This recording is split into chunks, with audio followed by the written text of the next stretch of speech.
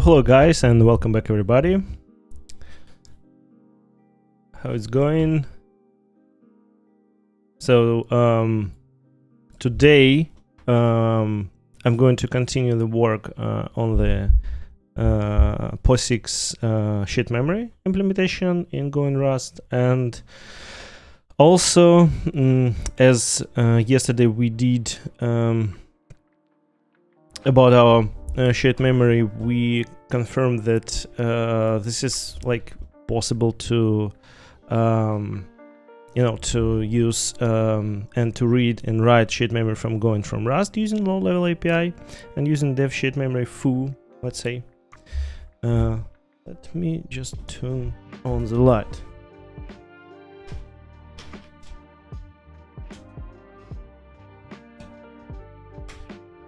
Should be better now. And as usual, we are going to we're going to create some proof of concept of thing which can read and write with synchronization primitives from and to shared memory. Let me just check.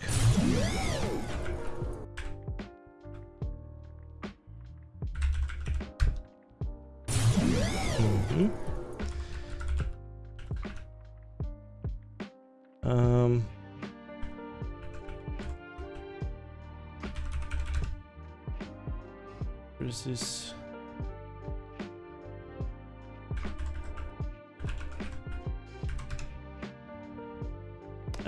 Yeah, and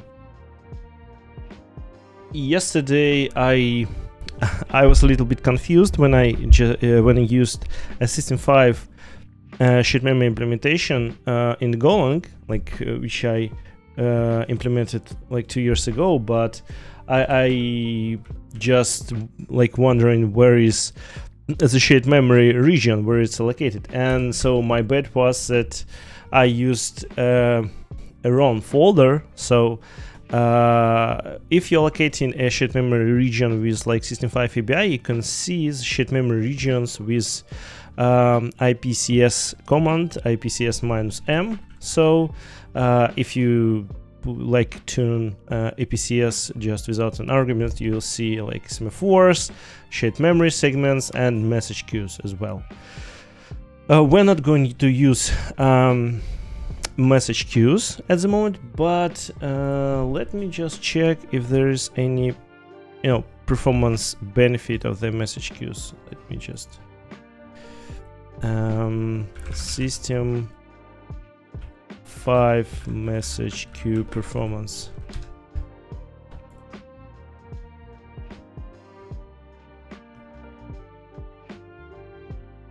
So they are definitely different, as you may see. Also, this code snippet on Stack Overflow. You can also see that the implementation of the of the things using System 5 API and POSIX API are different. What's? Give me the result, please. Message queues. Oh yeah, we solved this benchmark yesterday, and according to this benchmark, message queue is 14 microseconds in average duration, but so this is definitely faster than pipes and faster than named pipes, like 2 times, like almost 3 times. Yeah, so there is no comparison for the shared memory because it's like it's just out of so it's like super fast. Like it's not needed to compare with any of these drivers. 0MQ, and so I think message queues is, according to this benchmark, for sure, took a second place. Yeah, so this is the second place for the message queues. We can also dig into a little bit into the message queues as well. Do we have this covered by? Yeah, we have message queues. Message queue open, message queue send, message queue receive. So this is kind of also a good way of communicating between two processes. I'm thinking now about using this. Do we have inside PHP? So to PHP POSIX message queue. So why do I need this inside PHP? Because it would be super cool to update our pipes transport, and if it's possible to use message queues. I think this is only like super outdated, but it's not, maybe not an outdated. Oh yeah, this is extension. Oh yeah. So basically we can write an extension to support any of these features. So this is what I like in PHP, that basically, so if you don't have some kind of low-level concepts, you can like anytime implement your own extension and implement this like PHP method signature, and this method would be available inside PHP to like send some data, and then you can use any kind of low-level concepts inside C++ code. But C++ is shit, but yeah, you can do this. But I think this is basically C, which is not shit. C is cool. Okay, fine. Let me open the window.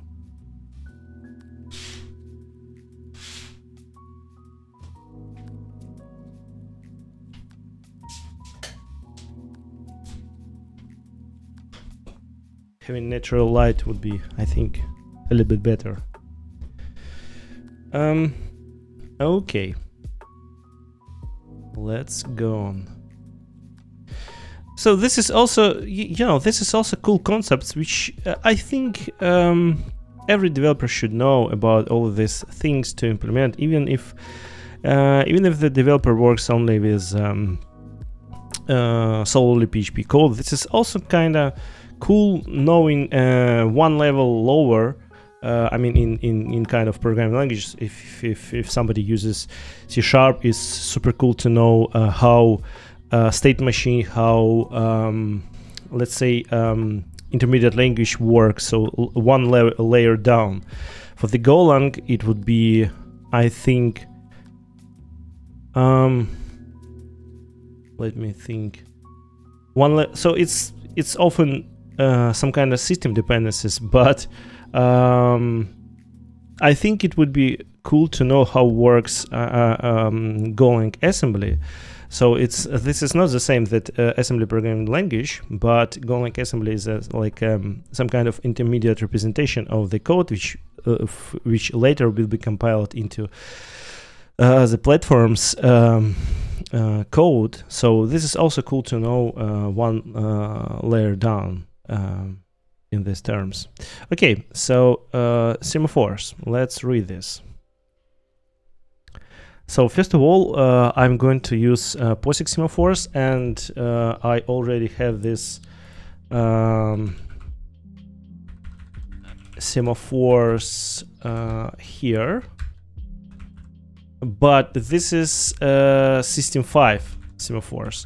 I implemented this and specifically System 5 semaphores types or style specifically because we can communicate with PHP with these semaphores. But nowadays I'm thinking that this is actually not necessary to do, because like PHP kinda, so benefit of like speed up of your code, or specifically of our code in communication between Go and PHP via pipes. So this is pretty fast enough nowadays, so I don't think we win a lot by moving this into shared memory plus semaphores, because you know, there are a lot of additional system calls would be added to lock this shared memory object.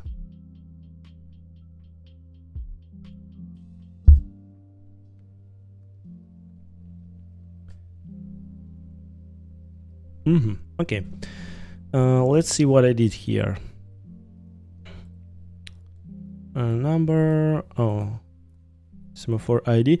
Yeah, and this is a difference between System5 API and, I'm sorry, POSIX API, that semaphore get operation or system call will return as and semaphore ID instead of returning a semaphore structure.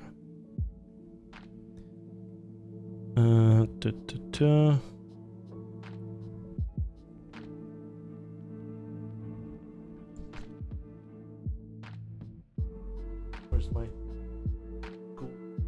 cap?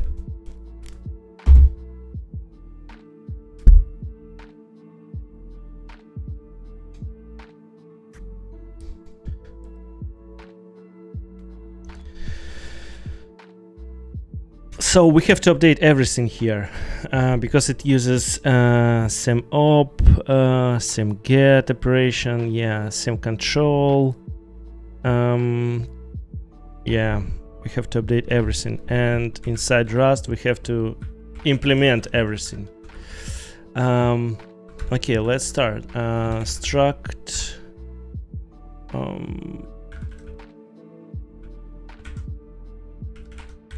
semaphore, impl semaphore. So this is would be, first of all, it would be like pretty draft implementation at the moment. First of all, new self, not semaphore, self, please, and return self. And here we apply an operation. First operation we need to implement is semaphore open. Yeah, sem open, sem post, sem wait, function implement semaphore value.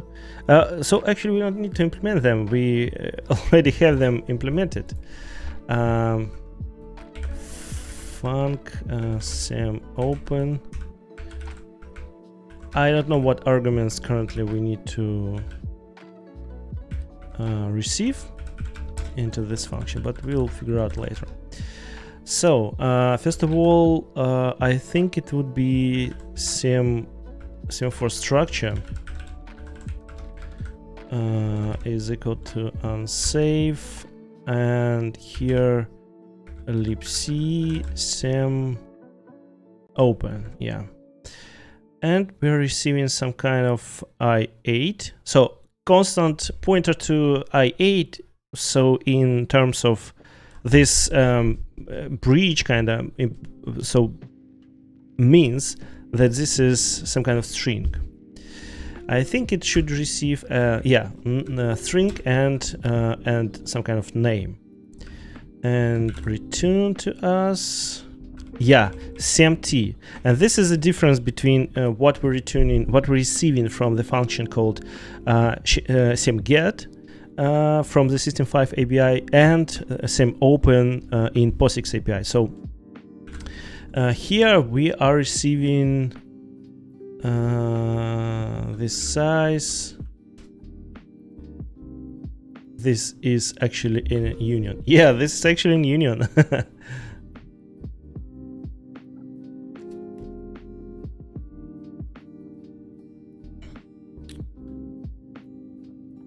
So we have only two fields like size. Okay. So we are going to use named semaphores. First of all, how I see the configuration. Let me.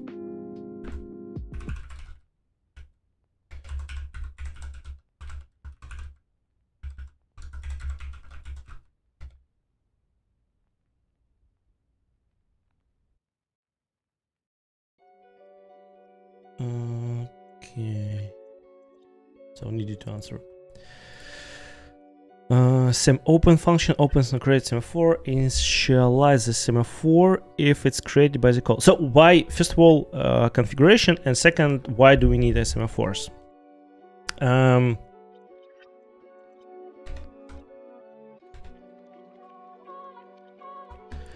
Xcali draw.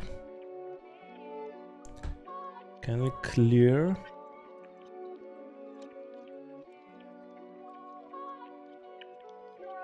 Reset the comments. Yeah. So first of all, when we have general overview of the architecture. So as usual. So first of all, we have this error core. This is specifically new concept which allows anyone to implement basically anything with zero cost and attach to the Roadrunner. So currently we have only I think Go, and in future we would support also Rust plugins, but nowadays but in the future I think it, so if any programming language which supports concept of shared memory, so can be which can use like our API to use semaphores and shared memory, can be attached to the Roland core, and those can implement so any functionality to send any data to the PHP workers. So basically, and why do we need semaphores? If we have Roland core and we have some kind of plugin, let's say HTTP. So to connect it, we have shared memory region. So when request arrives to the, this is the request, to the HTTP plugin, for example, some kind of transport for external transport, then it will be connected, the data would be sent to the shared memory region, and this guy, run core, which will be connected to the workers pool. Here is the pool.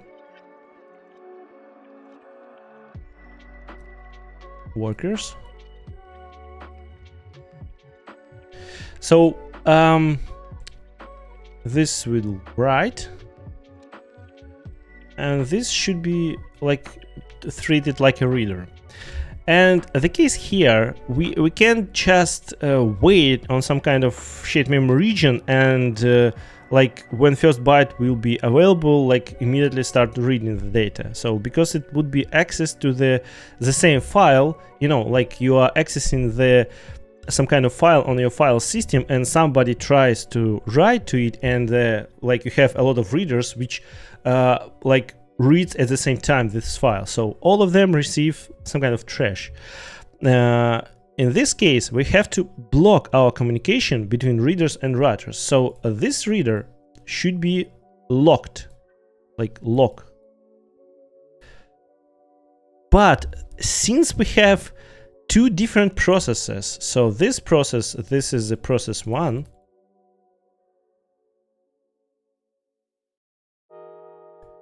and this is the process 2,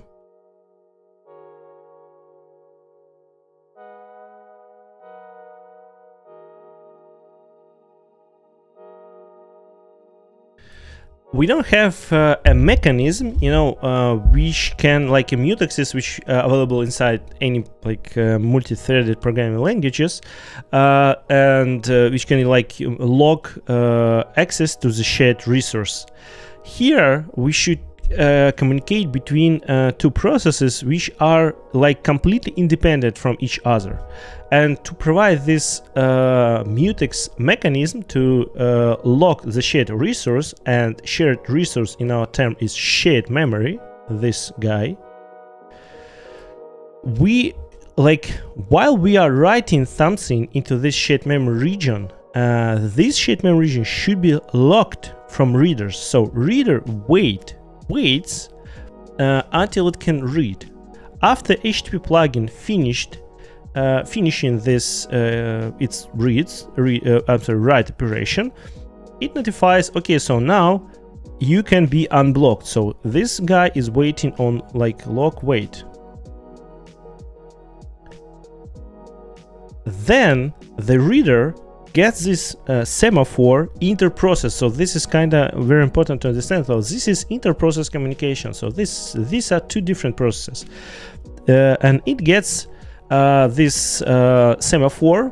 And now if new request arrived to the shared memory region, so you can't like write to this shared memory region until this request would be read from the this shared memory region. So this is kind of like block on block mechanism.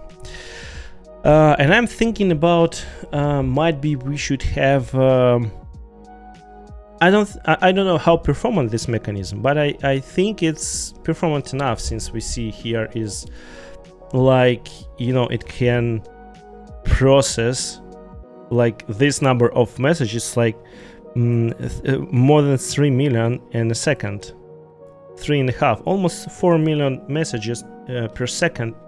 So I think yeah, so this is not I don't think this is number of messages which any application will receive anytime, you know.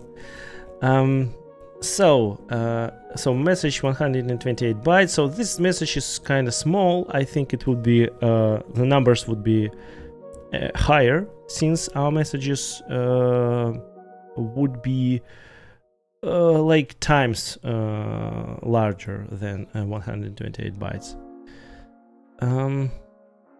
Unique signals broken. Oh, but we can just written in C.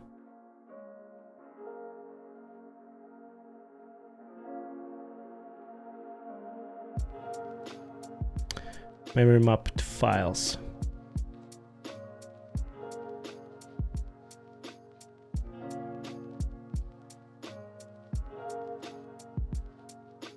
Okay. Okay, fine. Thank you, random guy on Stack Overflow.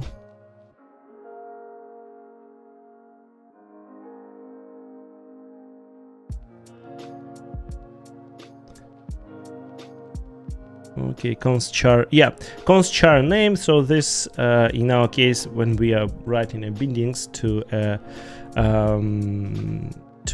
Rust programming language, this would be a I8. Let me see.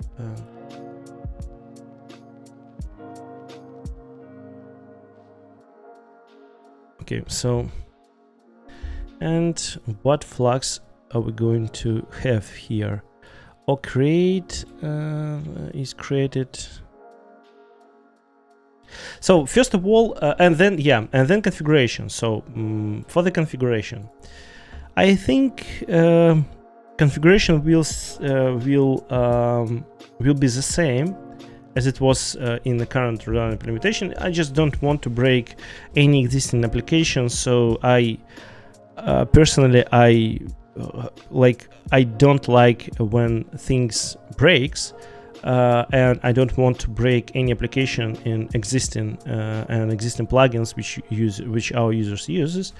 So so I'll rather add some keys to the configuration rather than break and delete some like existing keys. So for example, if we have a KV plugin at the moment, we can do the following. So we have like configuration for the drivers, for the plugins, and I'm going to add two new keys, like semaphore name, like to use. Funny thing is that user can bypass using this semaphore name, so it would be generated automatically. So let's say it would be super famous programmer's name foo, and a shared memory region. Shared memory region. Also name, like string. Also foobar, like let's say foobar. That's it. So only 2 additional options would be added to the plugin which support this feature with the new raw genre. Yeah, so, and then I will be able to basically, for every plugin, for example AMQP, can use the old ecosystem with the Golang raw genre, and the new one which written in Rust, like Rust core. We're going to like continue our writing this application. We still don't finish the pipes implementation, yeah, and this trick in Rust that you can't wait and at the same time and a kill process, since they both use a mutable reference, so you can do this in Rust, and we are going to implement some kind of pipes to do this. So I remember about this, and we return to this shortly. But now semaphores, and let's add this. Yeah, we already added this semaphore.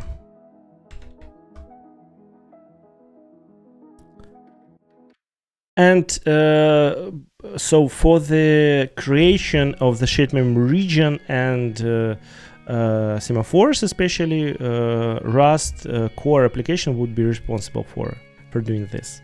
So applying permissions, so all of this kind of stuff. I don't think that it would be necessary to add this functionality to the Go. It can be here just to test some things, like without involving Rust part. But specifically for the Golang part, we won't need this in real applications.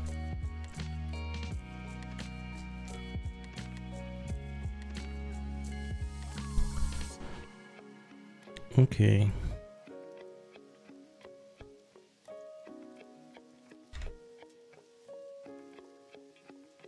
First of all, let's create a string. Oh yeah, we do need a name. Name string, and here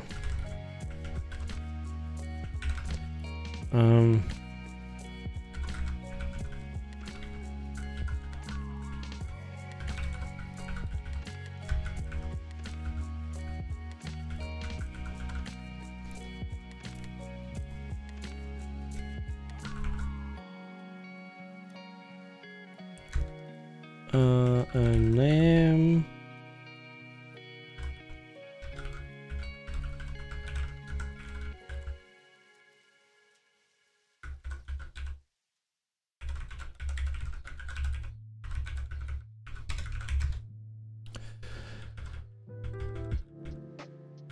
And here we can provide CName as const.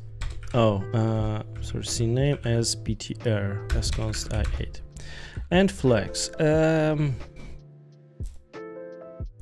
thinking, do we need to allow the user to provide a flags? I don't think so.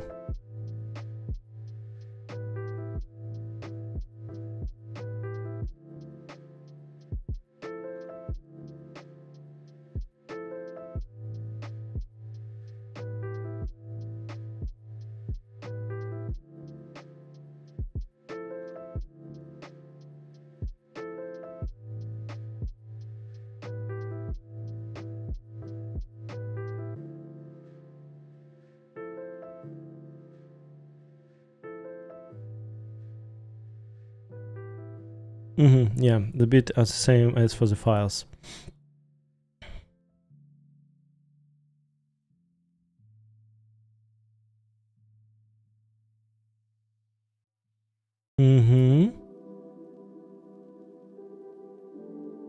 Yeah. So this is fair. So to have a read write for both.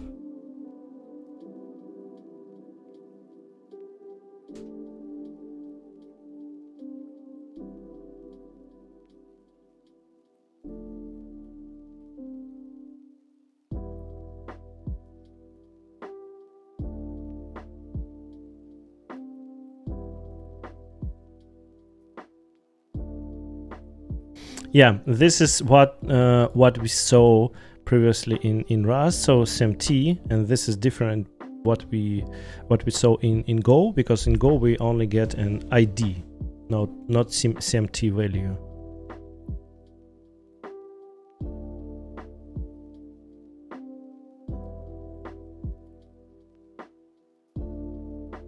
Okay, -1.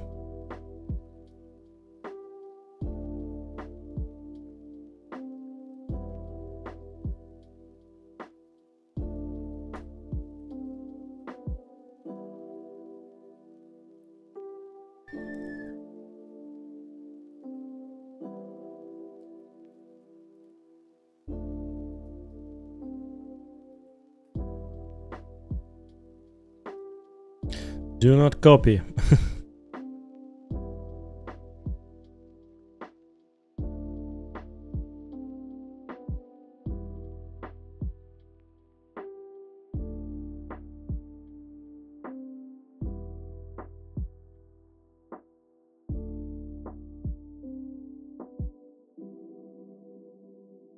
Okay, actual program.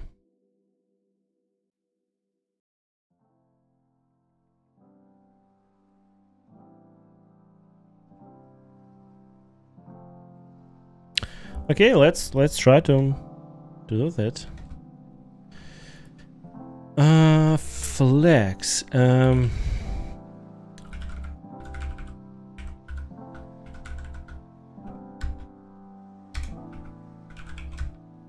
So we only, I think, wanted to use or create, but as far as I understand, we should also add additional flags since we were using or create. Test semaphore.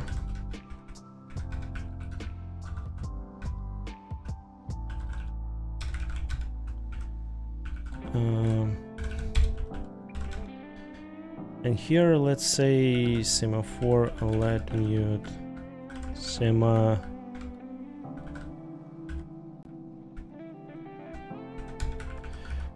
new and sem open, and let's choose the name full bar. So super famous name. Oh yeah, to string.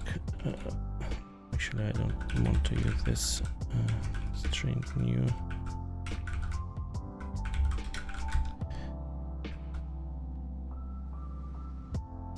What? Oh, sorry. Okay, so now we have this sem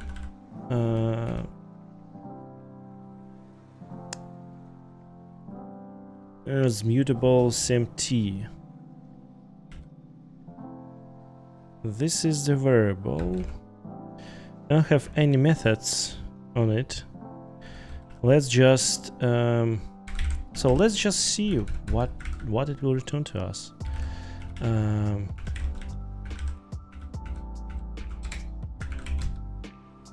Yeah, it doesn't implement for sure.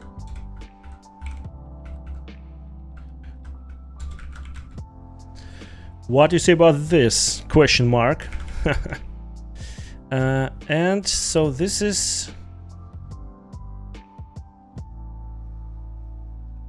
our super fast reimplementation, and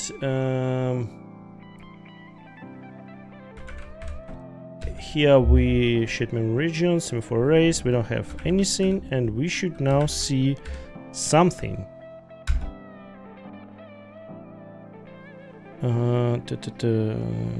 Okay, where's... Oh, it works 0. So 0 means, so on Linux it should be -1. No? Not -1?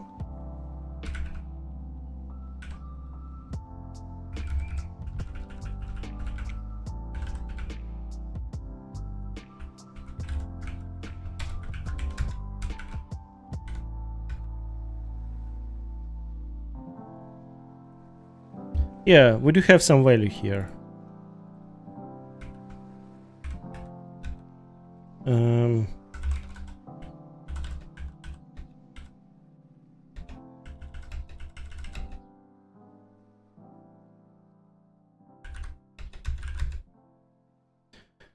Okay. And here is our semaphore, actually. So everything which is System5 ABI we can see through the IPCS command, and everything created through the POSIX API should be located under the dev shared memory, dev shm.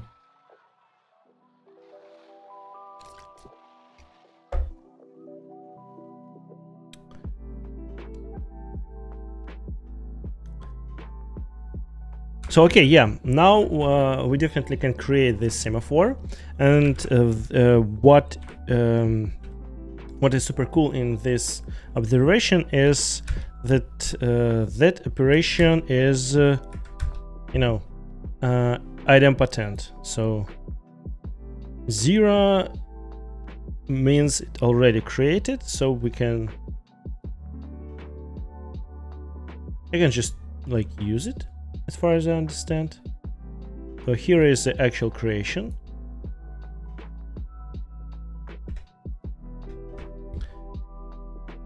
Same failed. Let's see if we have this same failed in our API. libc same. Yeah, we have. Okay, if same is equal to libc same failed. Let's just panic. Foo.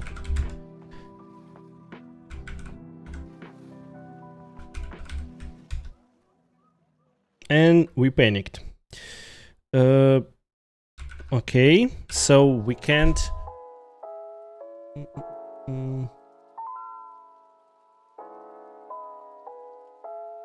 How we can check if it already exists? I think we can.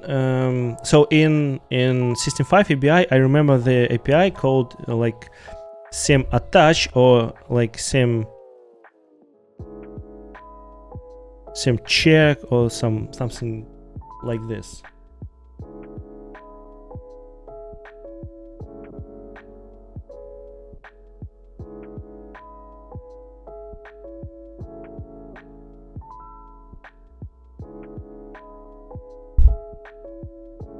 Symlink, yeah, we do have this. So we should implement, I think, our custom drop function. So to drop, so this is kind of tricky because, you know, since we have two different processes, we are going to start. So we are going to start everything like this. So if we have Rust core application, Rust core. All of these plugins, like plugin 1, plugin 2, plugin 3, etc., would be started as childs. So we would be able to, on initial stage, to communicate somehow with our plugins to like to make a handshake, to check that everything started fine, that this plugin have everything it needs. And moreover, I personally I'm not a big fan of things like dependency injection and inversion of control, because it like hides a lot of things. And since I implemented the endure container endure, so I know that it hides a lot of things under the hood. with this like okay, you registered some plugins, and then please give me where is this? Please give me the dependency inside init. So it hides a lot. I think this is good for the user, but it's not very good when you're implementing this plugin system, because inside the init here, we won't be able, if we would have this decoupled plugin system, we won't be able to actually I think to start everything with dependencies, because I'm a big fan of like standalone plugins, so without any dependencies at all. So I think this is what the word plugin means. So some kind of decoupled piece of software which can be run independently by some system. So for example, if we would have plugins in for the Roadrunner, they can be completely independent. So you can implement the plugin which don't have any dependencies, and you initialize a logger, initialize so a server which provides you a worker. So a lot of things you can implement inside the plugin, and won't depend on anything outside of your plugin, let's say. But since inside the Roadrunner this concept is cool, because creating and managing own pool of worker is kind of hard task, since we can provide the easy concept, just like, okay, give me the pool of workers, and Roadrunner creates this pool of workers, adds the ability to manage it automatically, and you just use it. So you can just send a request to it and receive response. So that's it. So this is cool concept for the user to receive. And thus we have let's say SDK to provide all of these concepts. So for example, you need finite state machine, please go on, you have it like inside this SDK.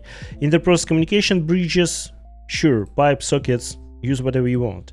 So we have all of these layers and all of these concepts open source and implemented for the users, which works with the Roadrunner, and all of these concepts are battle tested. So and instead of, I think so, when I talk about the Rust core concept of the Roadrunner, we should somehow, so for sure we can provide a pool of workers. Here you are. So like so basically server plugin inside Roadrunner is just like another one concept, another one interface wrapping this pool of workers. But basically, so to allocate fully managed pool of workers, this is everything you need. So you just need to choose your factory. Factory means this APC pipes or socket factory, and it can be, as you may see here, like just allocated with you just need a logger. That is, so it will be allocated with easy, and then so, which is more important, we just have so you just provide a configuration, you provide a command. So command is just a wrapper around standard Golang exec cmd exec command. So what we should run inside this pool, like, and context. So context, like as usual, first argument of I think a lot of the Golang applications, just to provide some kind of mechanism of early stop, like cancel something, and we have an options, sure.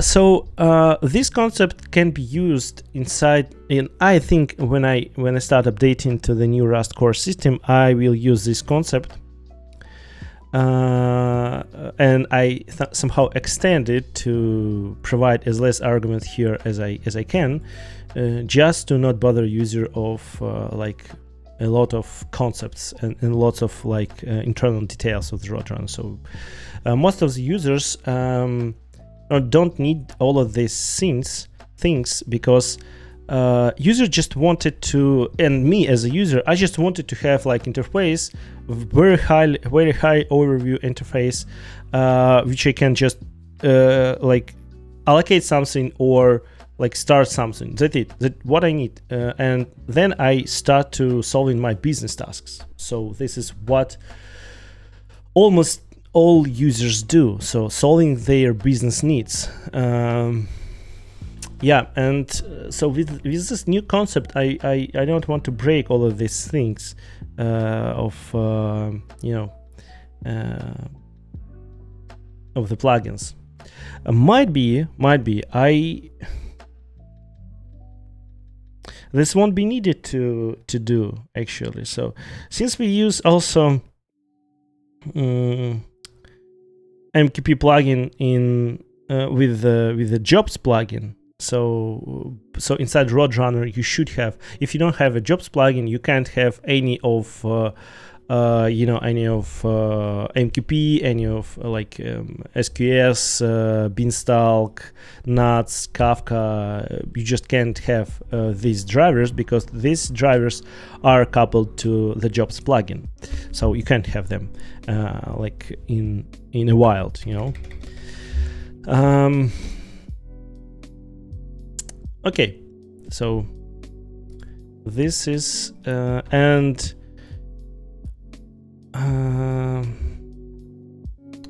I should think a little about how we can communicate. Should we communicate with the plugins, or we can communicate with the Roadrunner? Like create some kind of plugin which can, or like add configuration to the plugin, and instead of sending the data to the workers pool, Run will send the data to the Rust core. Or like just so, yeah, it's just like my thoughts about all of the things, how we should do different complex things. So we are just so we are just trying to solve the first step in this, just implement a shared memory to provide a bridge, and then I think I'll think about how we can implement like more general concepts. And so why to do all of this? So this is because first of all, Rust.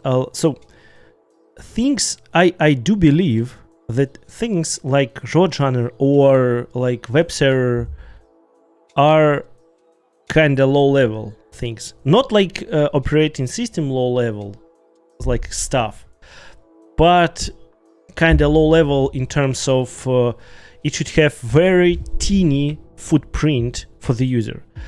And since in Go we have like fairly teeny footprint, we use only like if we talk about HTTP plugins, so we use only like 150 megabytes RAM for the Roadrunner itself. So and we can use like 500 megs for per worker. Like and if you have like 10 workers, so RAM footprint it's kind of small compared to this 10 workers each. And 50 megs, I'm sorry, 500 megs each. Yeah, and so, but in this case, the Rust core application provide us the ability to use even like to have even more communication with the operating system, which we need to have like various TCP optimizations, like algorithmic like solutions, etc., and so on and so forth. So which is like in Rust like super fast, like faster, like numerous times in Rust than in Go. And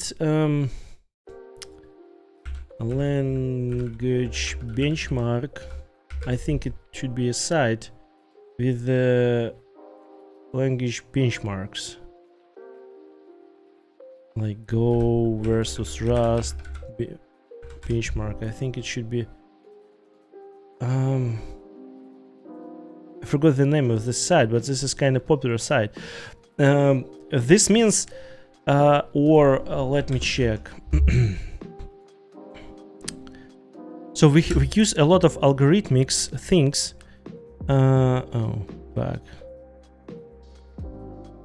We use a lot of algorithmic things inside Roadrunner, which is in Go, comparing to Rust, like 10 times slower, like even more. Okay, so I think sometime I'll show this. I just can't remember this number of these algorithms. Let's see.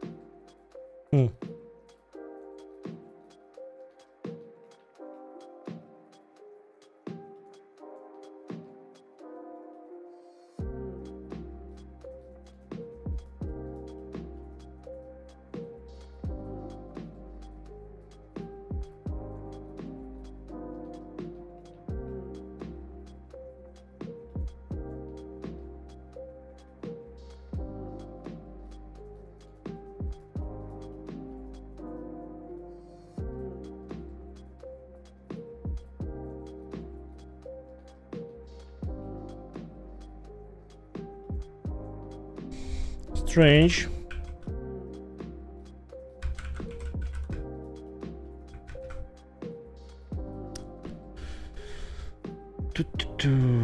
So basically,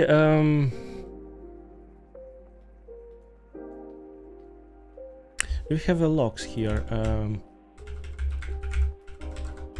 So static middleware is, you know, my attempt to re-implement some kind of things related to certain static files, but this is just you know this is just like I don't want to re-implement web server functionality at all. So I don't want to. So personally, I want to, for the Roadrunner, to be only have only HTTP server without HTTPS fast, must be fast CGI also as well, without HTTP2. Yeah, might be HTTP2 too.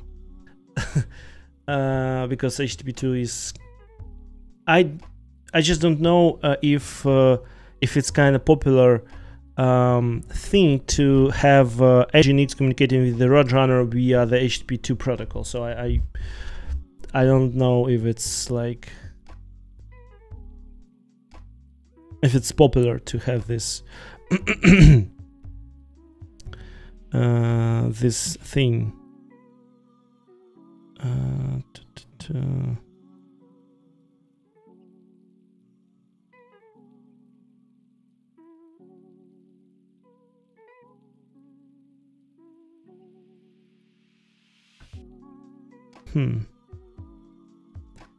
I don't think this is this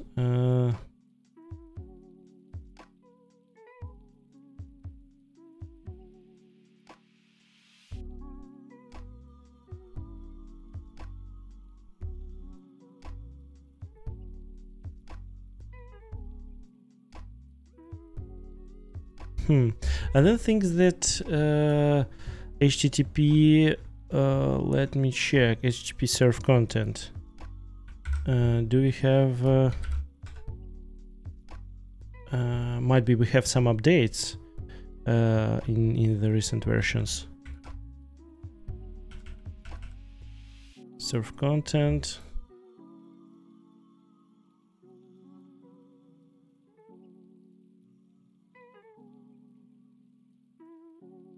Yeah, this is super. Yeah. If the response considers tries to deduce from the next session, if it fails.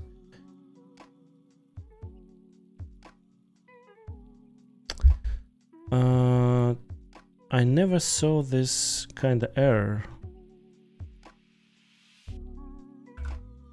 But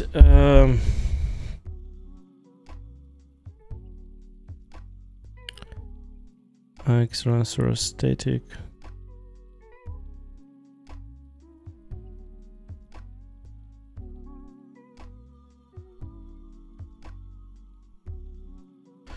I don't think that there's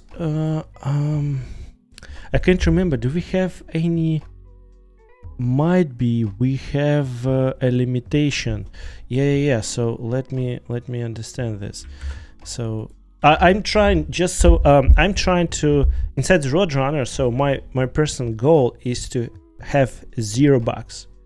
Like if I see a bug, I drop all my current duties and get into the bug, because I hate bugs. And if I see that there's some user so if I see a feature request, this is fine to have it in the backlog for some time, to get some feedback, to analyze it, to to read the documentation about this feature request. But for the bugs, I hate them. So I think everyone hates bugs. Serve content file limit. I think so.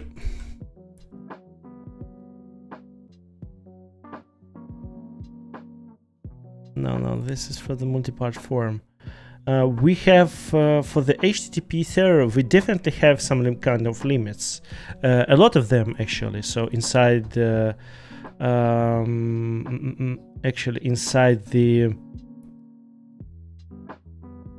HTTP server itself, but this is the static thing, HTTP server content. I think we should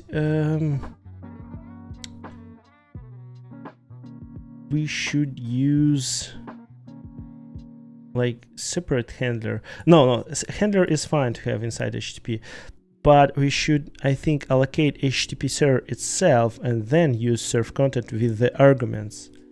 I think this might be really some kind of limitation on the server side.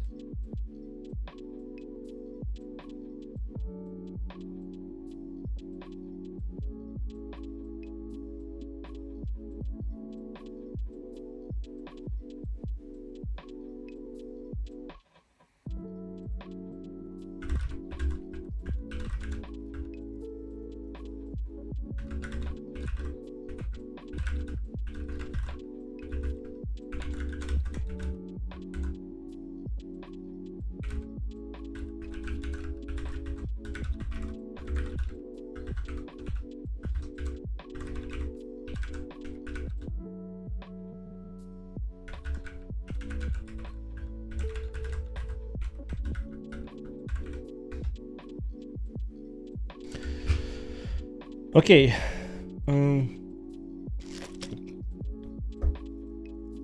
This is how open source looks like.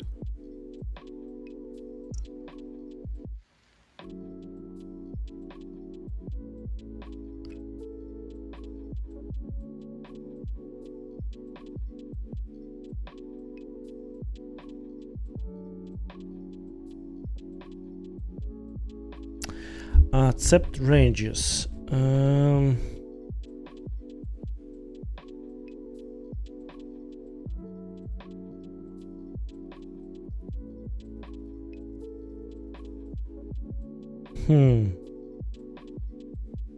don't think, first of all, we don't support accept ranges. Header.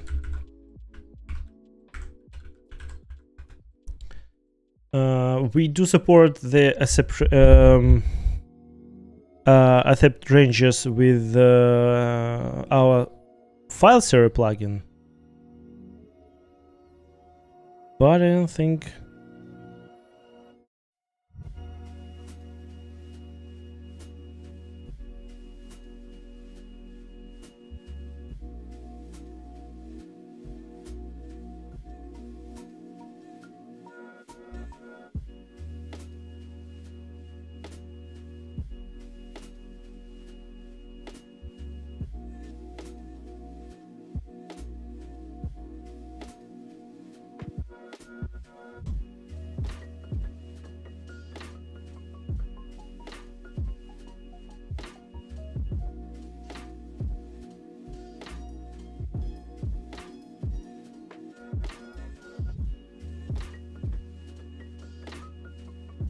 Hmm.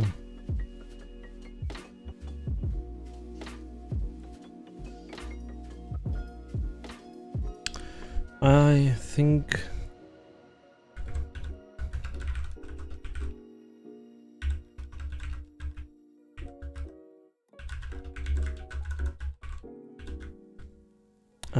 accept ranges.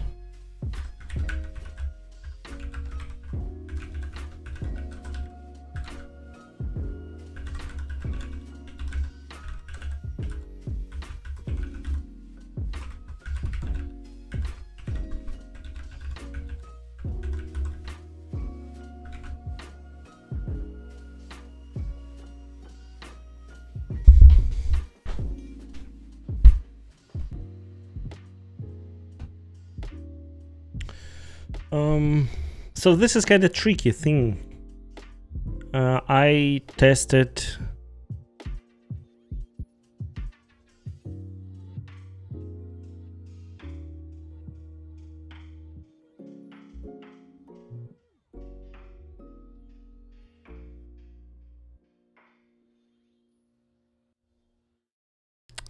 okay, I tested this on a kind of small file. So this is now we should test it on a big files.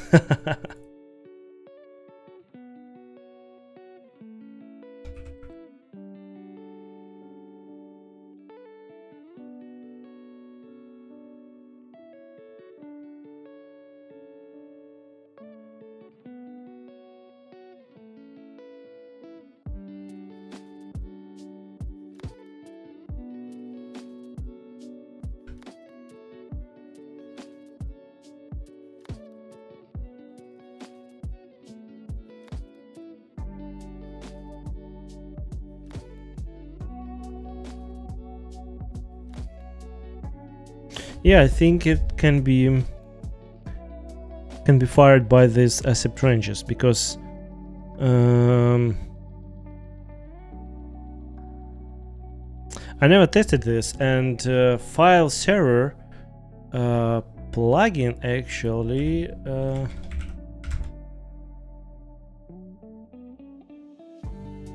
ranges static files and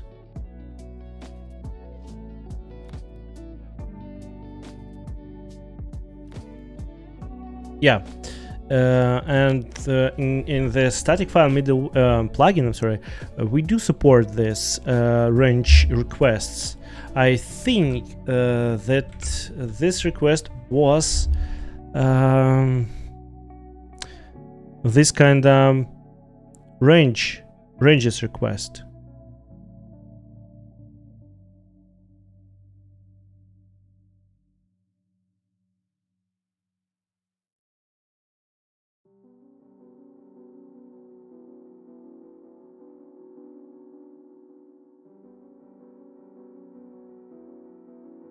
But this is kind of strange because it like receives not a partial content header, it receives an 200. That's okay.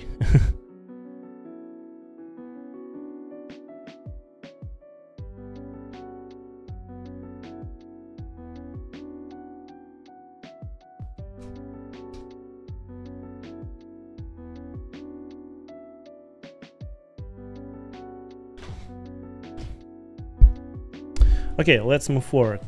I'll test this I think a little bit later, but I'll definitely test. So we have to write a test for this first of all, and to have like a very big styles CSS file which exceeded 16 kilobyte.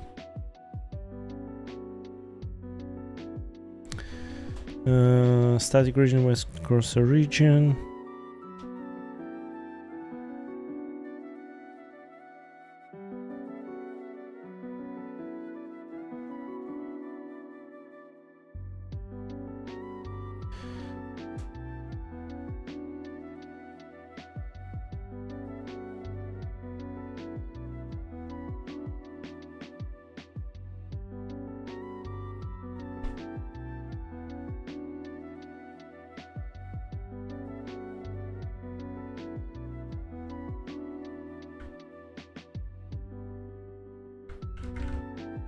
Yeah, this is.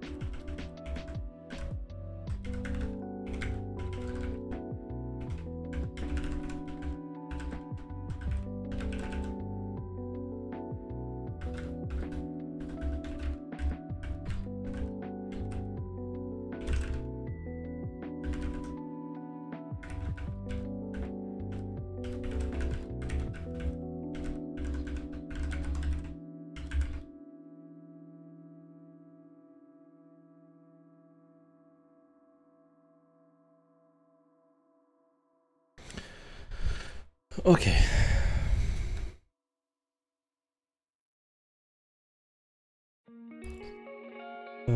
Semaphores. And as I mentioned previously, so this is for the open source developers, this should be like by default a thing that you should like switch between numerous things in a like in a 1 second like this.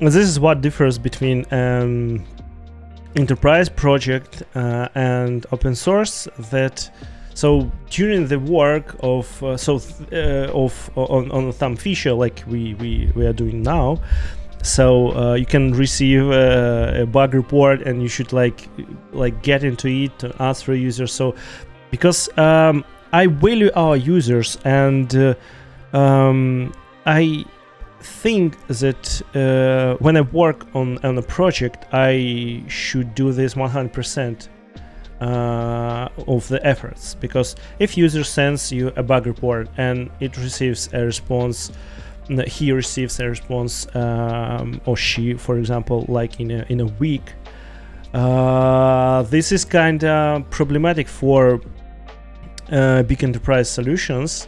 So when you receive a response from a developer in such big time period, so users in this case will move to the project, I think, just my opinion, which have this tight collaboration between user and developer who works on this project. So and in this case I think that responding users in a very short time period, it's super important to feel that the project is healthy, you know.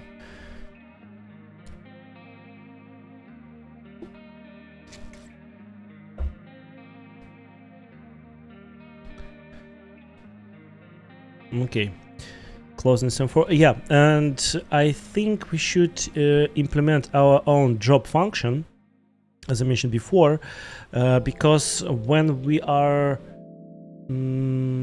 so we should be able to drop our semaphore and drop, not just like deallocate the resource, we should call explicitly this semclose. So we should close the semaphore. So we should not leave the semaphore like locked for I'm sorry, for all applications. 0 on success or oh, where is sim open?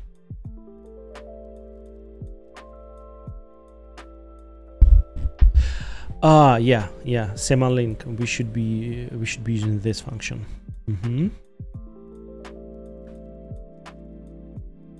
I'm still don't quite understand.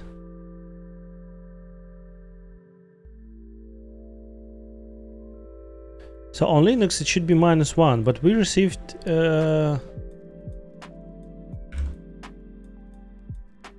0.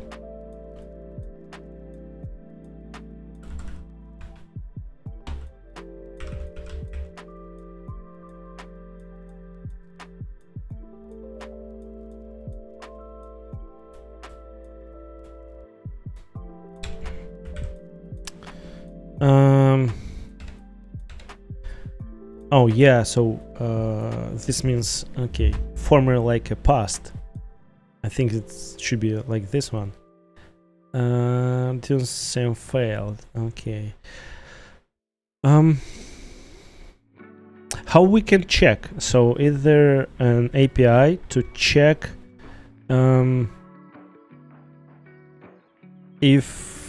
if we have like same operation, if we have this semaphore already opened?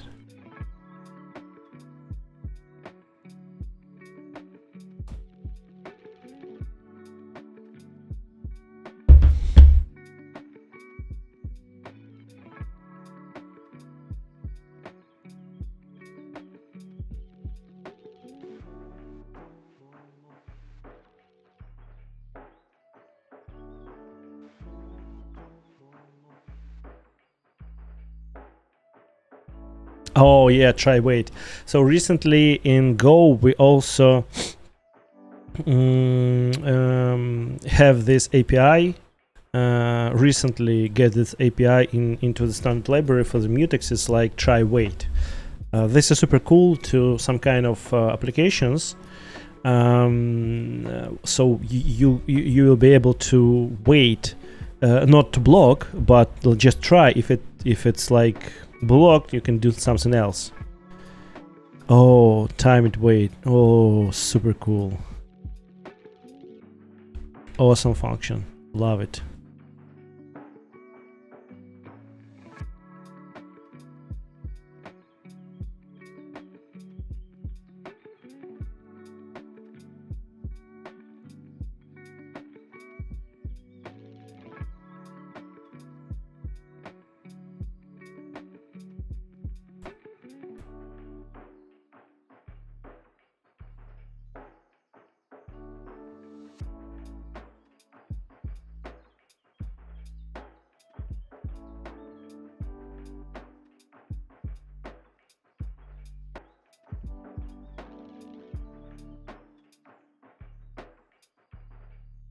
Okay.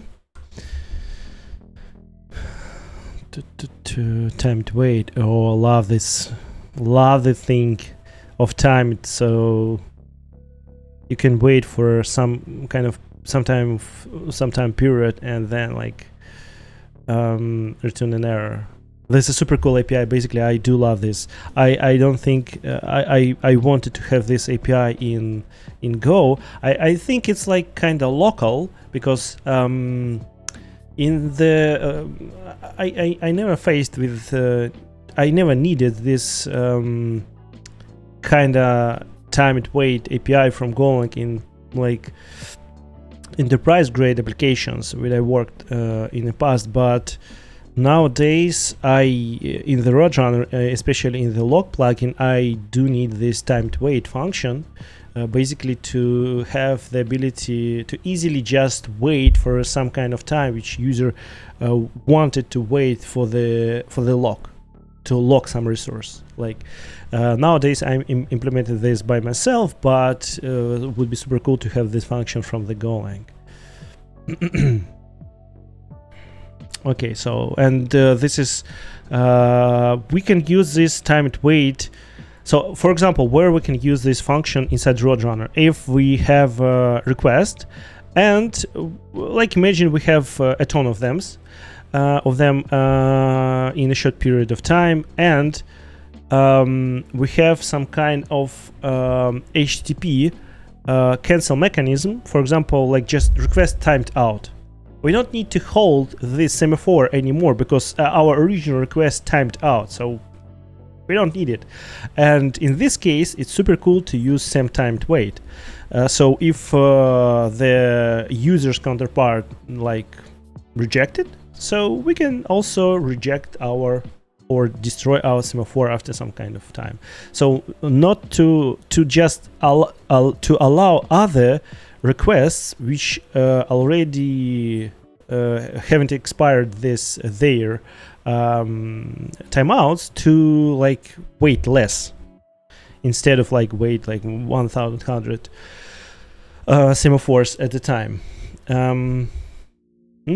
Okay.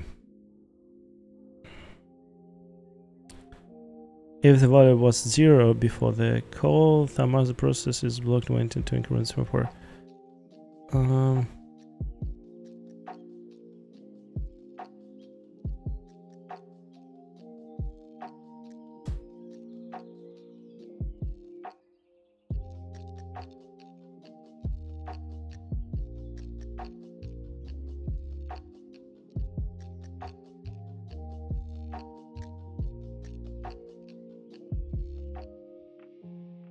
Oh yeah, so no, this is CMT.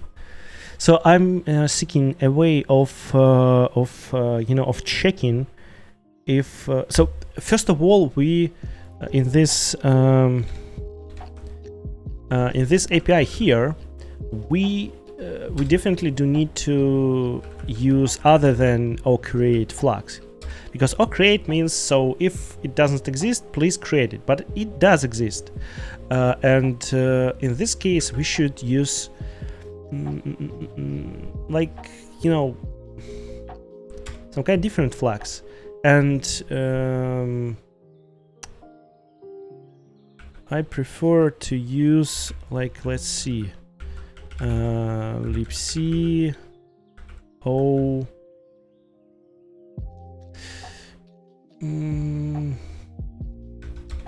Let's try this one. No, still it fails.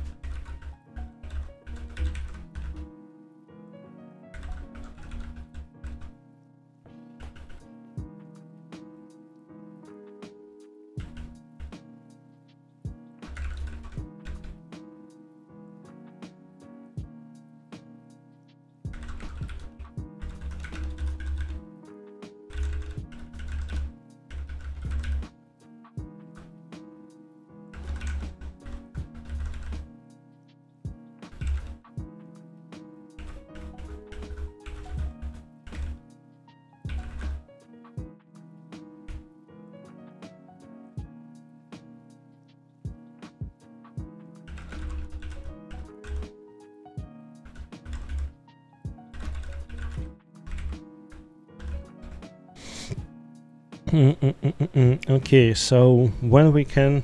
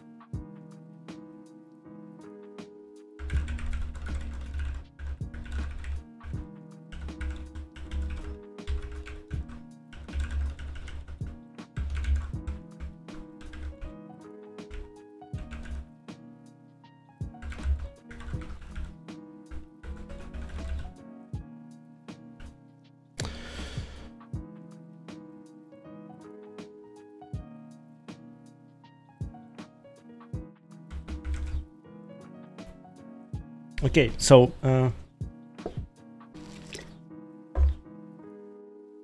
we'll be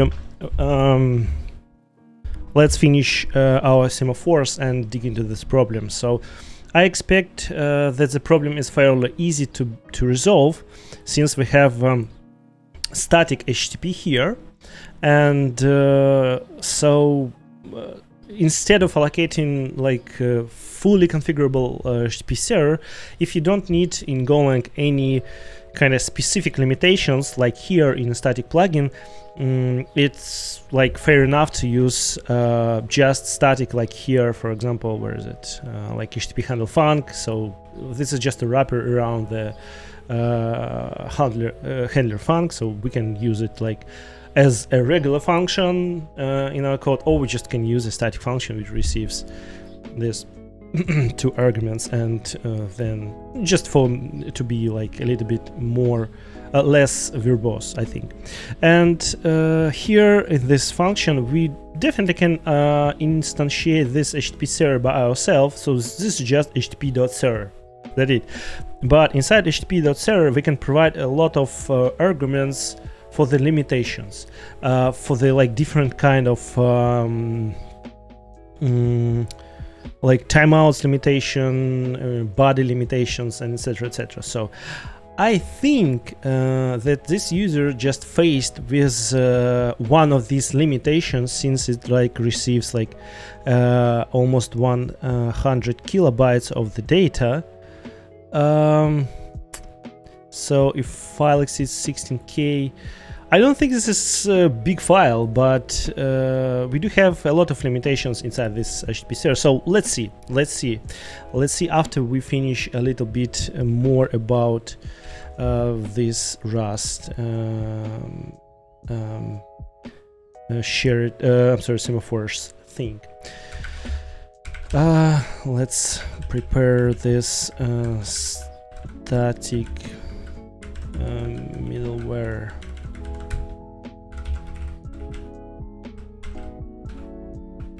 Plugins static. Just wanted to verify that I'm right here. Plugin and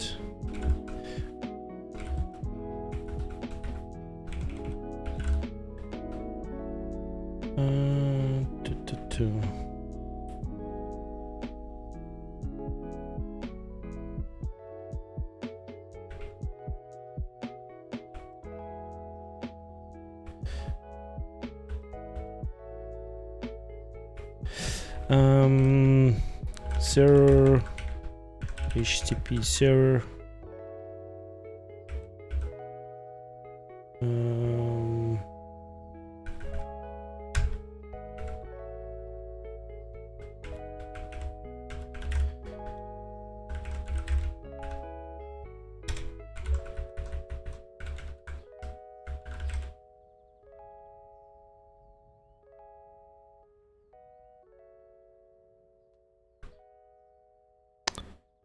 where are you? You are not inside the server.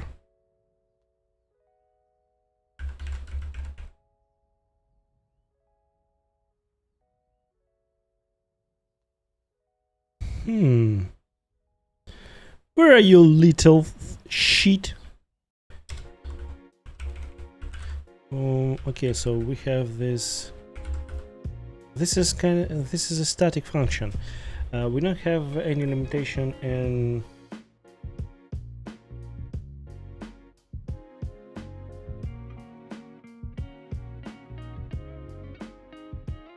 size func.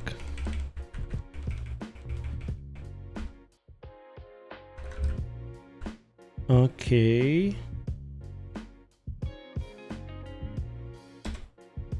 IOSIG and so just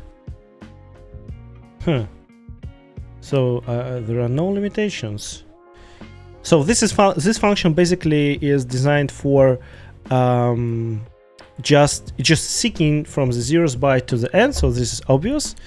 If there's an error, so we return and seek error, and then so we have to return the pointer of the seek to the start. So we just need to use like a vice versa operation, like is from 0 to 6 start, and then we return the size. Since user so yeah, this is kind of interesting. Since user won't use any kind of you know, tricky functions, or I don't know.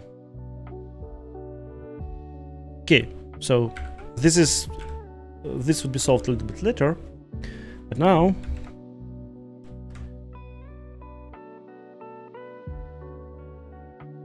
and here you are.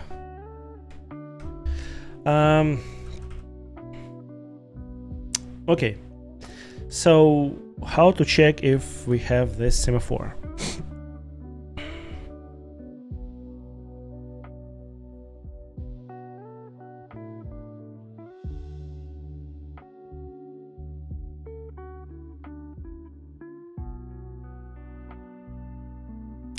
Since semaphore open.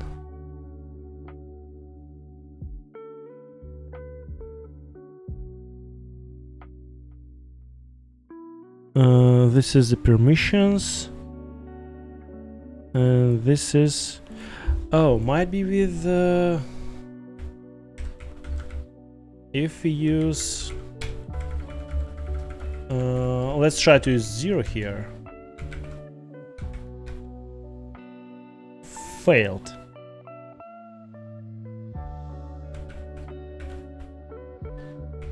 By the way, let's remove this println. Just comment it.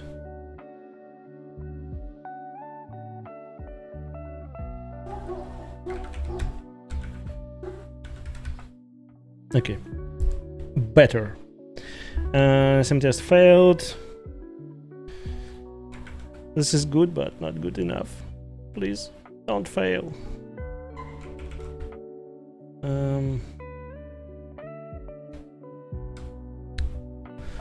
Let's move further.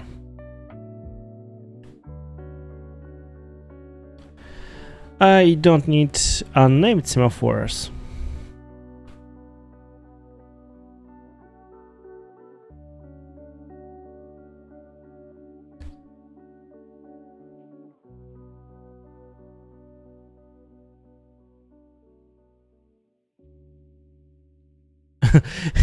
Using an unnamed semaphore allows us to avoid the work of creating name for a semaphore.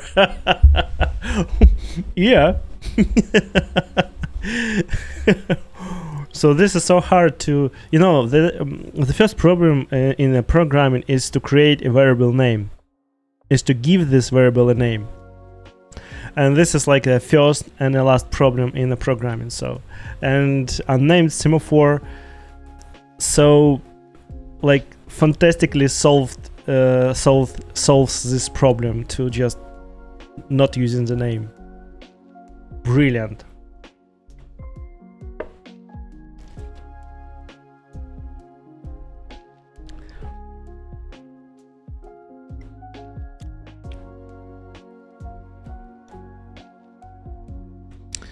Okay, we don't need a name semaphore.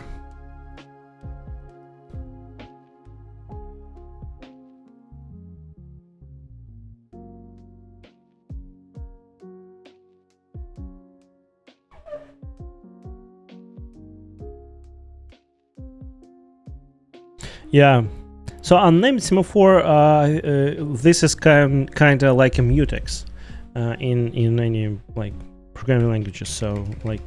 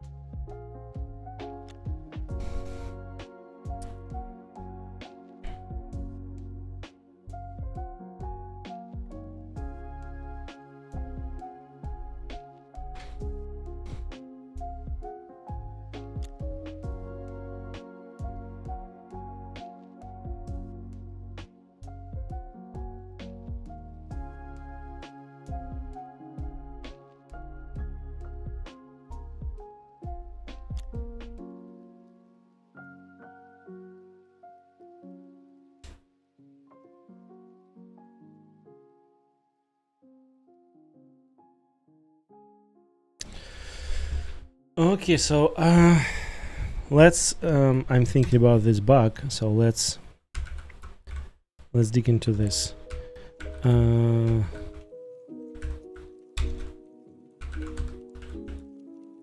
Go tests.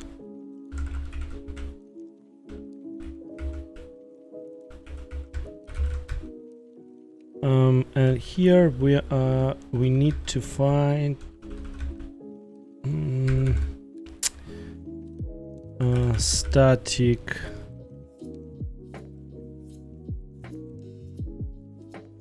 Yeah, this one. Static e tag, HTTP request.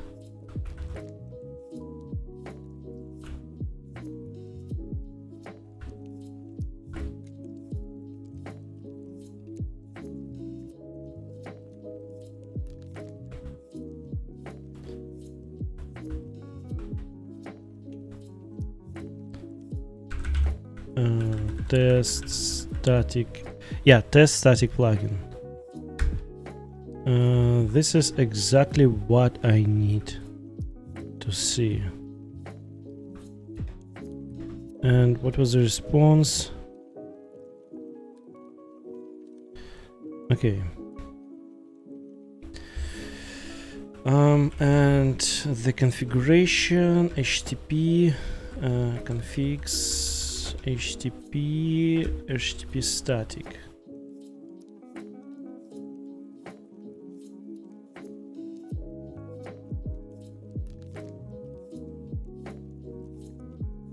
HTTP static. Disabled file static new static. Yeah, here we are. And what we do have here?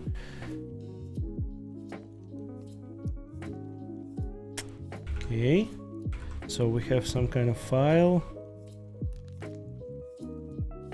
Sample txt. Yeah, we have this file. Where is it? Sample txt. Yeah, this file up. Sample static content. So okay, got you. And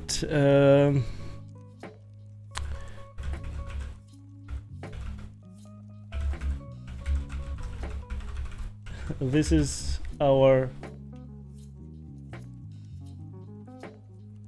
So what we need to do? We need to generate a big file for sure. And we are going to use our famous function dd, and let me check.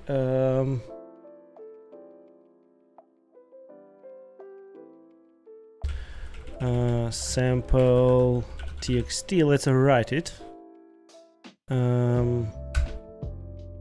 Like 20 megabytes. I think it's like should be enough. Oh. Okay.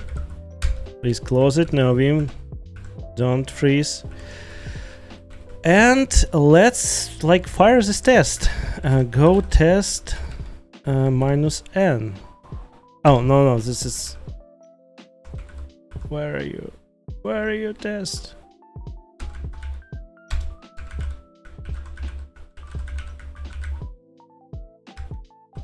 Okay.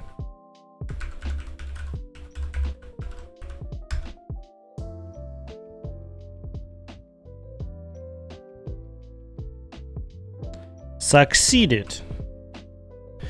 Okay.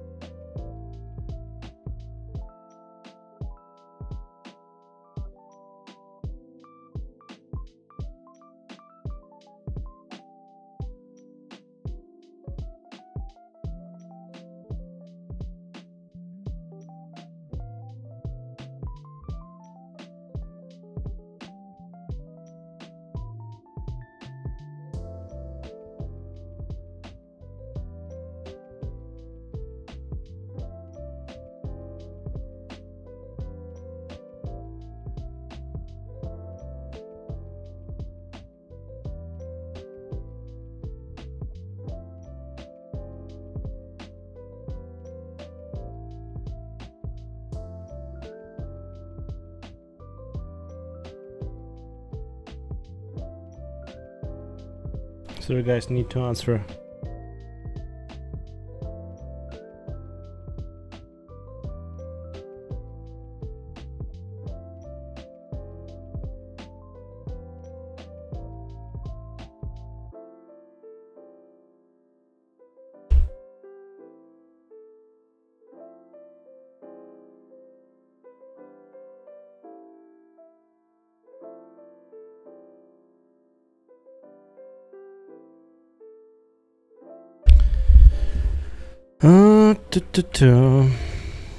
Let's see this configuration more precisely.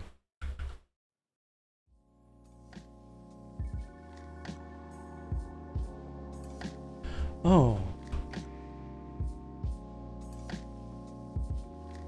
Do we have max request size set to some default value?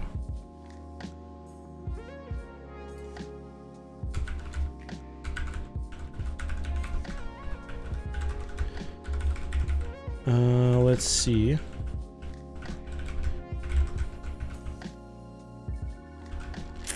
Max request. I think it applied only if we have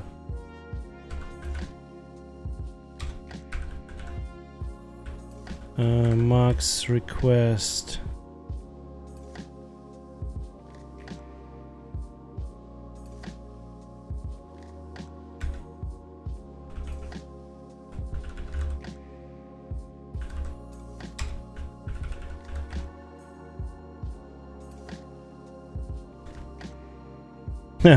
Yeah, 1 gigabyte. Fair enough.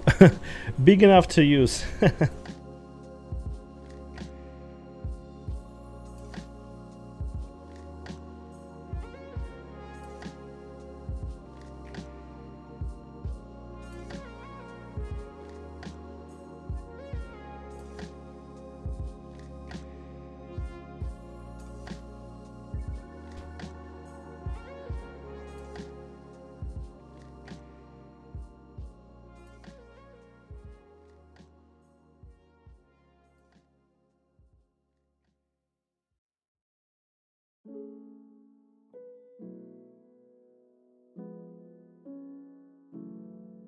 Sorry guys, really need to answer.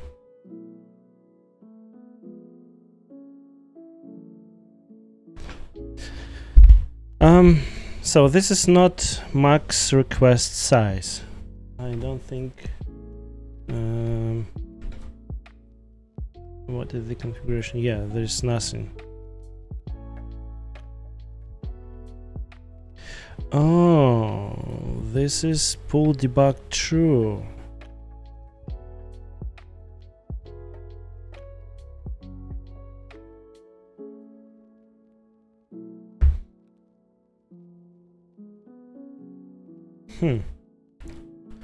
Let's try to use pull debug true. So basically pull debug true is the option to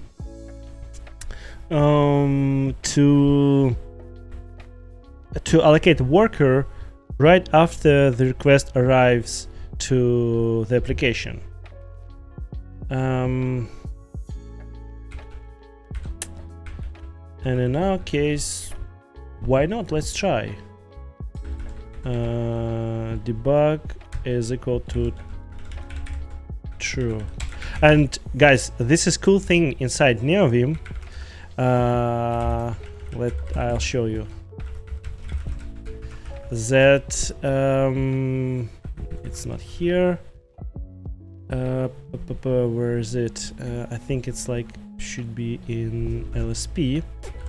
That I can use YAML setup and point to the Roadrunner schema.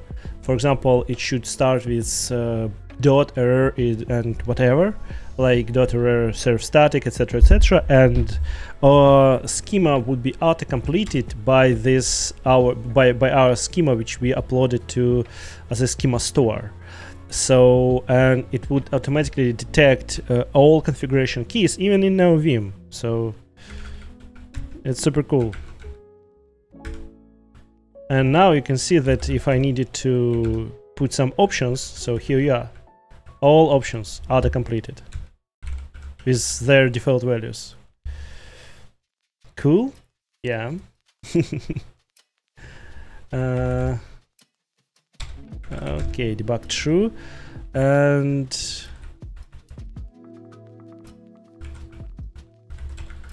let's see, calculate ETAG.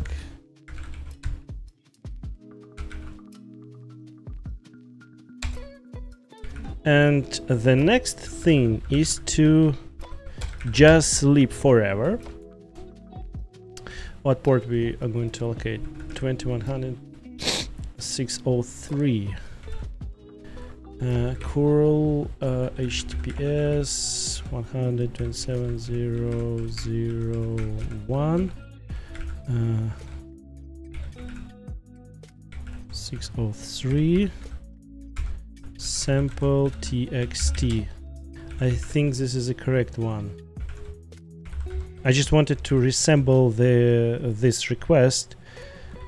Oh, PHP test files. Oh yeah. Oh, we are not. Oh, I understand. So serve sam. Oh no, we are serving sample.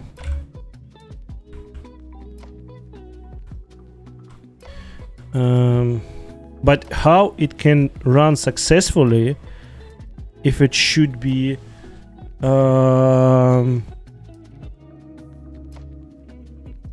if the content of this file is not sample?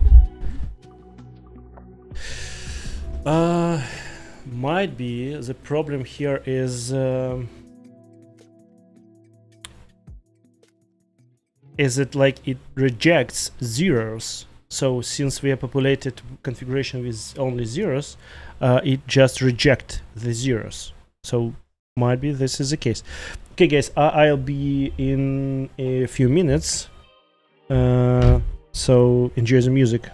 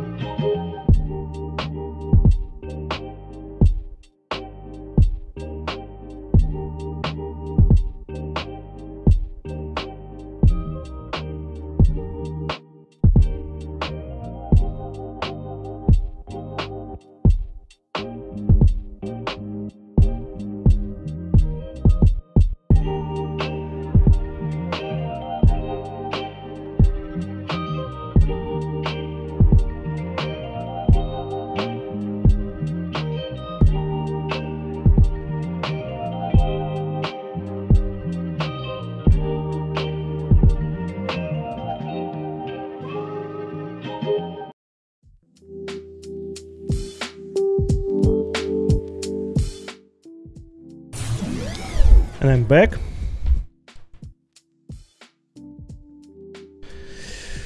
Okay, let's see.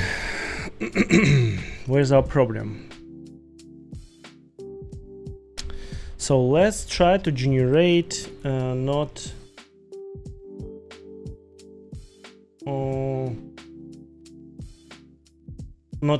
content without with just random characters. So I think that we should use in this case. So first of all, let's save this request 0 dev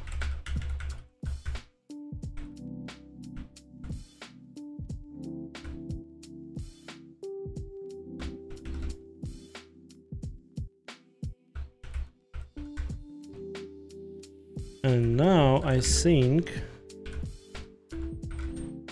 yeah. Oh my god, please stop. the whole configuration broken. So oh my god.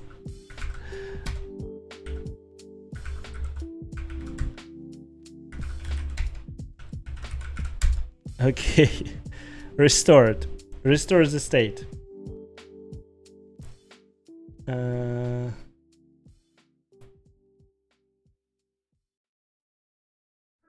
Fine. Now we definitely have something in our file.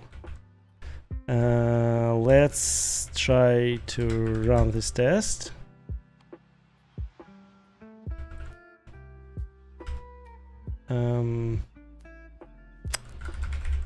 cd plugins http go test -v run, and so it should be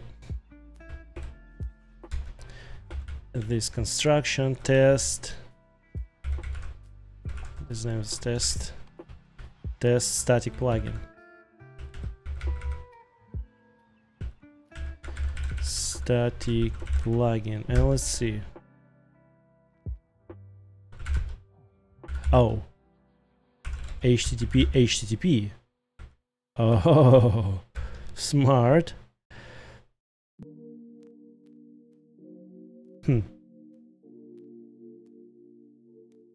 Okay. I don't believe you. Test, I think you are broken. First of all, let's see the actual content.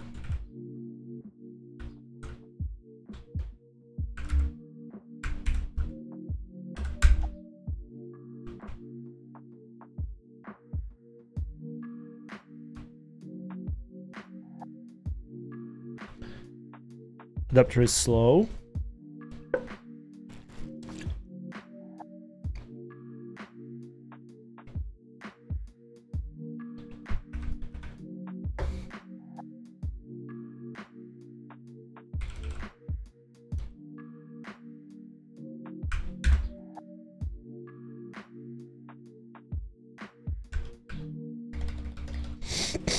Okay.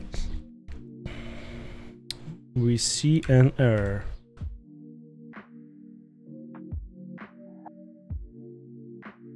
Oh, it started all plugins. Okay. Okay, go understand you. So, personally, I don't like how Go implements the tests here and all this test stuff. I do like how it implemented inside Rust.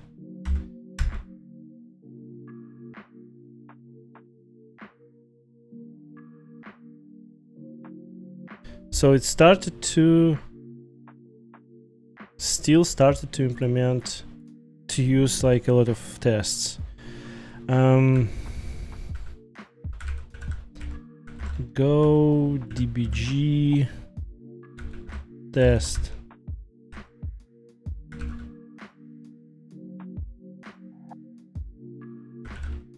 Go dbg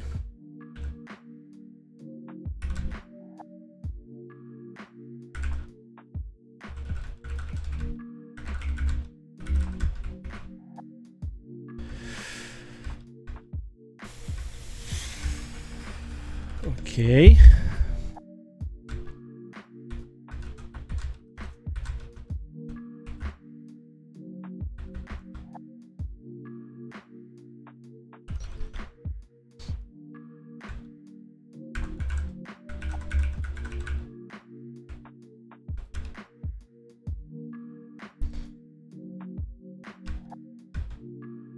Delph, are you drunk?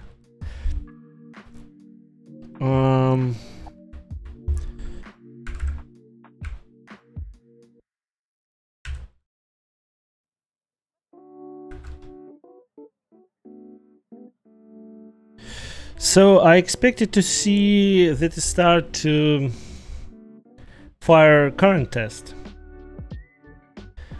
but as far as I understand, it started to like run every test in this folder.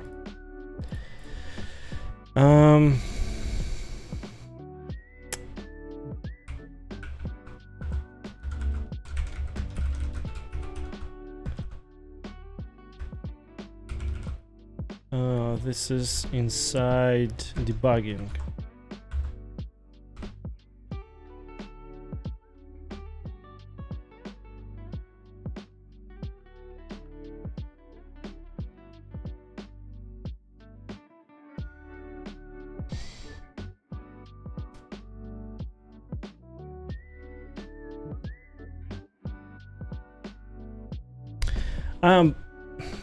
We can definitely run this with GoDBG. Go debug.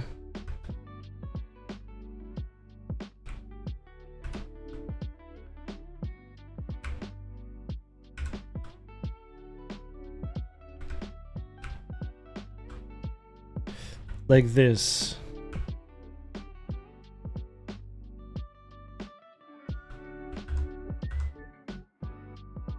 Oh, where's the second breakpoint?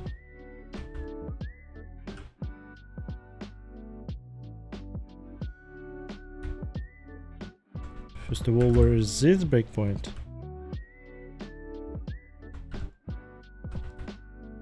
And this one.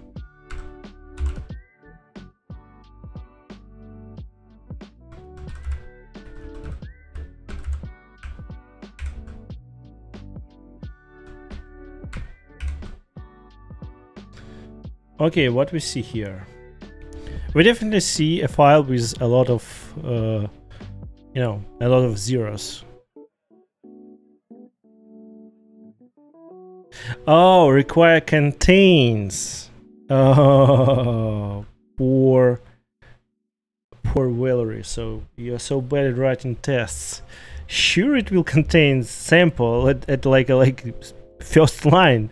Actually contains sample, but it should not. It should be equals to sample, not just contains sample. You know, because we are like we are checking the specific content. We don't need to like hide some things like under the contains. Okay, equal should be like this. And this file won't be equal to this sample for sure. Okay, let's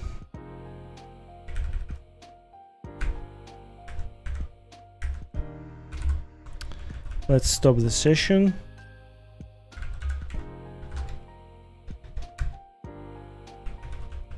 And what I don't like in this Go Neovim plugin, and especially when I try to debug the things, is that it uses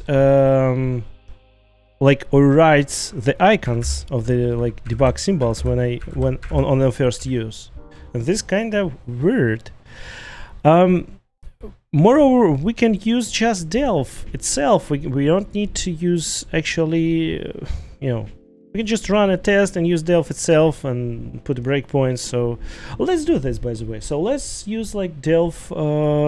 So I wanted to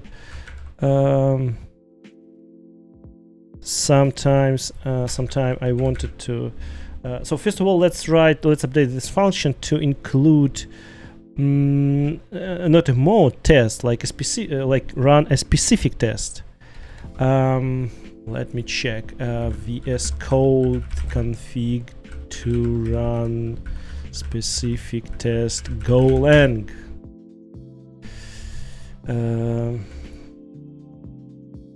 Okay, this is like seems to be the new information. Args main test and I press F5 and have. Yeah, I don't need this.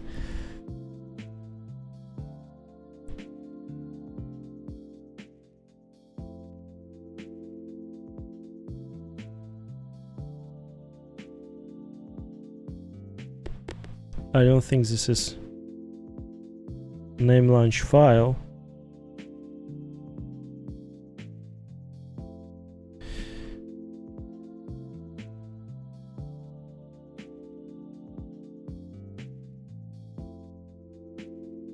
So why I'm specifically like specified Visual Studio Code here, because a lot of configurations here are like grabbed from Visual Studio Code, and especially these configurations are designed for Visual Studio Code first. And I think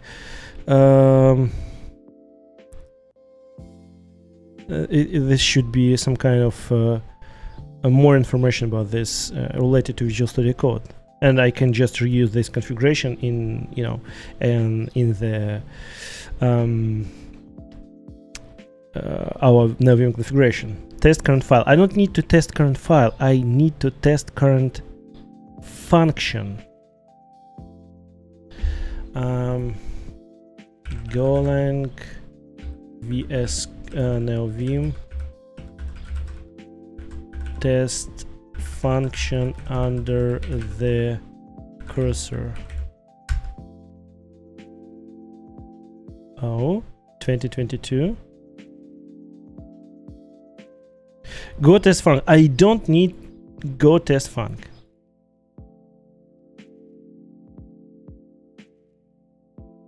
Test nearest.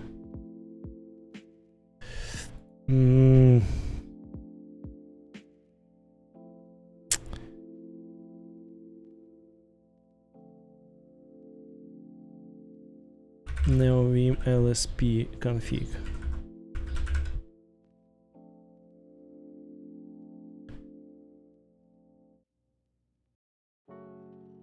Maybe here I found some information. And then we switched to like the direct testing with Delph. I just wanted to solve this problem once and for all times. Gopals. Oh, sorry, it's not Gopals, it's Delph. Where's Delph?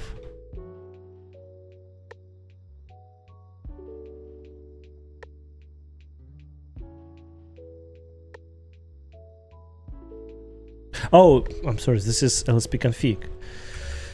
NeoVim DAP. Sorry, I just used a wrong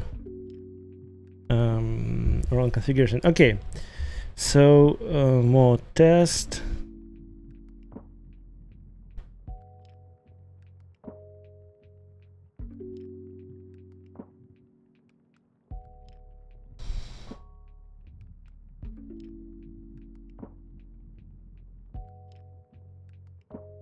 Configuration for debugging test files. Yeah.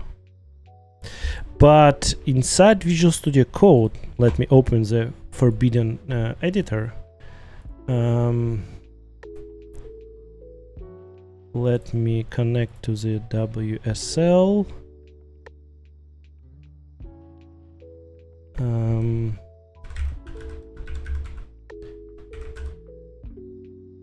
Open source, GitHub, Spiral, tests. Okay. And here, as you may see, trust. Yeah, I trust myself. Inside this function, we do have. Sorry, inside this file.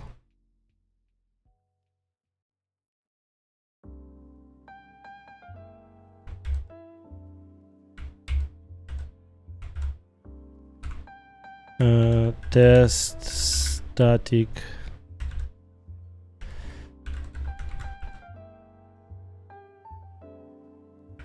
Plugin, and that's it. Yeah. As you see here, we have this debug test, for example. Like, so we can like put a breakpoint without any problems and press this line.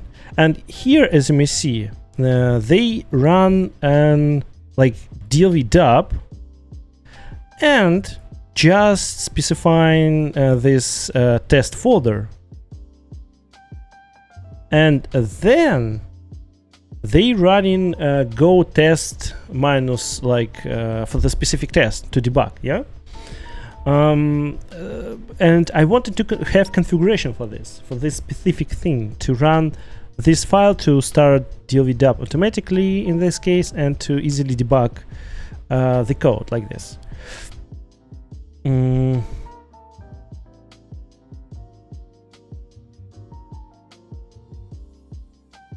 Okay, what I wanted to achieve here, let's use like this, and let's just run test from the Visual Studio Code. I'm sorry for this, but yeah, and use curl HTTP 127.0.0.1.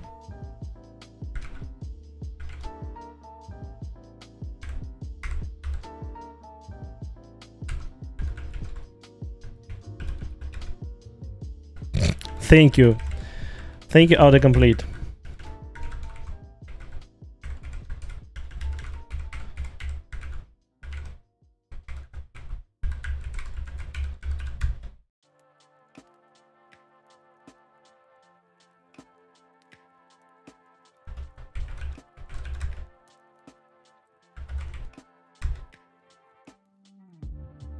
What?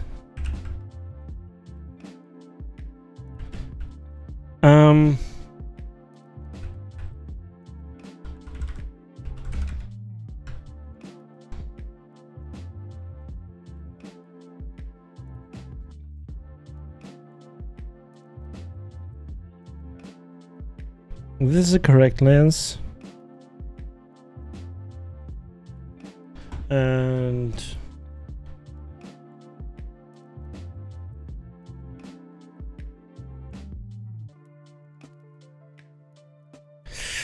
we might use actually this configuration. We might just, yeah, for sure use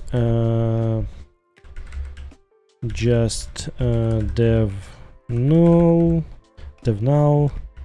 verbose, and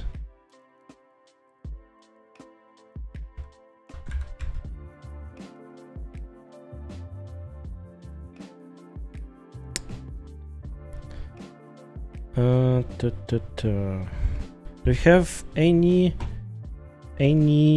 let me check if we have any other configuration options here. So we have only static. Oh, we have xzip. Ah, xzip, please get out of here. I don't need you.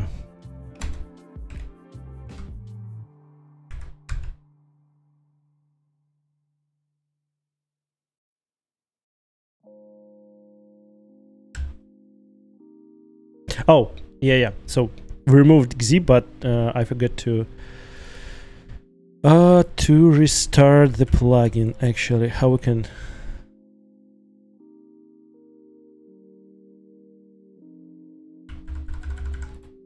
How we can stop it?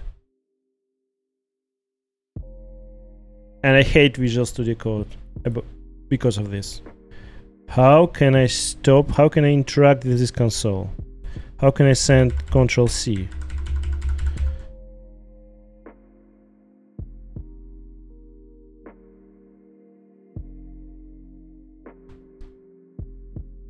Oh my god. And here we are. So let's use our knowledge.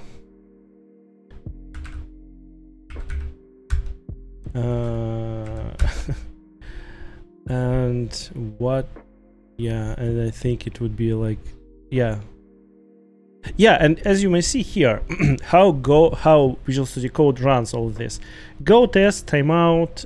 So this is like pretty standard timeout, and run this specifically this test from this package with these tags and with race, and DLV server started in the background. So I think Visual Studio Code just like serves all of the things, like somehow combines them together when I press this button and I want to emulate the thing inside NeoVim. So I think it's, for me, it's preferred way to debug Golang applications, because I hate all of these third-party unpopular Go plugins, which provides this functionality very poorly.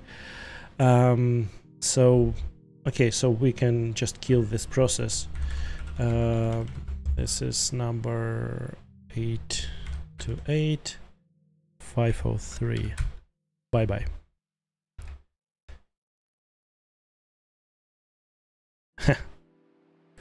Okay. Oh yeah, this the next one, 836.394. Bye bye.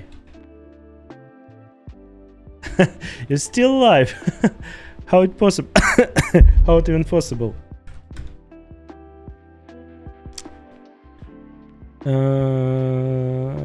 There's nothing.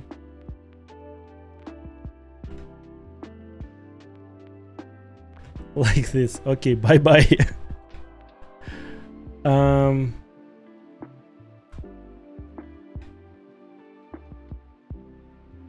And let's restart our plugin.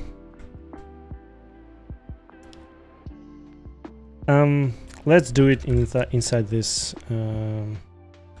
console. Plugins, HTTP. Go test static plugin.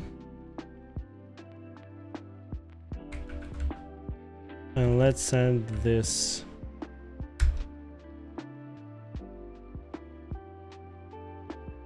Huh. Yeah.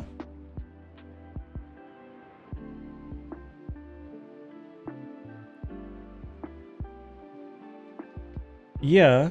We can reduce this bug, definitely.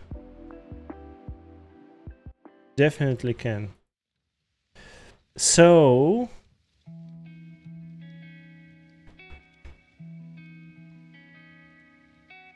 this is the same, and content length is different.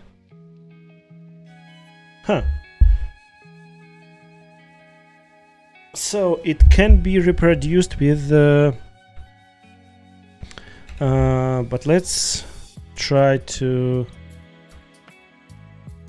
127.0.0.1 21.603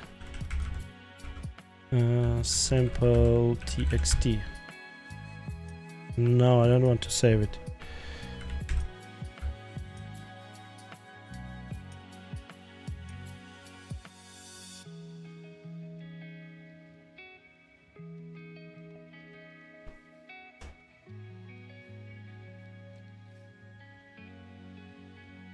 Oh.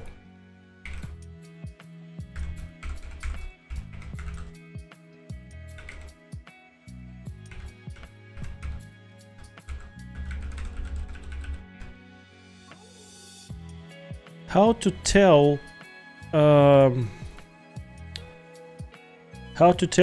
application, why are you just not to download the file?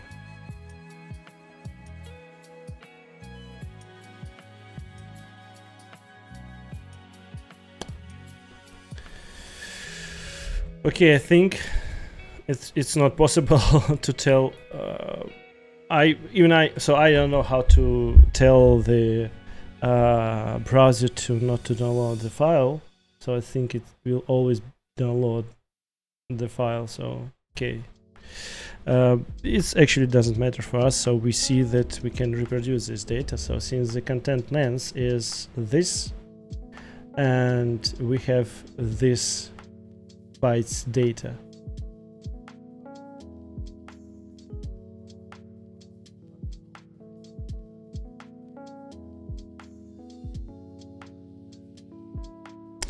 Okay.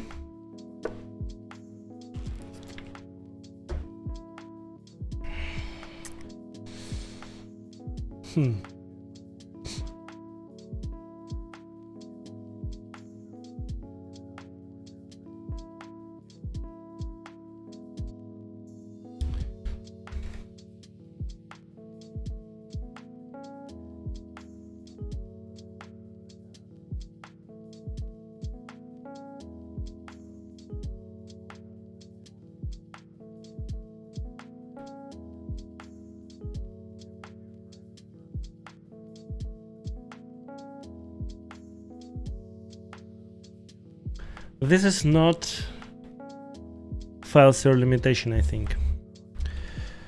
This is something different.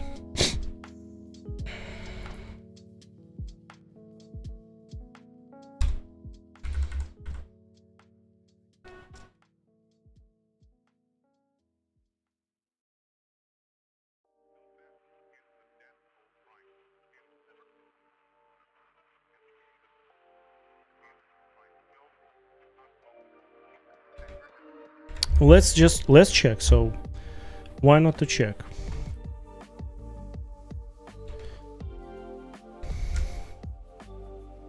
HTTP serve content file size limitation.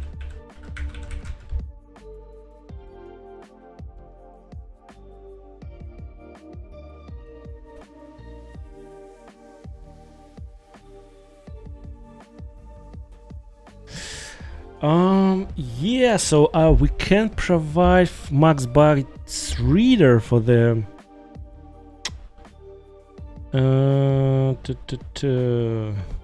like this, and I'm using max bytes reader, I'm sorry, inside HTTP plugin, I think, in the max request side. Yeah, max bytes reader.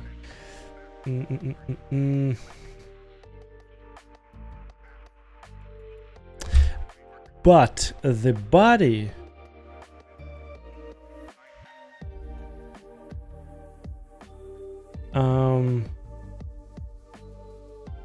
actually we can use a clone here.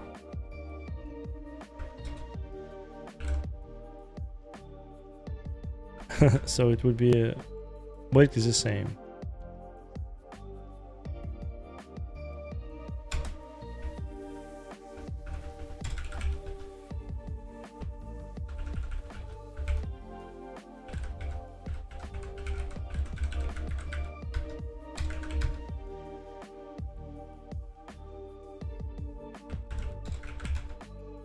Like this, yeah.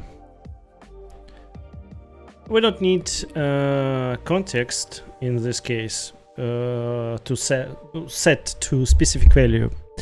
Okay.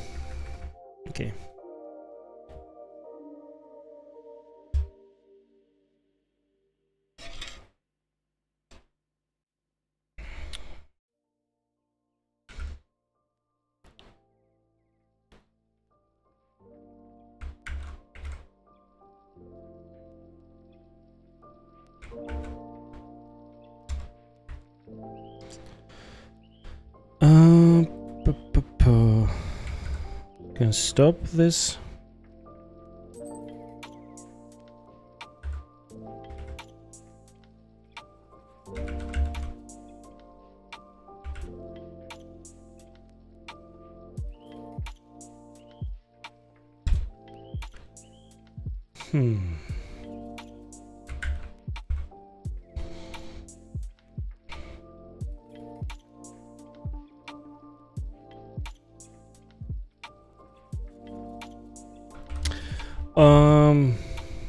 Let's try. Our body is HTTP max bytes reader.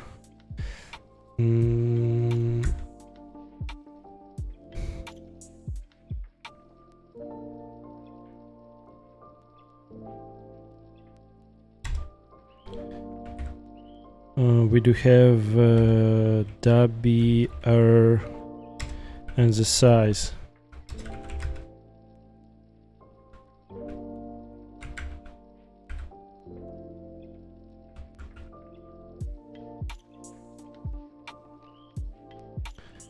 Or 2 byte, but we don't interact with the body itself.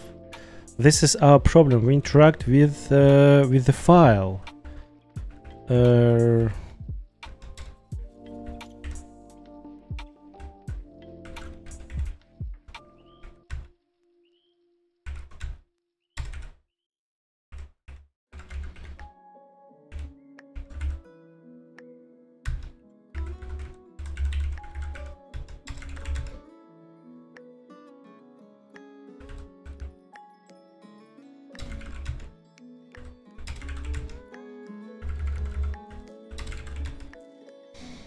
I don't think that will solve our problem.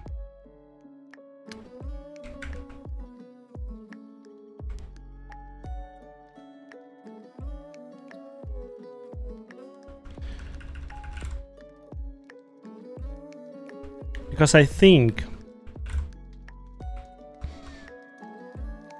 that the problem is that the response here, yeah, this is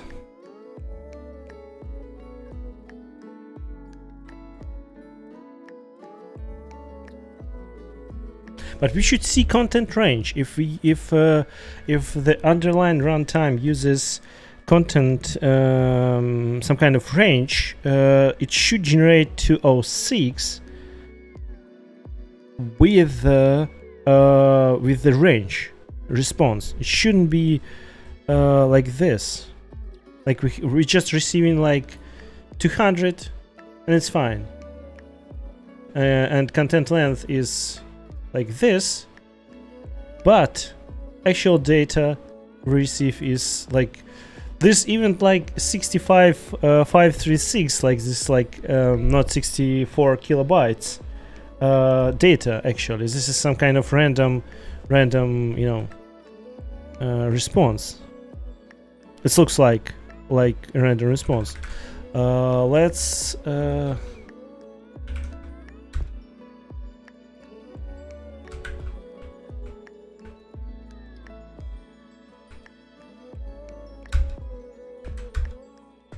no, so the response is, oh yeah, so the response stays the same, 69,632 bytes data. I think where it should be somewhere here. 69, like 65, 66. Oh, we can search this.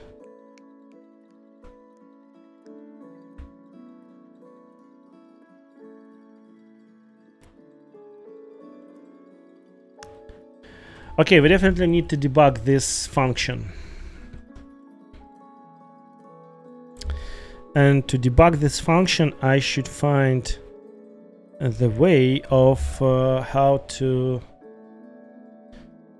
save the uploaded file. Yeah, so this is not the same at all.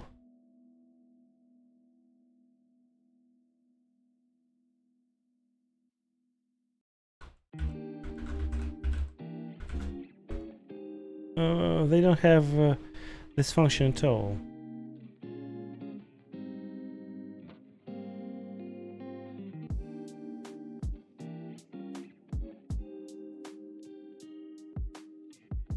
Oh.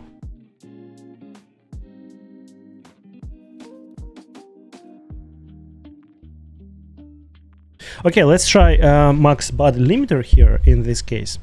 Let's try to, first of all, yeah, let's try to replace inside this go mod file. Let's replace the github.com Roadrunner server static version 4 to the plugins static, like this.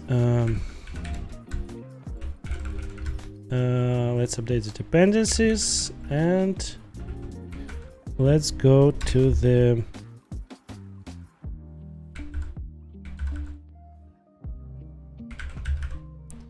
just hard stop, sorry. Go test static plugin. Oh,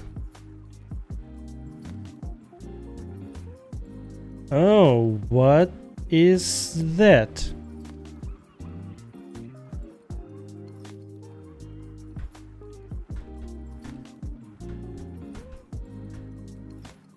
Now we have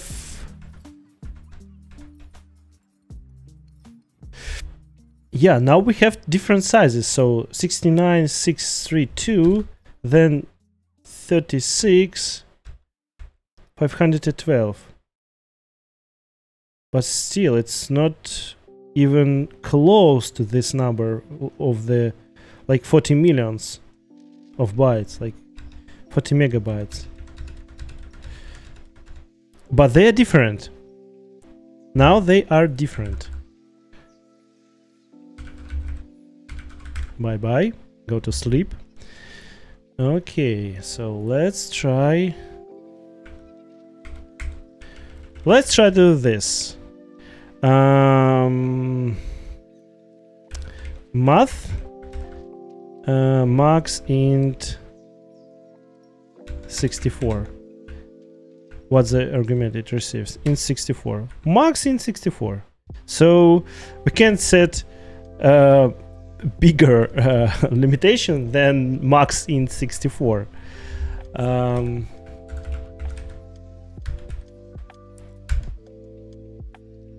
Okay.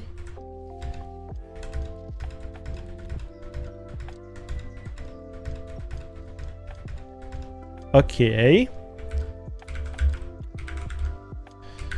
And let's now remove this.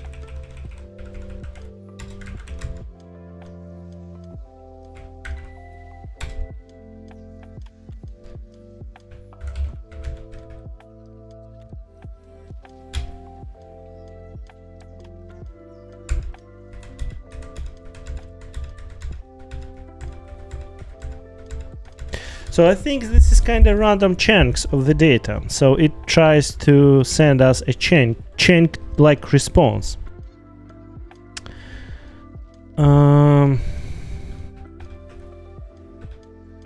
Let's see if we can curl byte range, if we can use ranges.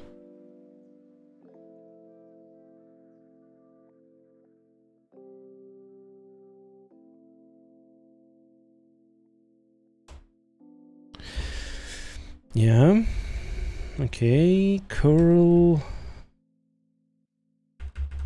minus range, it was without equals 0 to 45,285 76.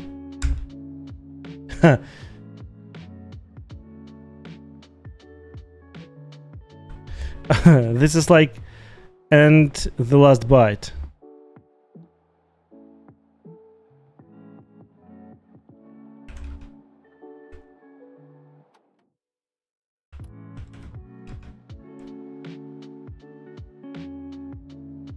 And still we are receiving not the so we are receiving just like some random data, some random number of bytes here. So what is this? What is this? I'm asking you, Golang, please tell me. Okay, so let's dig into these sources. So seek and serve content. Then check preconditions, modification time, reader writer, if match, head, get, range. We are not sending the range header, so this is fine. Yeah, and then it sets status okay. Content time, file path, read full.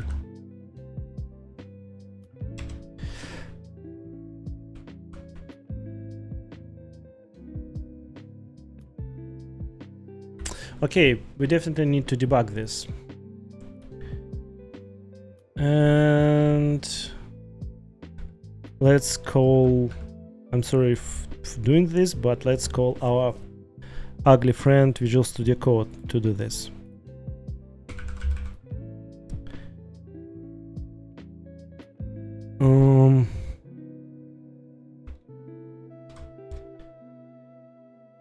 So let's dig into the static plugin.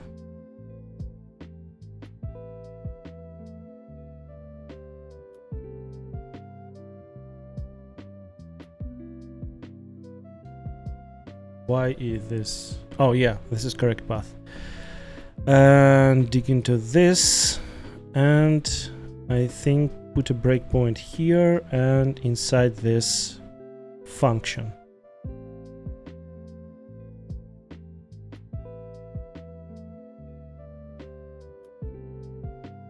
Okay.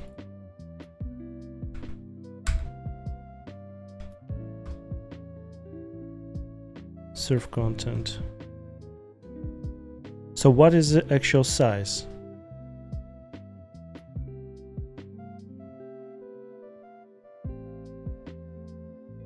When this function is called? Here.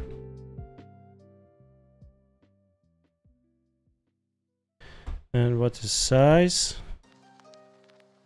Yeah, size calculated correctly, so it's like 41 meg. No errors, and return size. Okay.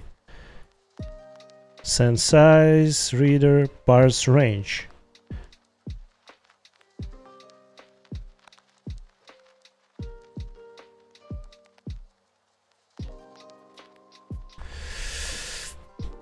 Oh.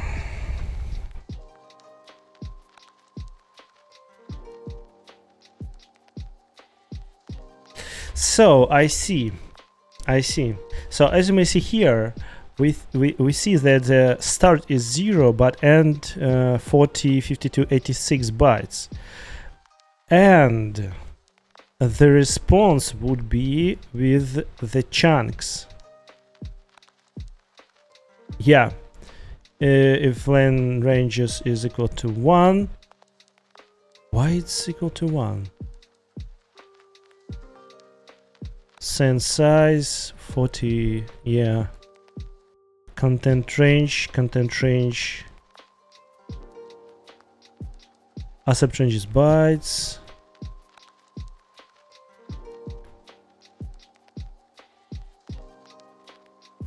Oh.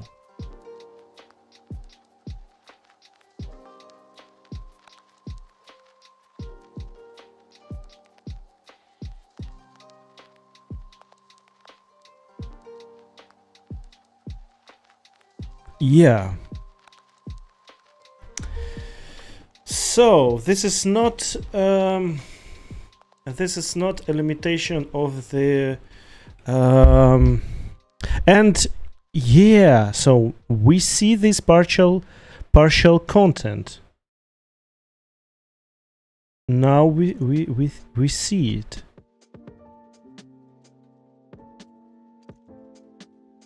But why why it's like 206 here, but like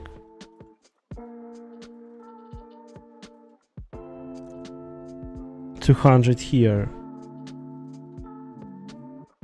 What is the reason?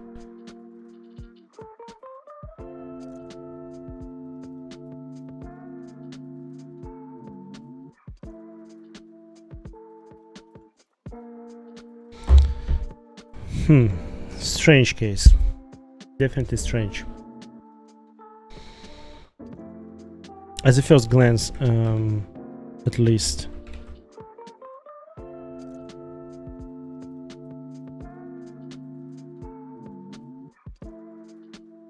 $206. 512.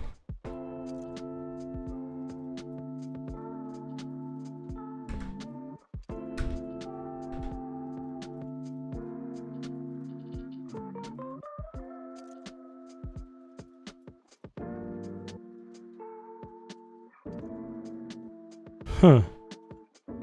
Okay, bad boy.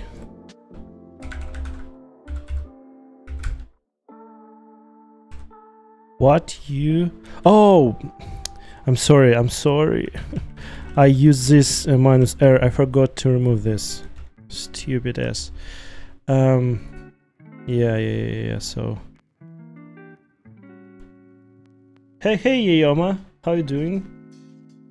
Yeah. So I realized this, and so your response in the chat that, yeah, I'm just stupid ass. I'm sorry.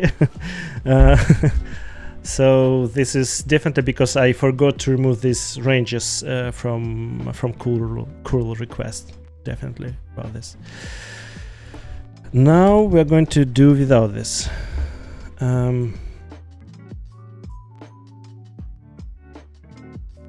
Okay, so size ranges 0, so no ranges.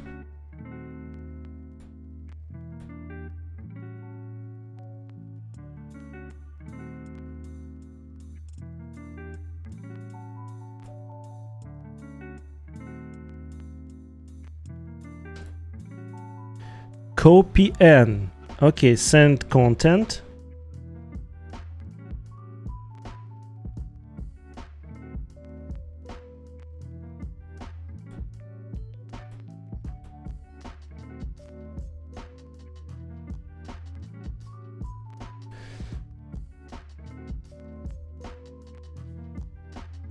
Okay, and then we're copying send size, which is correct. Like here. No, not here, but where's my, yeah. 4, 52, 85, 76. Yeah. This is correct. And method is not head. Yeah, we are copying this.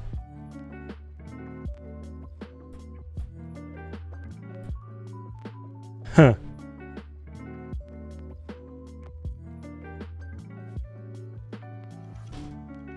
So looks like it looks like we are sending correct information. We are copying the data, but by some reason it receives only small amount of data.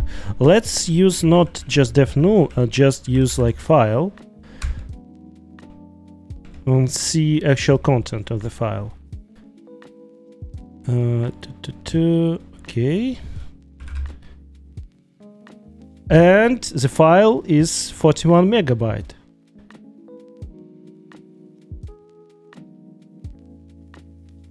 So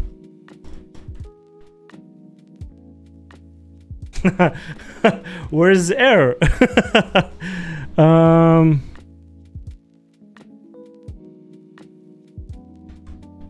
I love bugs.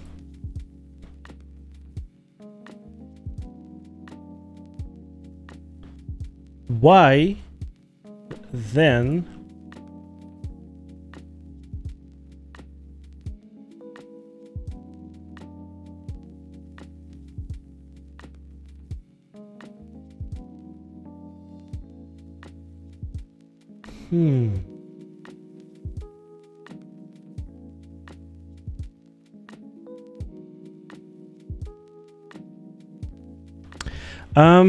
actually, this is not my function. This is the function from Go sources. But yeah, copy and can return an error. But they didn't check this. Might be, yeah. So, okay, let's put a breakpoint here. Let's see. Might be you're right. Size function. Okay, written, copy, and yeah, written is equal to n, and there's no error.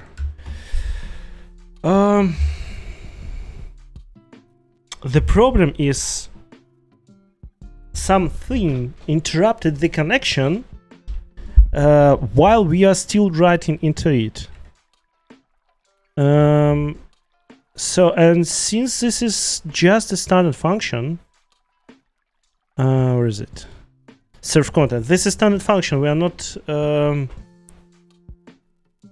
we are not trying to treat it, or might be the, oh yeah, I might be, I figured out. So what about this clause?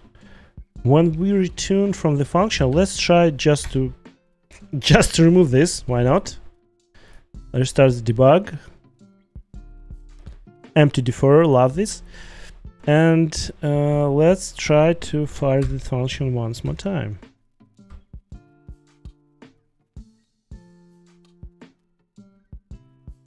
No. This is a wrong assumption.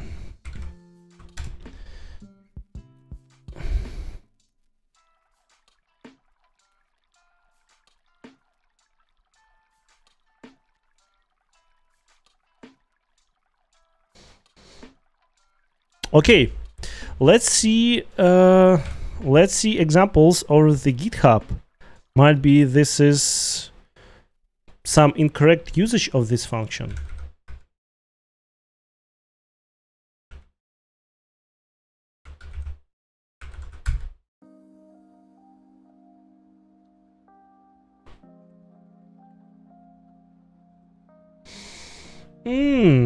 Bytes new reader inside Grafana.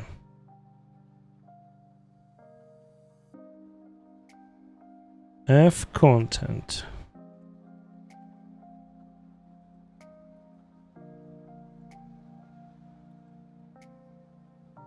No, but they are just, I think, wrote their thing. Reader response content.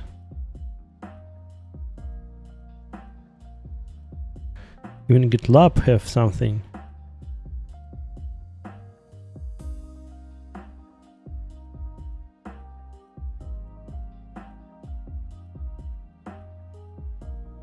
Cached archive.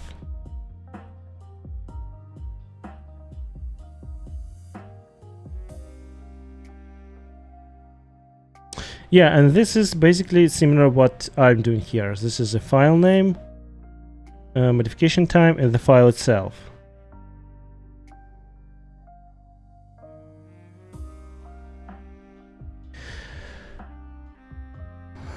But why?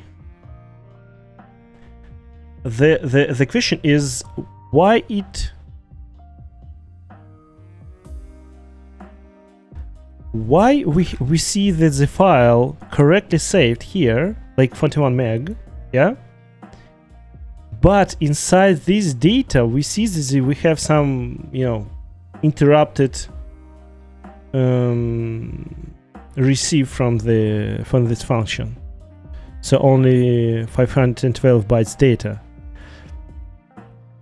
So why is this header is it might be somehow incorrect?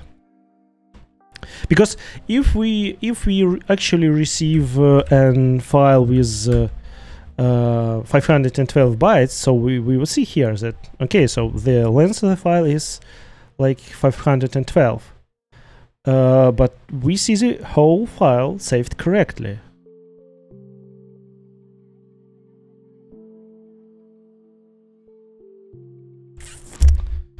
And I don't see any you know indicators that somebody uses this file not like I'm using it. So we don't need to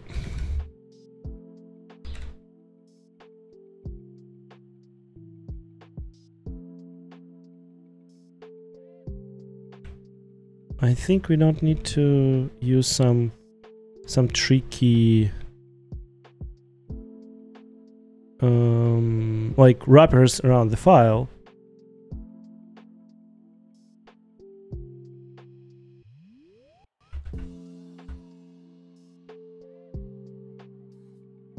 Because file is HTTP file, so this is actually here is a HTTP file system. So HTTP dir. So this is definitely from the same API, but might be we need. So we don't need to wrap in anything. So since it's like already read from its internal file system, so why it's so bad?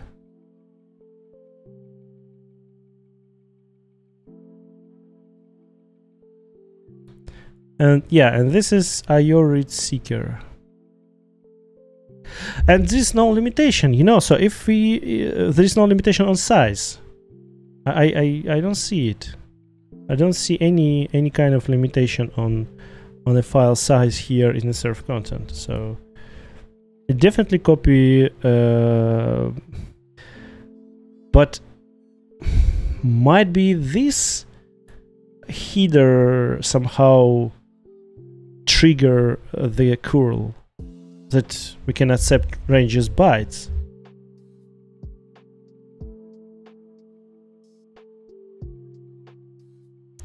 A lot of questions and no answers.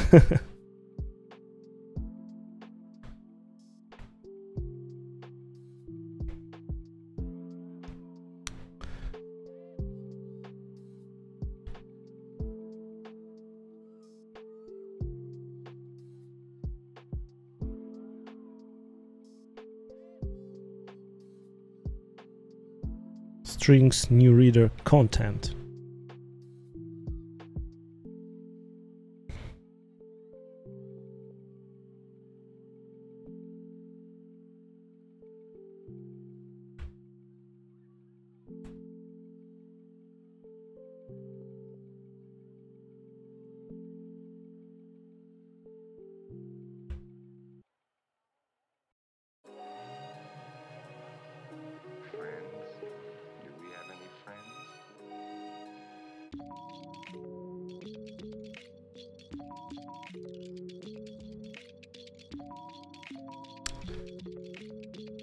What the shit is going on?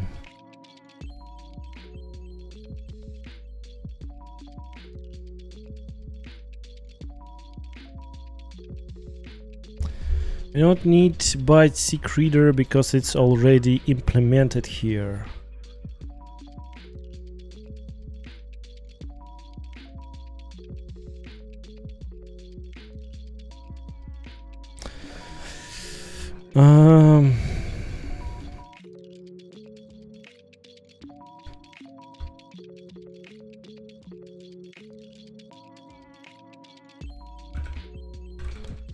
New bytes.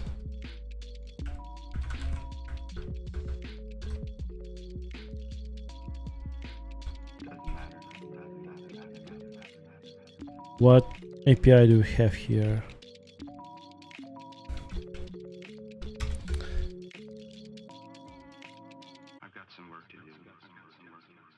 Okay, let's debug one more time. I wanted to see at what exact like time period we see this error. Might be we need something here.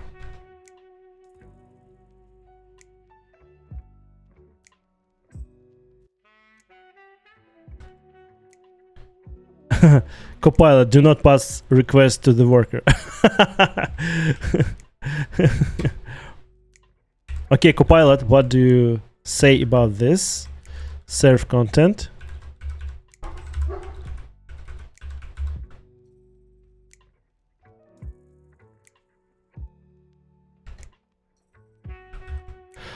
Oh my god, it's so cool. It just copied my function. Okay, so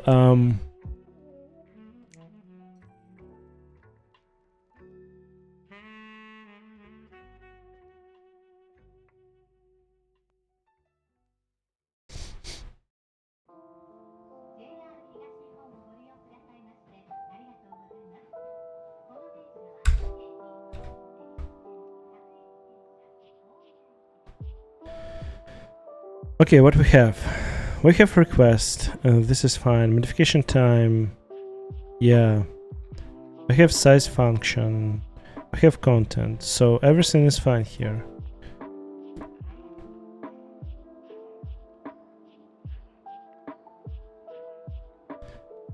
Okay, next, and okay. Nothing here.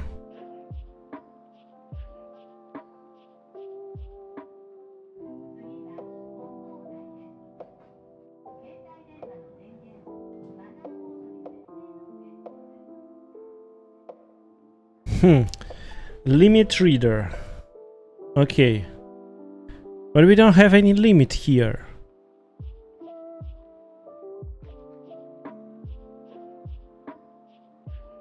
So the limit here is actual our whole response body. Yeah. And there are no errors.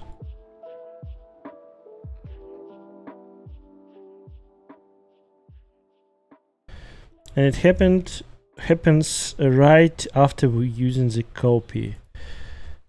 And the file is correct. Okay, Google. I won't even try to ask this problem ChatGPT, but I'll try to see what kind of error we might have here. Going.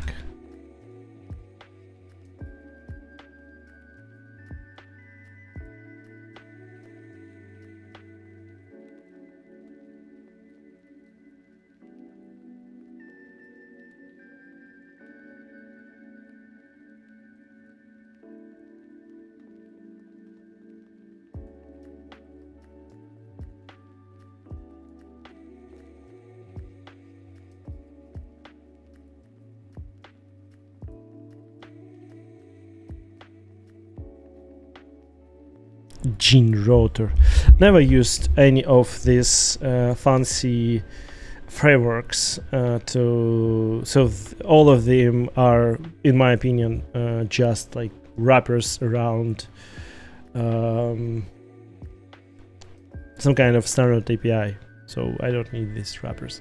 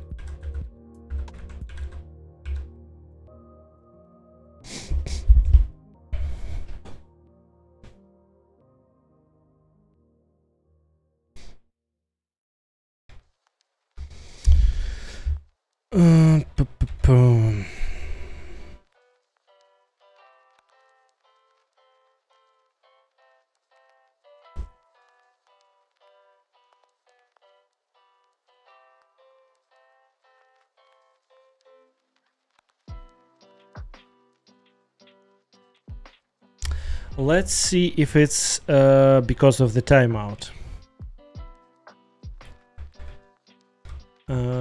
Curl timeout.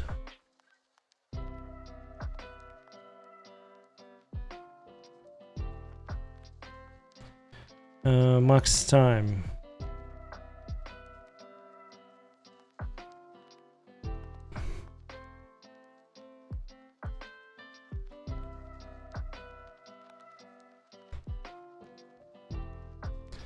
Let's try to use this. And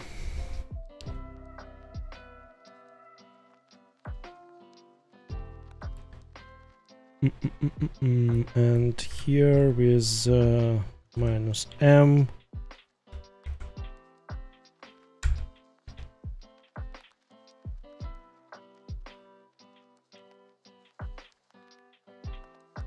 No, this is not the timeout.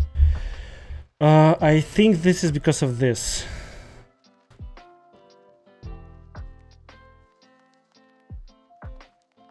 But this is response header. How it can, you know, involve the actual request. So,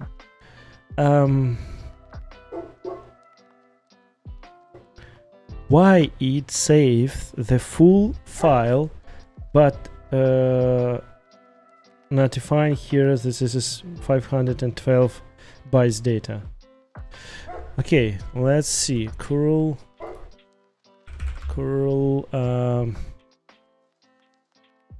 How can I say about this? Curl shows incomplete request size.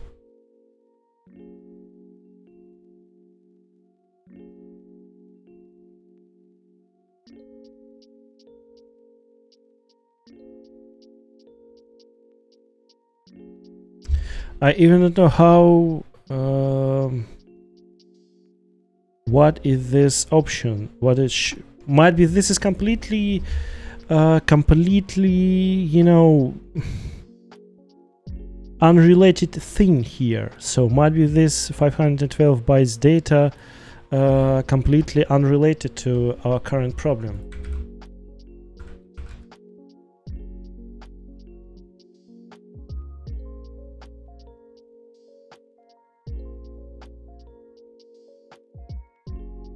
What is this?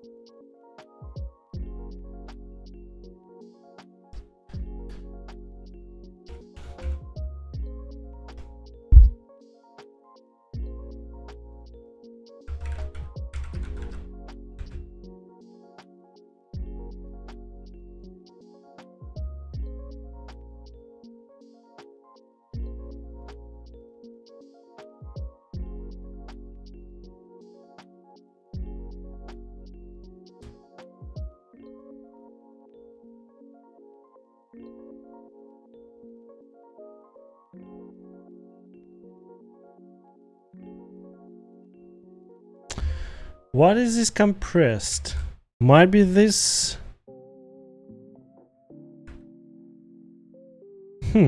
I'm just thinking.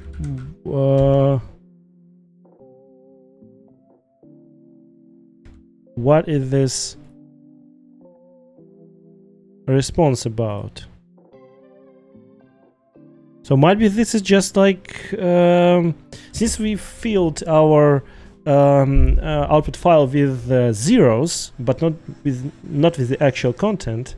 Might be this is somehow compressed content or what? Okay, so I think it's a good thing to ask about in ChatGPT. So I don't know what is this option 512.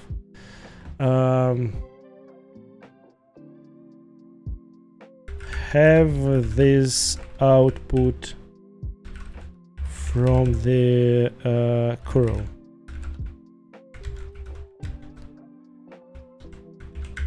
What does the mean?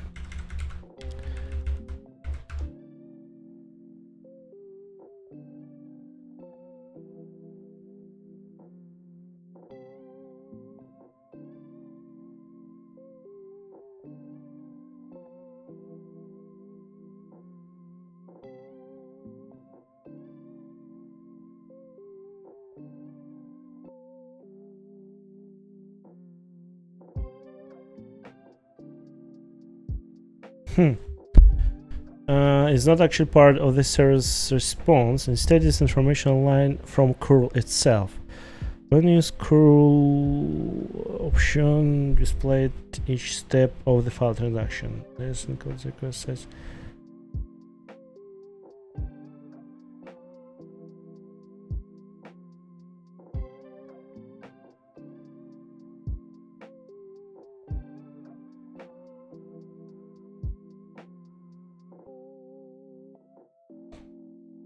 Okay. How to show the actual data from curl? I mean, not view. So I don't want to. Oh.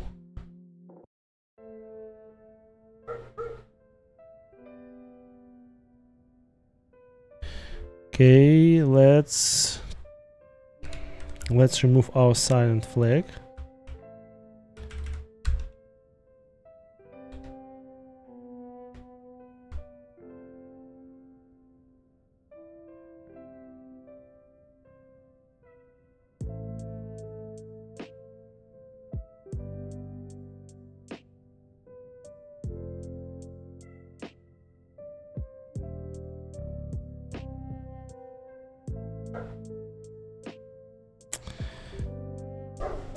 Huh.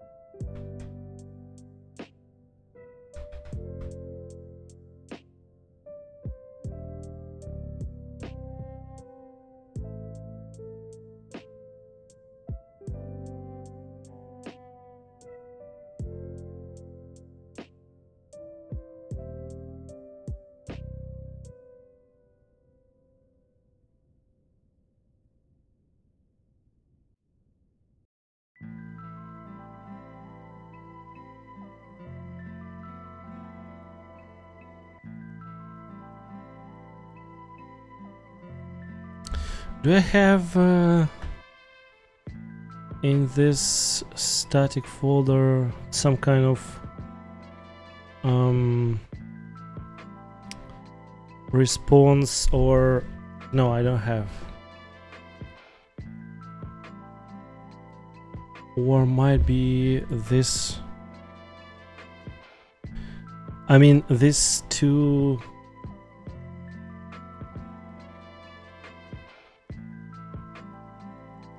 functions applied before. So this is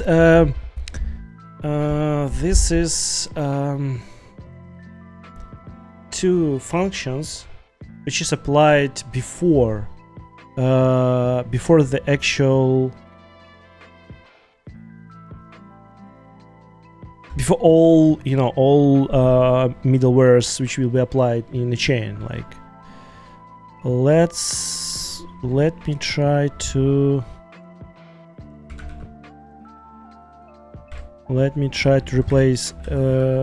replace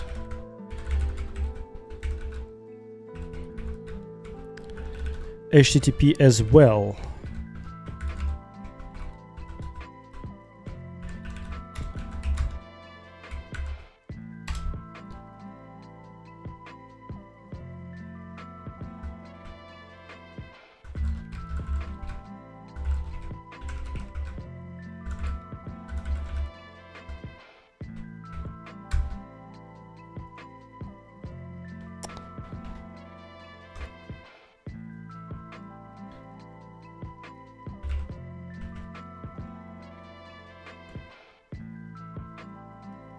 And let me specify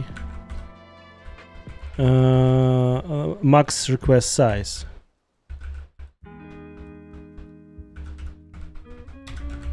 Just to some random number.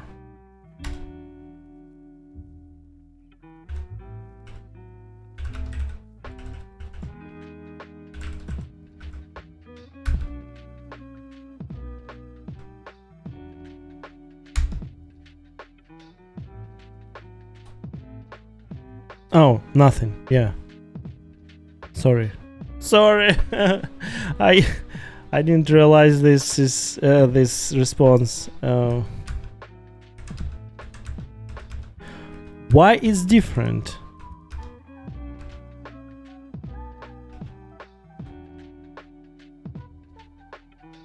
Might be curl isn't fast enough to receive this chunk of data.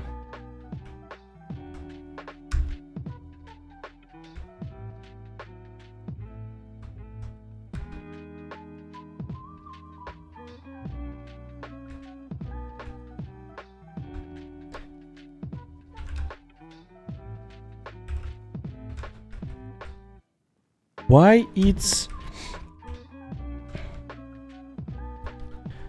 shown here 38 and 6?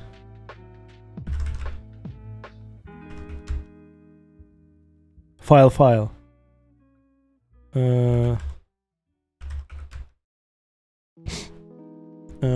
Let me check exact.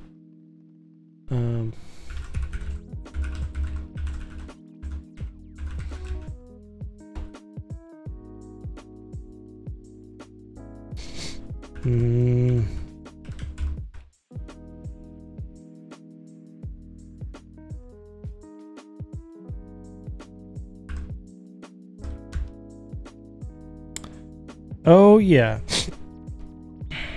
So this is the correct file size, 38 and 6, because here is like rounded. Let me just check how to show the precise size of the file.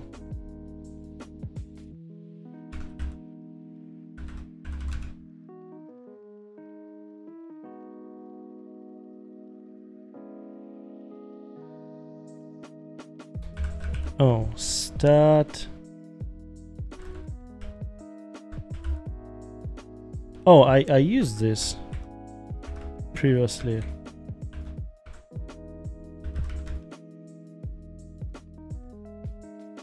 So this is this shows like in I think megabytes, and this shows in MB. I think this is just a different formats of the file, of the like how it like represents. But I wanted to show here for curl for like in bytes. Curl show downloaded file in bytes.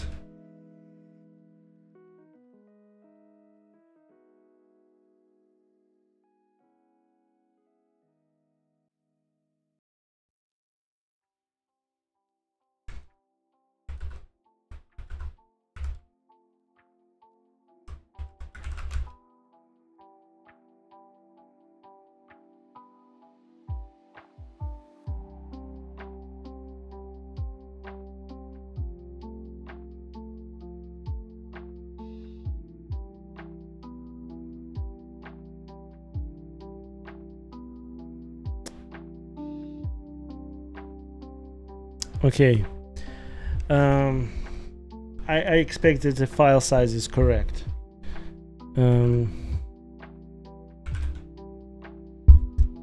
Since here project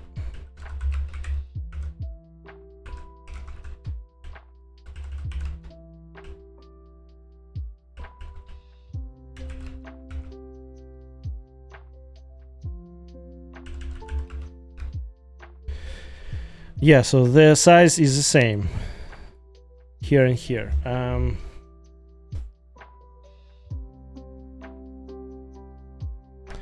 Okay, let's ask Google.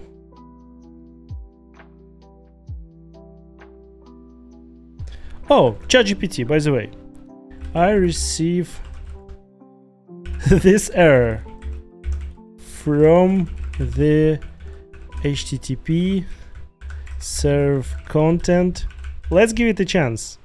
It would be funny, I think. I won't expect it will answer us some reasonable answer, but let's see, why not? Why not to use modern technologies to help us, yeah?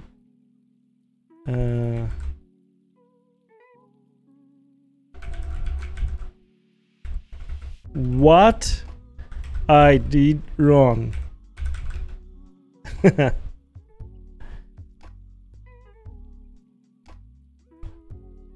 Sure, this is here's the possible header was set incorrectly, set correctly. No network issues, so obvious answer. No proxies.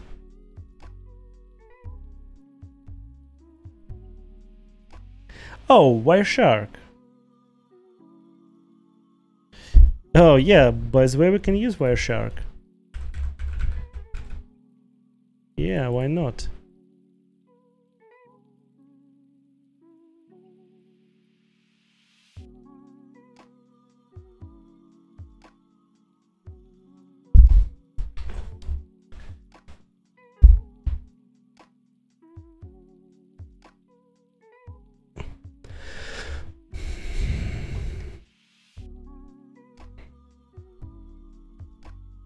Yeah, with Wireshark, oh, this is actually good advice. So with Wireshark, we can definitely check if it's what is this?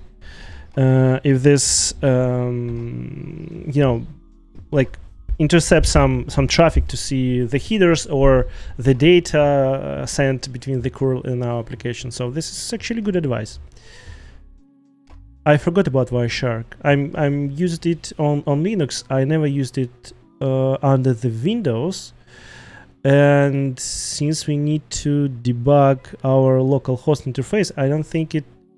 So let's see. I think it how it will interact with the I don't need to start. Yeah, and we start menu. How it will interact with this interface in WSL2. So this is kind of interesting for me. And pick up, so yeah, monitor mode. So yeah, this is, I used these tools a lot on Linux, but I never installed them, as I mentioned before, on Windows.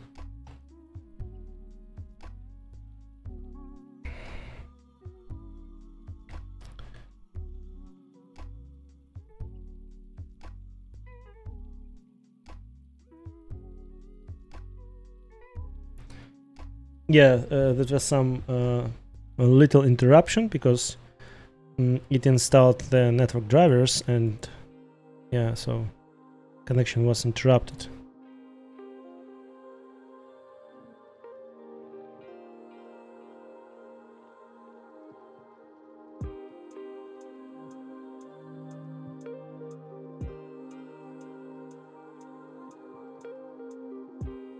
And I do like Qt in this way, Qt, because it's super portable, and a lot of tools created with this technology is like portable between various operating systems. And this is super cool. I don't want to reboot. Could you please start without rebooting? Okay, and oh, WSL. Okay, let's see.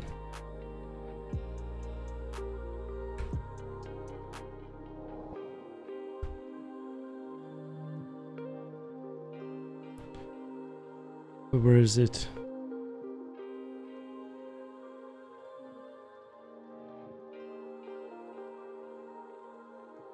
Where's my terminal?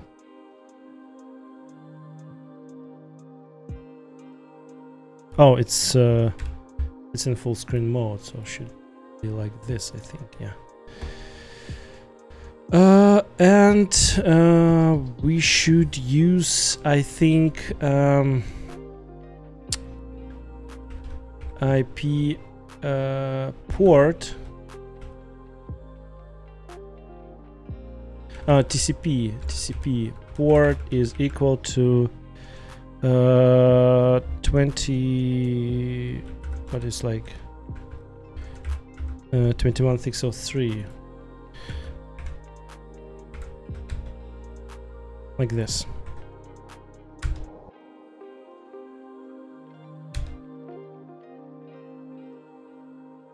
And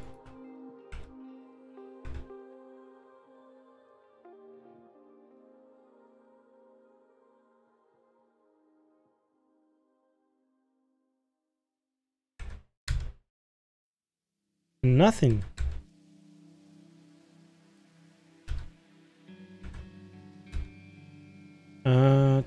Maybe this is wrong.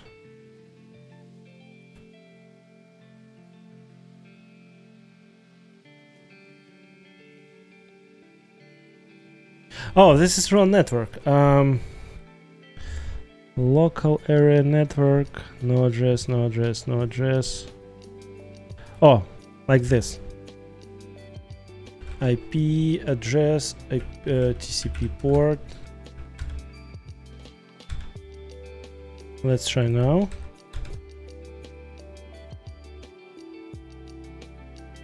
Why are you so mad to me?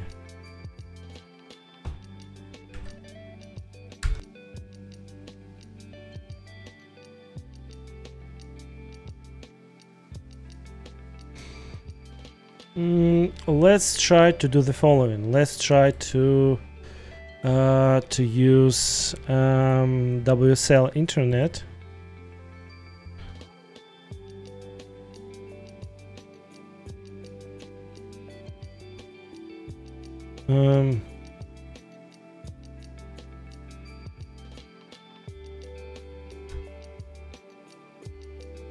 Why not do you just TCP dump? Yeah, so we can use TCP dump definitely. So this is our I think WSL interface. IP address. So what internet do we have? Oh, we have so this is, I think this is different from Windows. So this is a different interface connected to WSL itself. And this interface is connected to this one, I think, to... Oh, this is Docker. No, this one.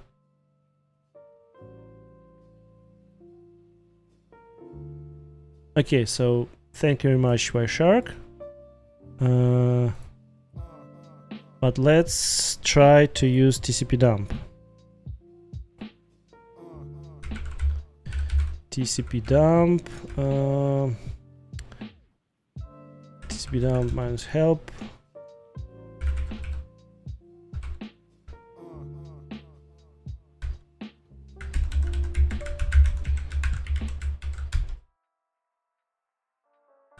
My God.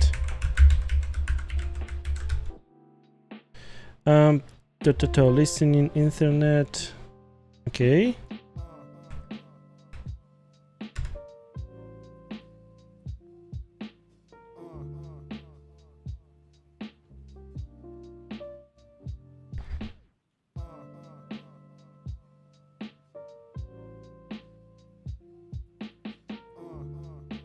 IP6.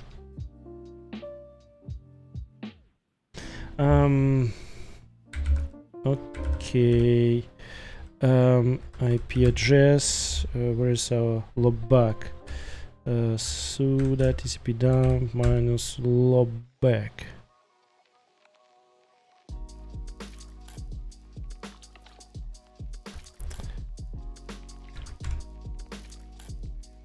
Oh.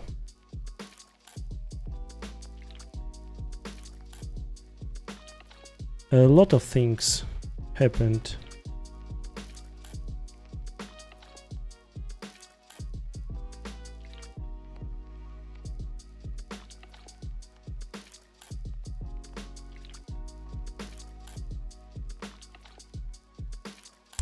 I forgot how to filter the port in the TCP dump filter port.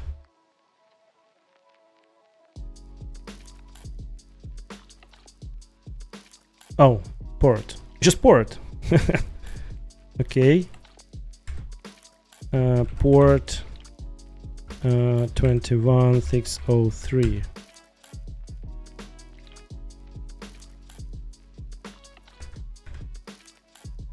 Yeah, definitely we see some data. Okay, let's dig into this data. Sequence, options, message 65. So what response do we have here? 512. Okay. Sequence. So this is basically the chunks of data we're receiving through this interface.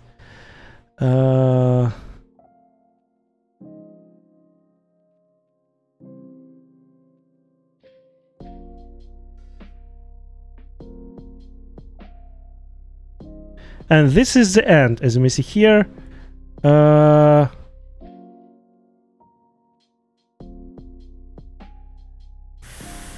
Okay.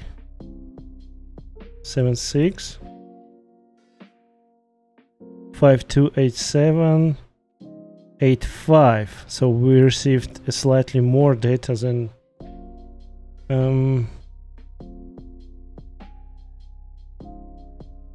yeah, so this is fine because we're receiving also headers, also all of this kind of stuff. So we should not this would be like a little bit suspicious if we receive the amount of data equal to this file, because where is the headers, where is all of this information about this.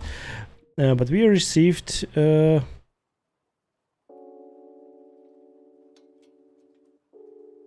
okay, let's calculate.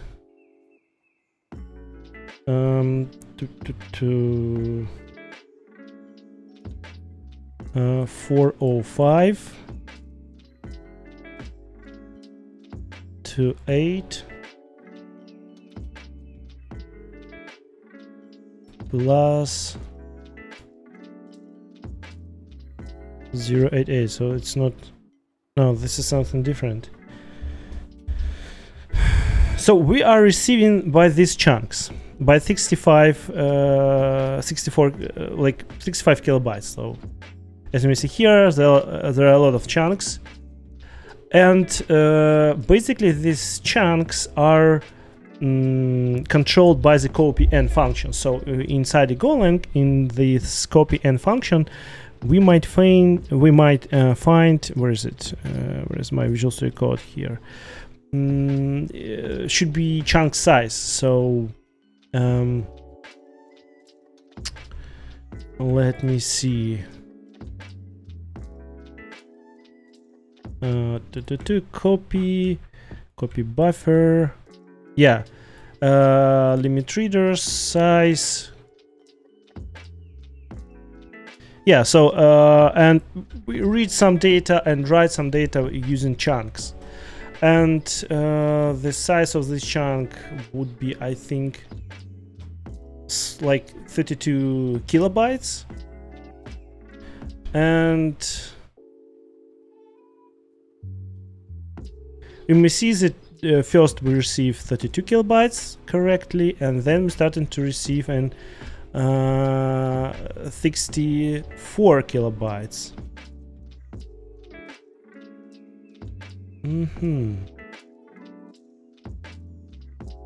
And why this is so?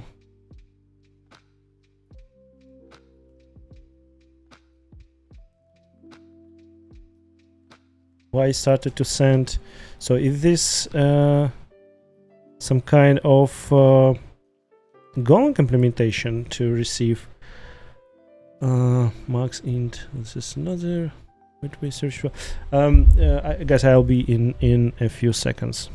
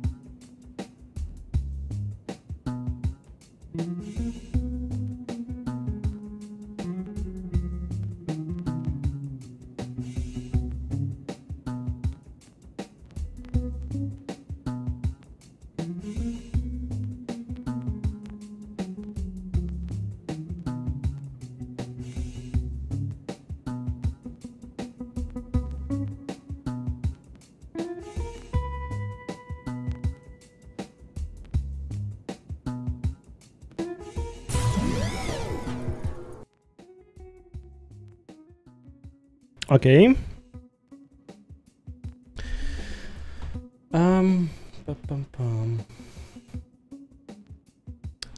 So I don't think this is so this is basically a basic implementation of the copy function in Golang. So this is like it's okay. I think to see increased buffer, but I don't know why. I need to figure out why, but I don't think that this is the reason for the error.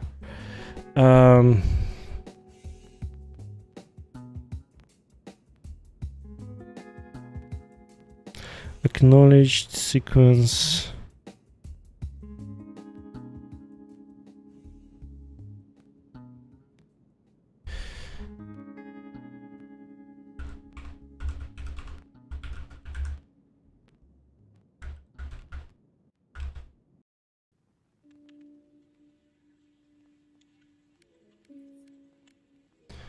So what this push the data. So I don't see any. So basically, what does it mean? When we see this trace inside TCP dump, it's very important to see on this flags. So P here means that something, some connection push the data. So this is push, and F means fin. So this is final before the disconnection message, like finish or fin, and I don't see any reasons for the error.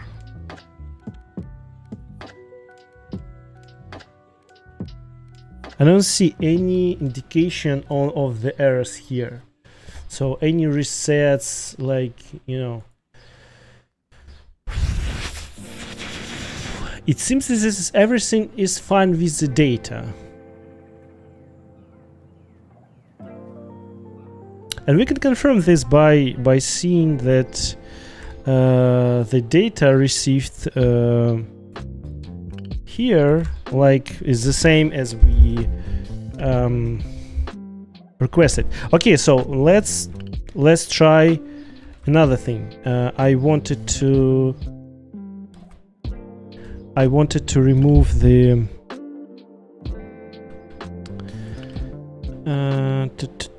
this middleware from the HTTP plugin. let me check this. Let's use request here and just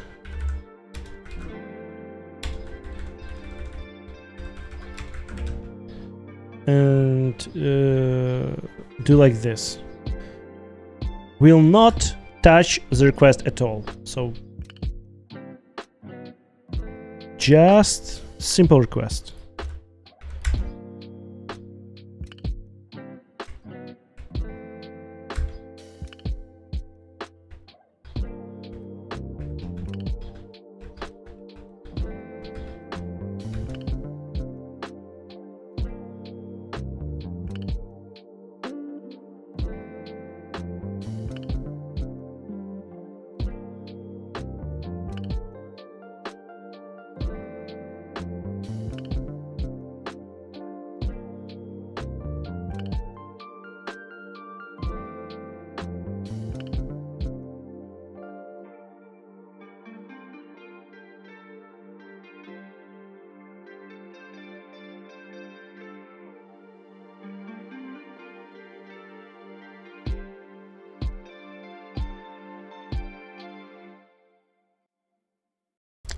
Nothing.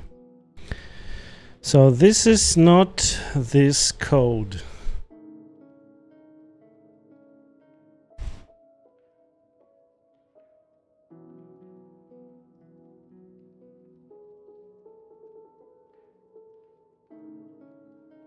And this is not...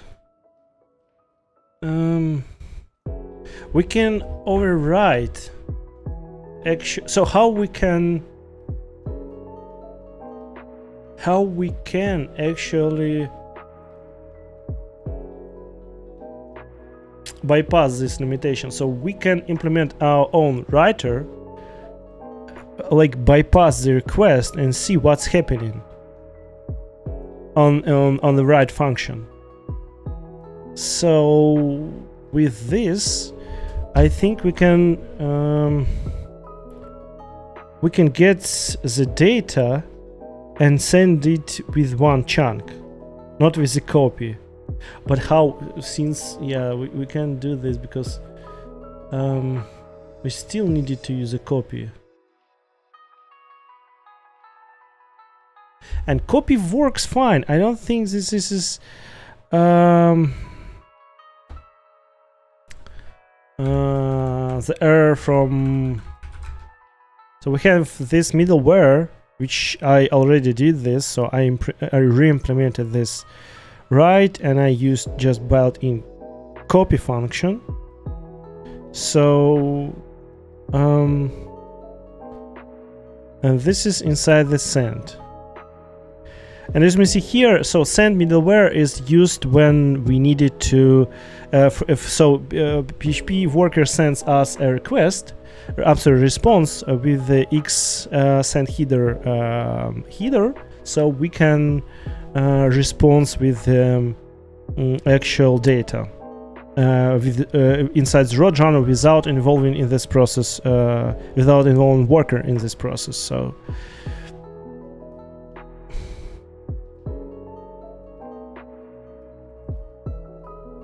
yeah, and this is how we are.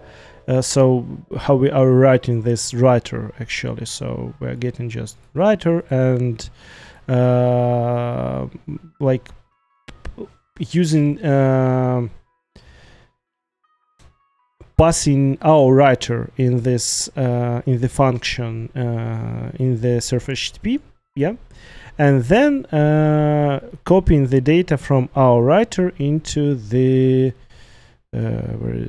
into the Dubby. This is standard writer. So, but we are using this. So I'm using this simple for loop to just read it, and so this is kind of simple logic here. So just read the data after some offset, and if user specifies, for example, please send me the data by the 10 megabytes chunks. So this is basically what the function about. So please use the buffer with like, let's say 10 megabytes chunk size, and send the user data this chunk. So that's basically it.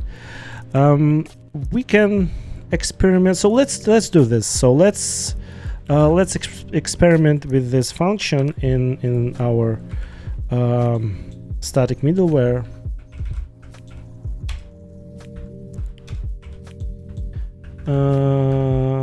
Create writer go.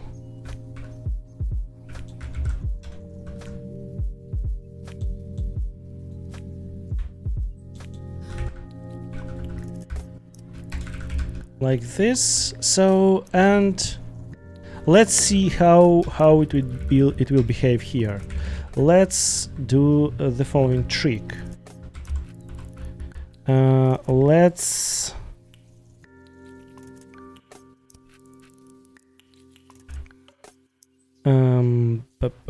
we need to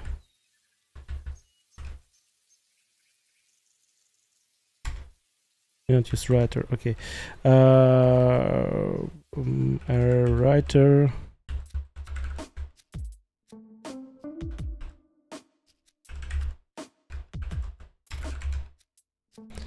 and then we should use everywhere. So here we can use original writer because we are just yeah, we should declare it later here after all checks we perform here.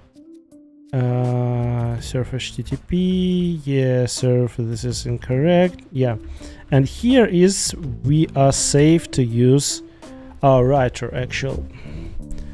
We can use it basically with you know, as a very beginning of this file, but let's just try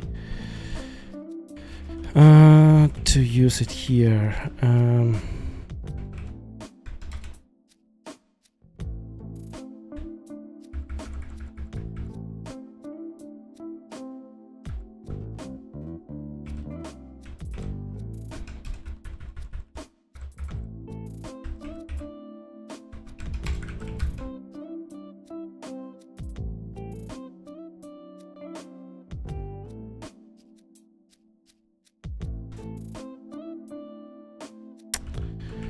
And then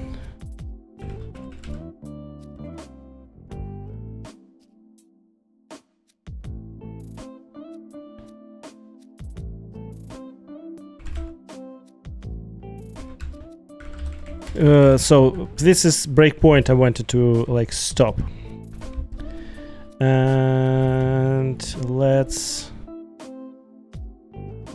point it here. And let's also see into this writer. So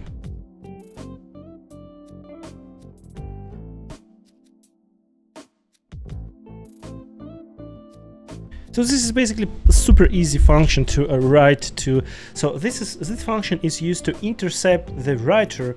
So because writer uses a function called write to write the actual body into the response writer, but we intercept this connection right between the user and the Golang library, so Golang runtime. So, and this needed to in particular cases this needed to postpone some kind of sense from application. For example, if you need to check the data from some security concepts, so if you might have so you might attach this middleware as a post middleware after all requests are performed, and in this case you might like check some headers, remove security headers, remove like some sensitive data from the response, so or from the request before passing to the worker. So because you have no control over the like standard library response writer, so only this way, and this way is cool. So yeah, Golang here is pretty good, serves the purpose, like actually. Okay, do I need to stop? I can stop it.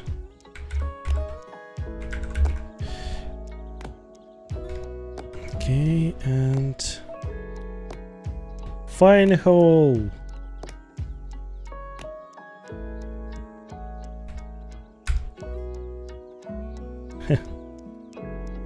null pointer exception. Yeah. Oh yeah. Yeah. I know where is it. Classic. And the null pointer exception is here. Header to send is make map string. So it and data, yeah. Oh, we not need the data, so data is equal to make, and we are copying the data here. So this is fine.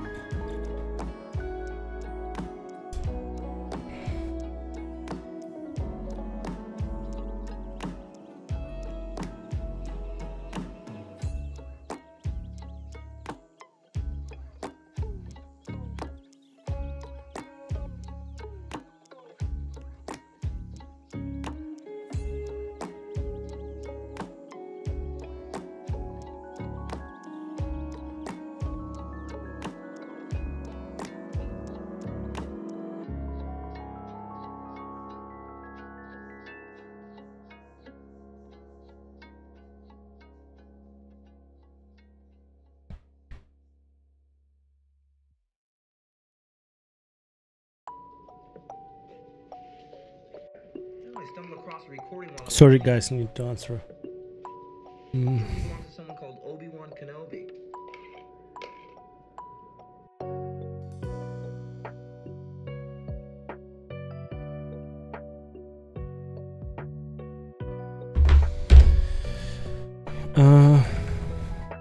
Okay.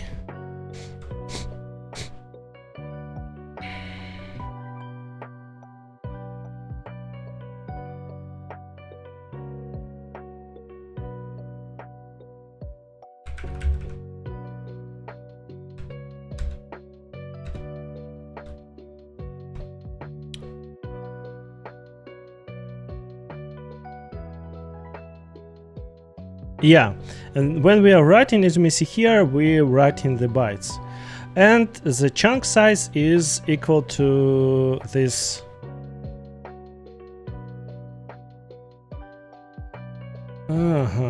Okay.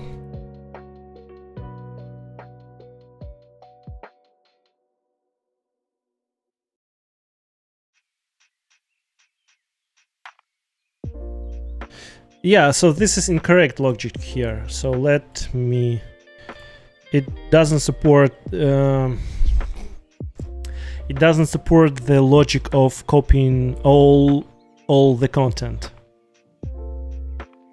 Oh. Wait, hold on.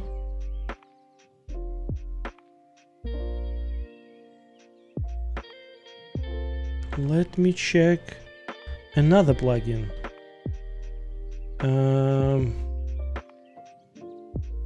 So where are you? Where are you, little shit? The plugin, the middleware called log.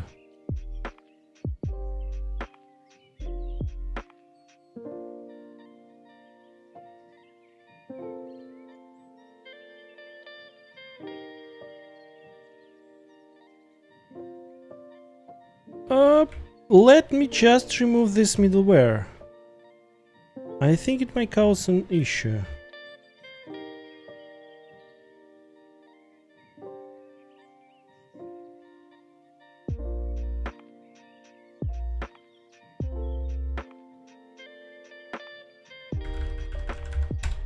let's just do like this. Just turn off every particular middleware. And here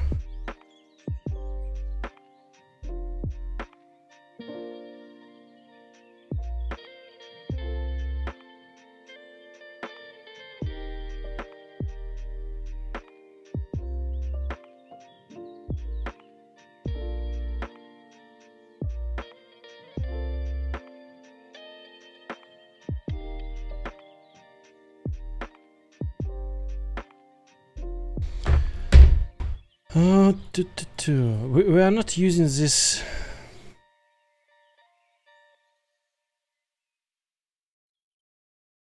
We're not using this middleware actually. How it can involve our request, I don't know, but it would be safe. I guess it would be safer to just turn off everything, which can like theoretically involve our execution.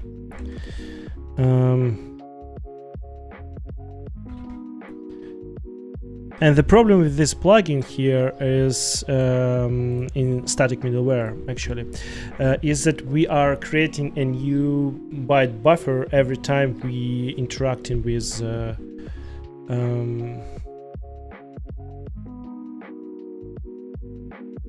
this data. We should do like this, data, and inside plugin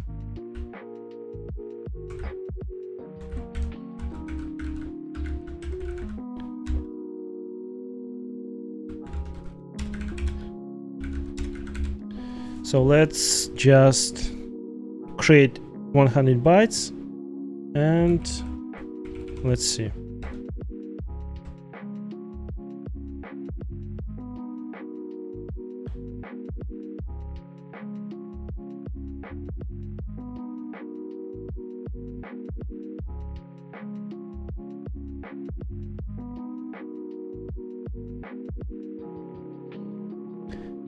Test static plugin.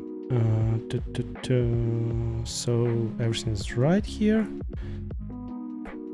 Okay, let's fire.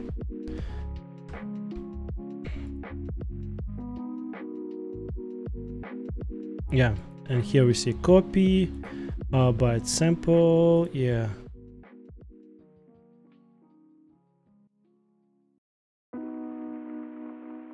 What?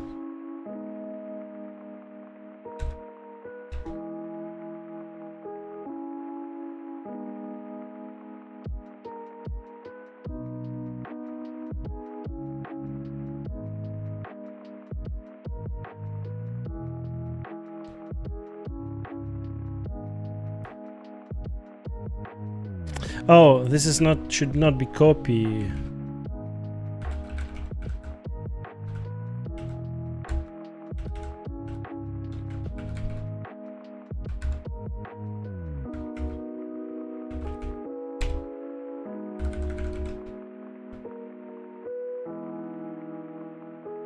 Like this.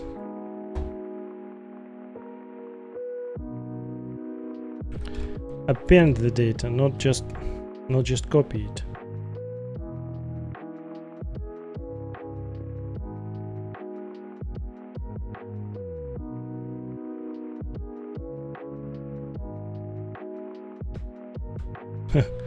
Okay, we do see an issue with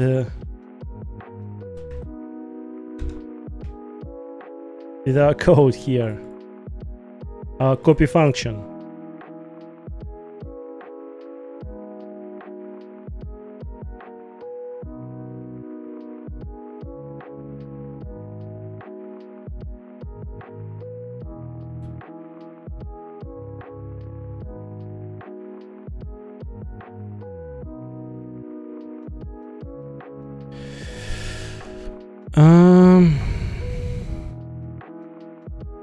As far as I understand,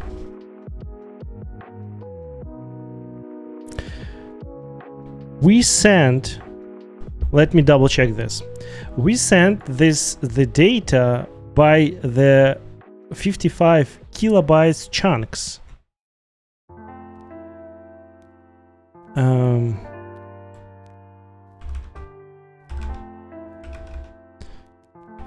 Print ln writer data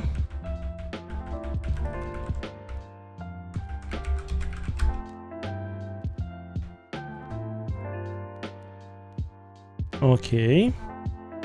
So let's check the size of the data. So the size which we actually should send to the recipient. And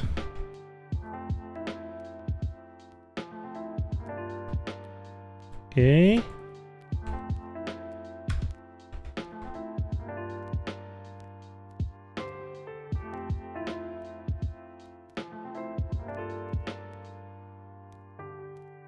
Yeah. The data which we sent is incorrect. And it's equal to 65536. So it's like, it's basically 64 kilobytes of the data. And we are returning from this function and sending only this amount of data. My question is why?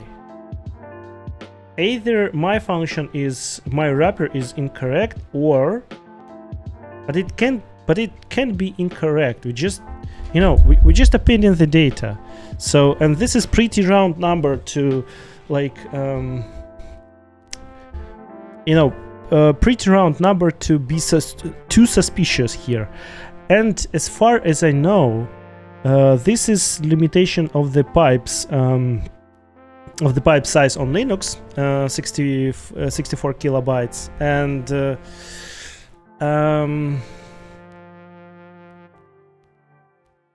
something is wrong here.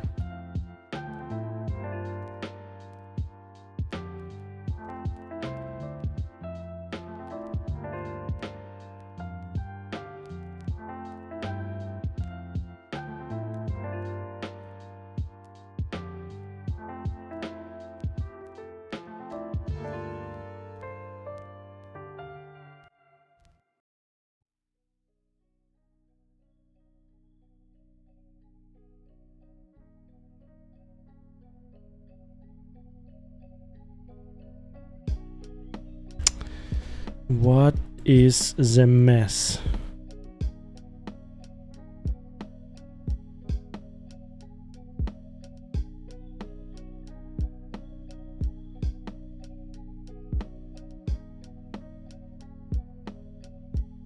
Okay, let's try air clone context ground R2 body is equal to HTTP max bytes reader R2 body, and the limit is pretty big. Oh, response writer.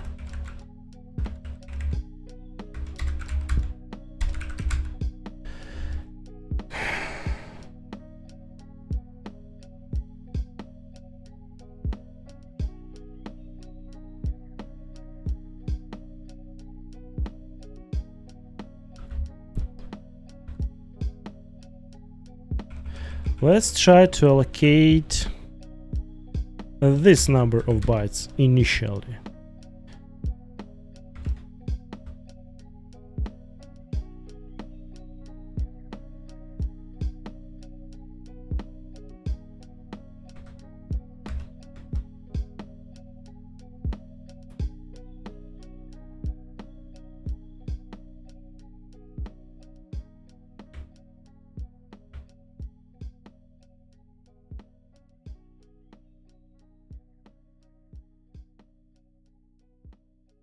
So buffer of the size of, yeah, 32 kilobytes. Copying, written.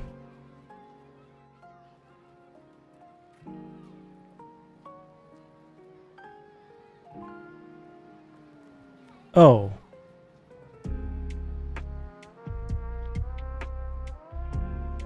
Invalid write result.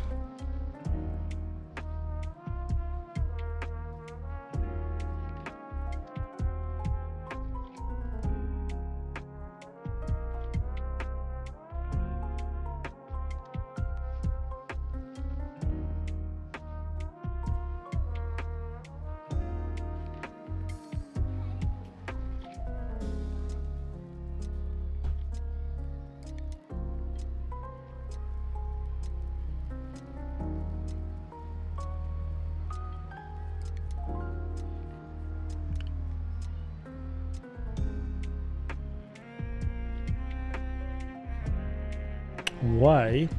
I think it's like early return. So this is basically our function, right? So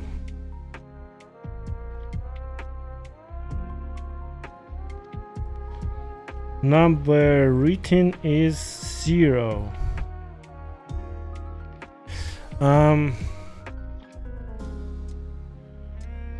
Let me double check. Maybe our function is incorrect. So I wrote this function a long time ago, so I might be forget something.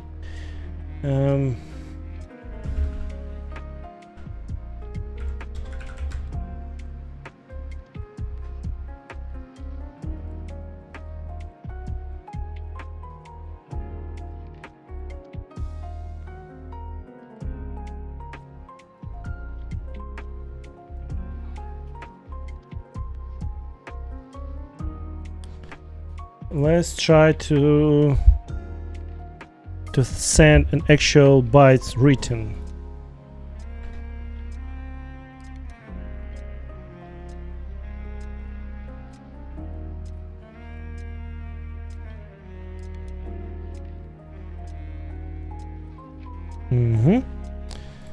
And here.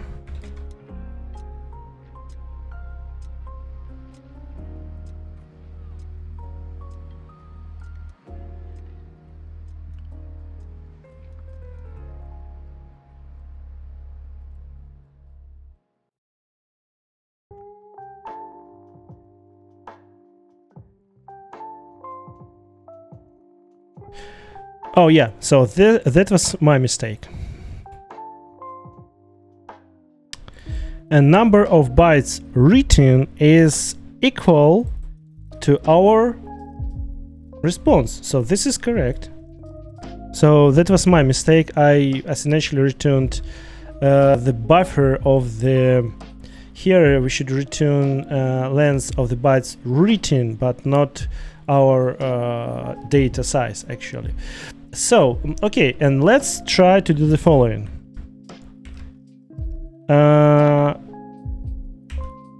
Writer, write, our writer, data. Okay. And should be a number of bytes and error, yeah. Number of bytes, we don't need this. Let's see this. An error. Let's just panic and println n. Okay. Restart.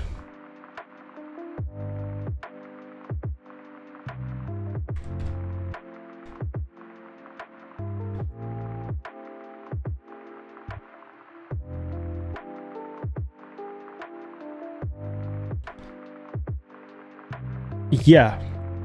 So now I can definitely confirm that data is written correctly.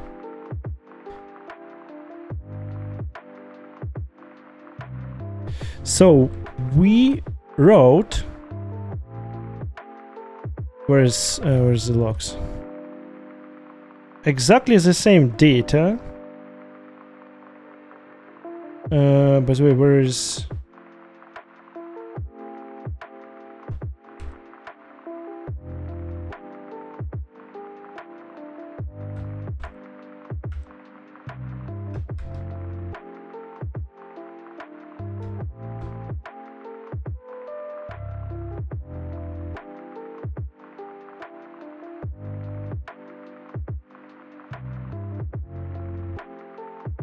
Where is the content size?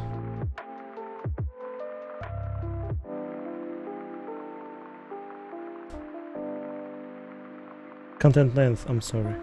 Oh yeah, we should attach it to so since we have so we have just empty headers here in our writer, so we should attach all headers from this writer into our original writer. But this is actually doesn't matter, since we know that the content size is equal to this number, 52, 85, 76. And let's see our previous responses. 52, 85, 76. Yeah, this is correct size.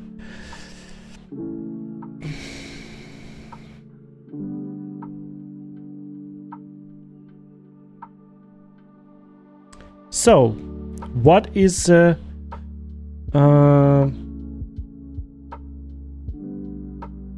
result of this investigation? So browser by some let's just generate a little bit smaller file so we can see the without uploading this file, we can see content from in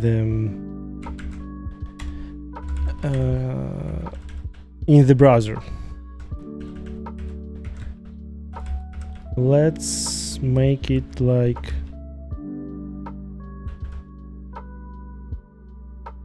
like 4 or 5 kilobytes, but let's make it even smaller.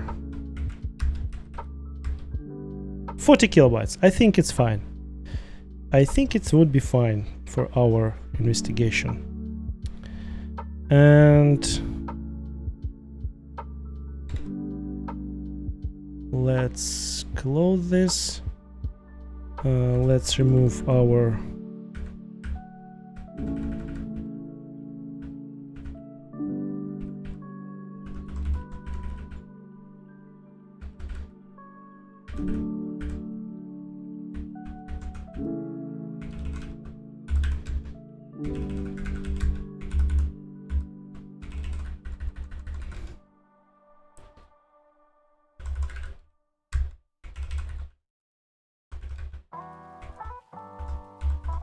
yeah. Let's restore the state of this plugin. And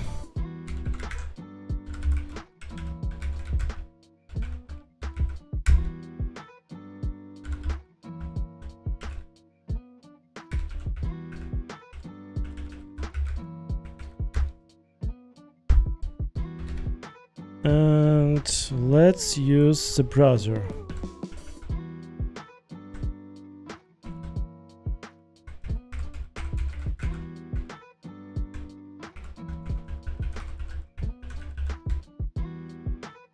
Oh, it's still trying to...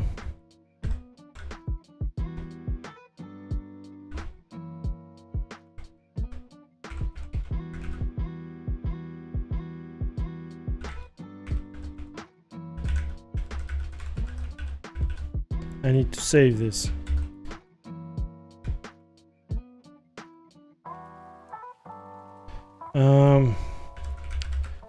Google Chrome, do not download.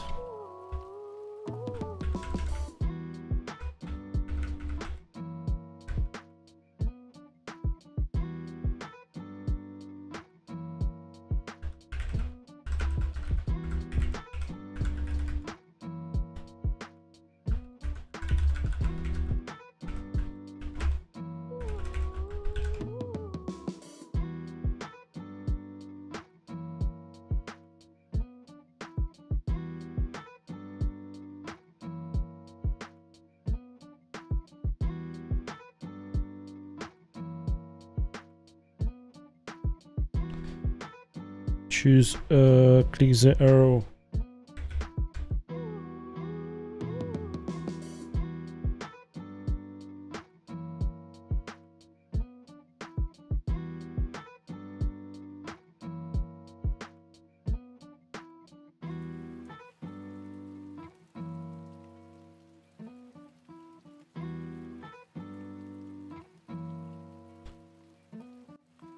I'm still downloading it.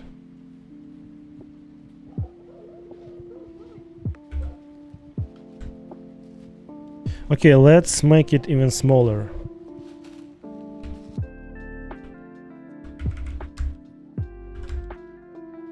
$22K. Please stop. How to like prevent this downloading?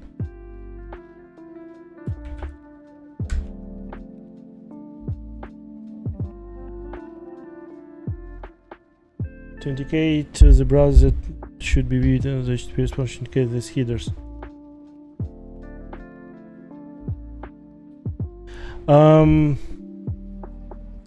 How can I send the headers from the browser?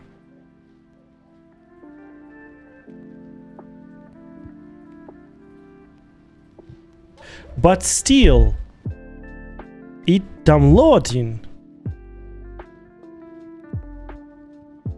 There's no error. I mean, so response headers.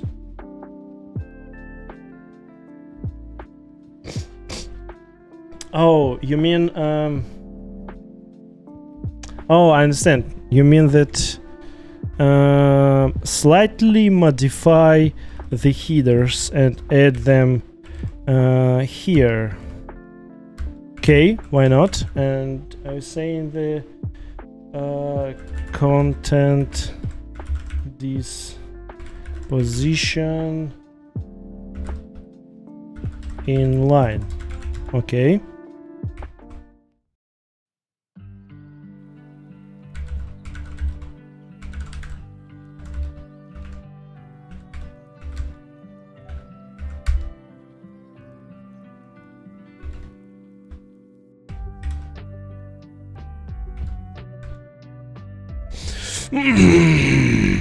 Chrome, could you please stop?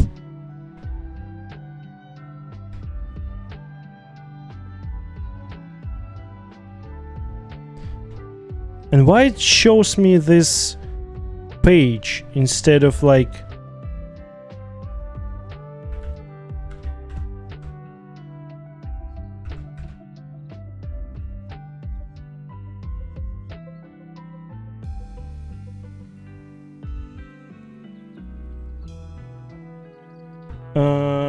content time, application PDF, content disposition inline, file name.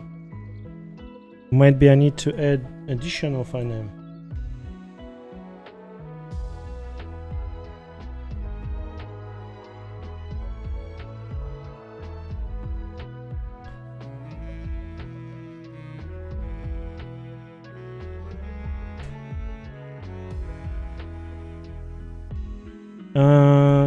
Okay.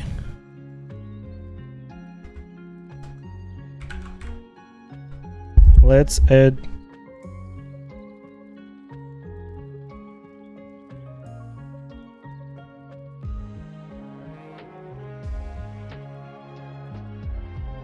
okay, let's use it. Thank you, Mashiyama. Let's try.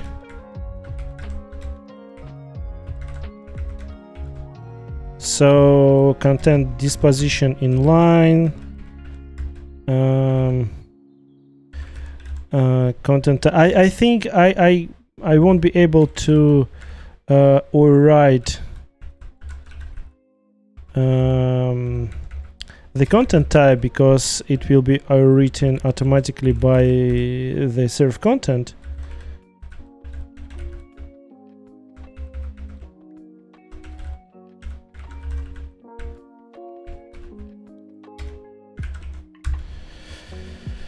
Well, let's try.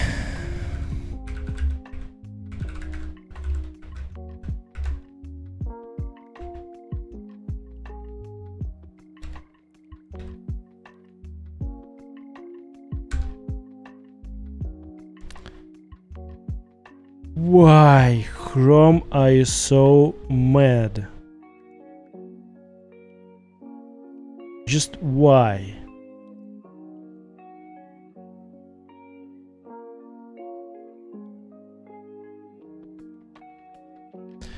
I see. Why file name inline, content disposition.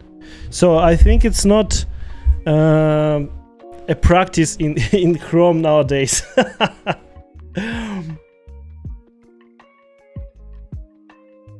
I think it's like, yeah. Let's see.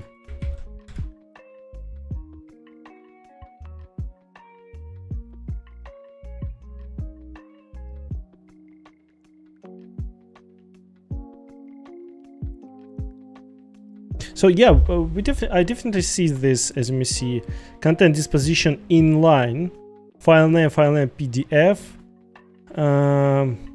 I can't set. There's no content type header.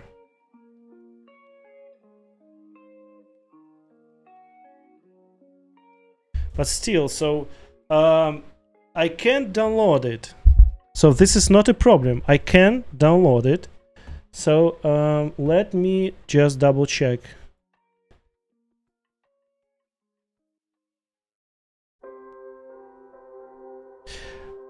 Yeah. This guy can't download it, but I can download it. So there's no error. So it doesn't matter actually if I can't. Yeah, so this is Chrome, like, oh my god, this is web technologies. By the way, I wanted to like continue work on a tool called Naivia. This is like, if you remember, this is graphical tool for the Roadrunner, and I can't compile it into WASM because inside WASM there are no support for protobuf, but I need a protobuf to communicate between the server and the Roadrunner server. And so I have to dig into in all of these web technologies. I don't know, might be some kind of I don't know, React, Vue, what is like super popular nowadays. I have no clue about this, and I will use ChatGPT heavily, like heavily, to create some kind of UI and server and UI and pack it in one bundle. So hard days are coming. Okay, so as I see, this guy can't even receive this file. Yeah.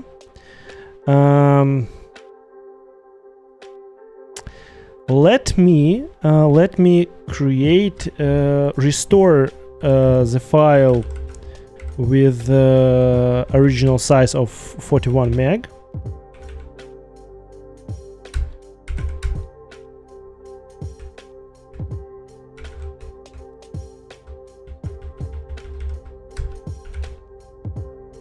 Like, let it be 22 megabytes. I don't think that someone will be able to, you know, to receive this static content. Like just like small CSS thing, 21 megabyte, like just like some CSS styles, you know, guys. It's web technologies.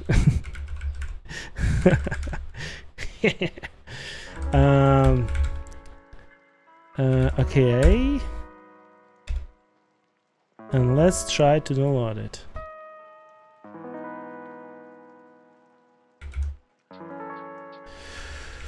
Oh my god, Chrome, you're so stupid.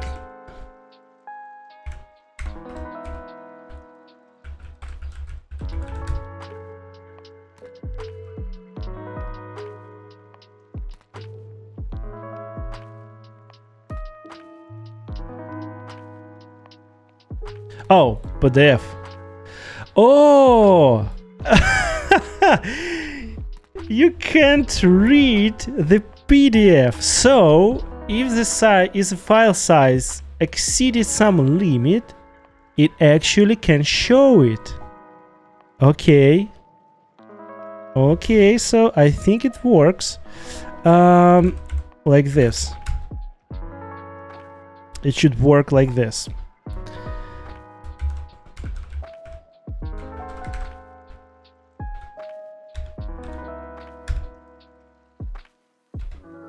Chrome, please. I already copied. Okay. This is not PDF anymore. This is sample. TXT, please.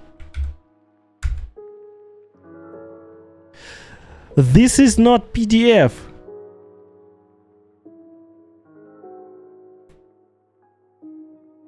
This is not PDF. Why are you setting this application PDF? This is not PDF.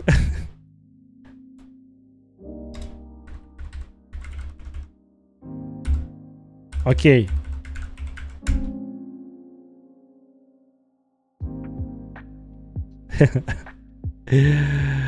Oh my god.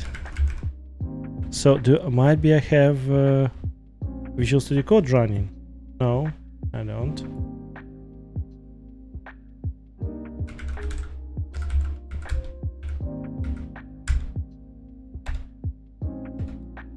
Might be you should reset the cache. Oh.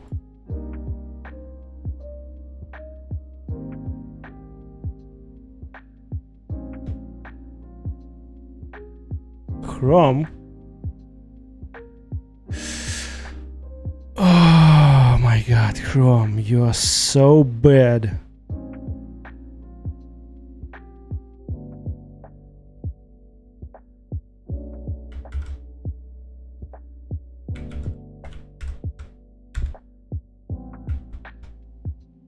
Okay.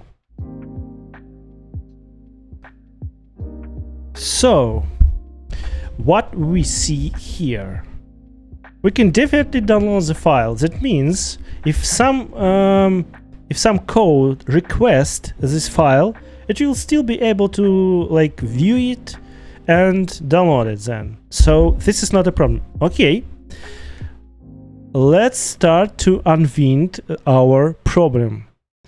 So first of all, let's get into this middleware. Let's restore its state.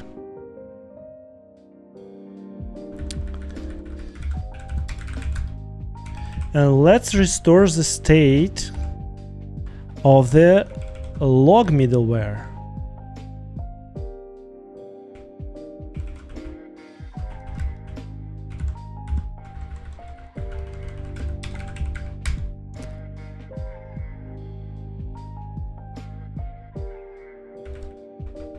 Why it's undefined? Oh, it's removed.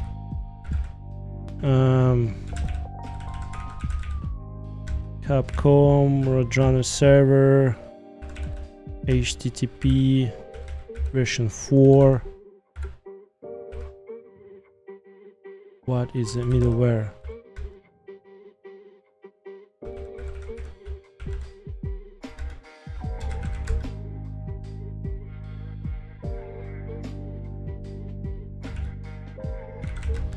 Okay, let's try now.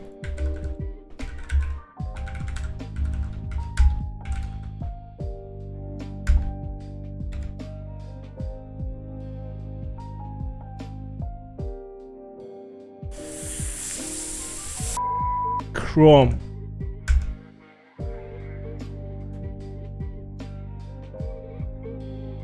Huh. I'm still able to receive this file.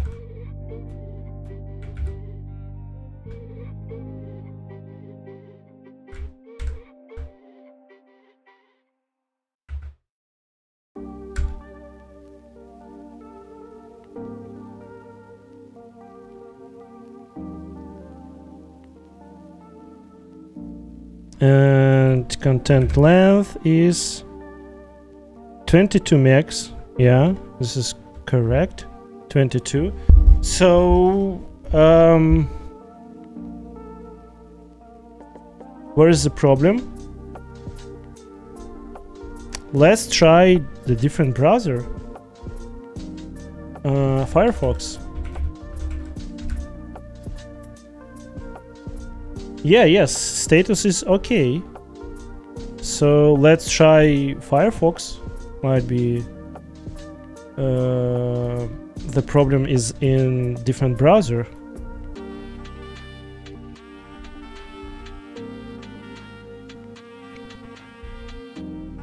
But this screenshot, oh yeah, this screenshot was from Firefox, yeah.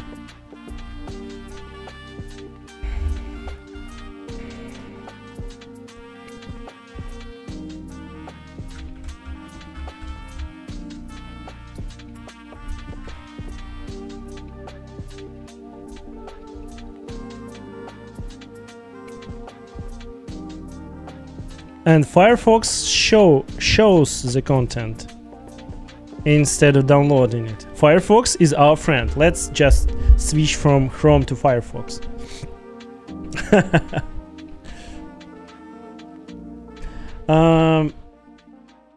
So it saves it in internal file system. Since I'm using HTTP dir, it saves it in internal file system and uses the header no change in content. So there are no changes in content. You can also use etags to like modify to notify some changes from the file, but basically it receives like with no changes.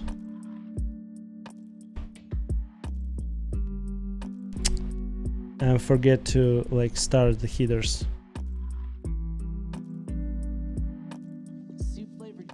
Firefox.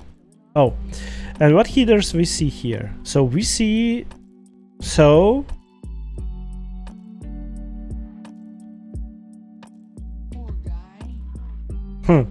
I don't see any errors here, but I see that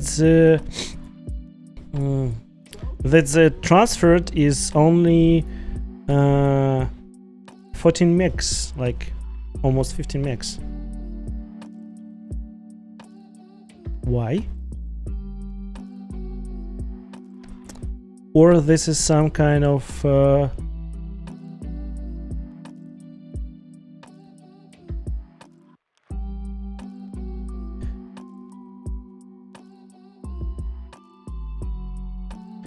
let me check. And this is cookies information, I think.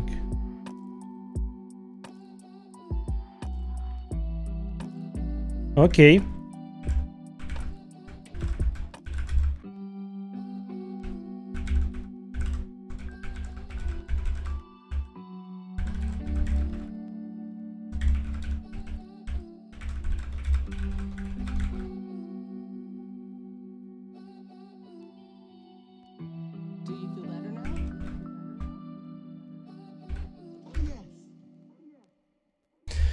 I think this might be the problem of the web server, because I don't see any errors here. So as we see, so everything is fine. We restored our state back, so we are not using some tricks here. We are not using tricks inside. Yeah, we only. Oh yeah, so we are using this. Let's try to restore completely. So we are actually using one trick here. Oh, and we are using here is our request, but we should use R2 like this.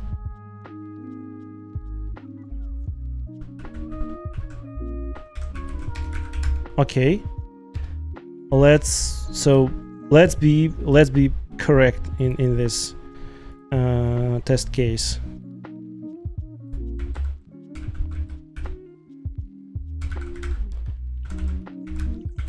And what I like in this environment, that I don't need to care about all of this Linux shitty UI.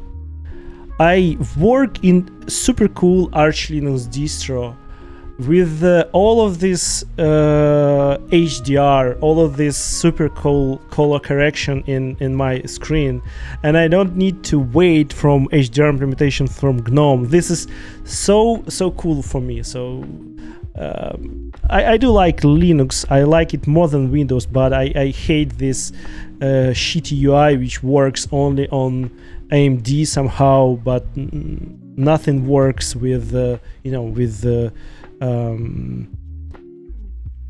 with especially NVIDIA. Okay, go test Firefox, please. Can we empty cache and something?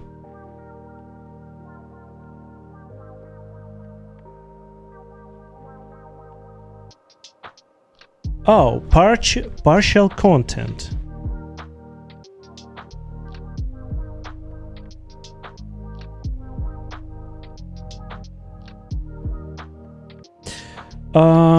Where's request headers? Oh yeah, as you may see here, yeah. So this is because it uses range. It responds correctly. Partial content. Let me close this, open the new window. Oh, let me open the private window. So I think it should be should worth our efforts. So no headers, it's still receiving the content.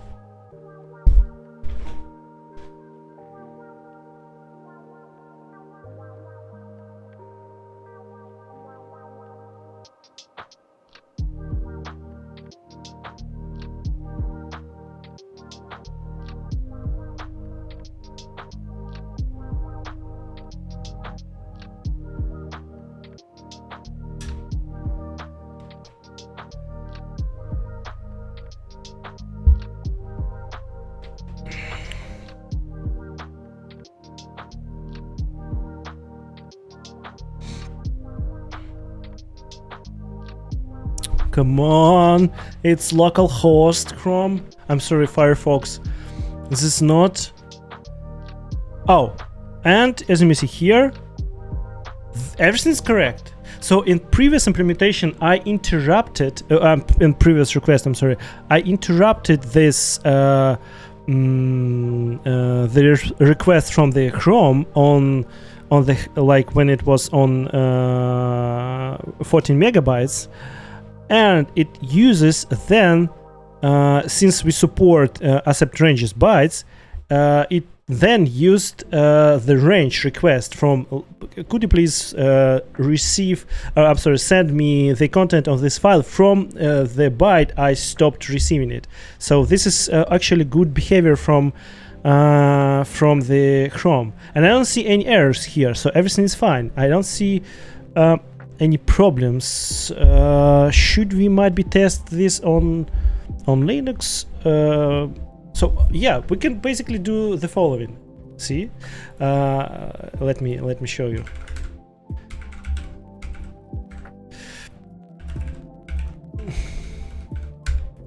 Boom. Let's start from the Firefox, from the Linux distro. By the way, the cool thing about all of this environment that Windows, under their implementation of the WSL, uses the reference implementation of the Wayland compositor, which is distributed by the Wayland developers. So, and it's called Western. Let me see, Western Wayland. So this is reference implementation of the Wayland protocol, and it's super cool. It's super fast, as you may see here. So it's like no. Western is Wayland compositor designed for correctness, reliability, predictability, and performance. So and it not using, as far as I remember, X Wayland to support X applications, but Microsoft uses this RDP protocol, and it like can show also X applications in X Wayland. So this is super cool. Okay, so this is very small, but I think I can see something.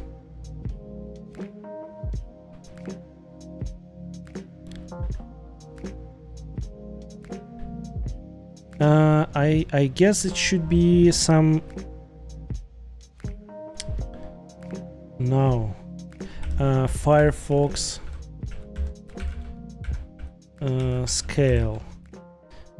I'm not. Oh my god, bicycles. Free data science and free learning. Free learning of your like Google's Google's applications. So I don't need the scale of the text, but I think I needed a scale of the whole interface, because yeah, this only scales. It scales nothing actually, so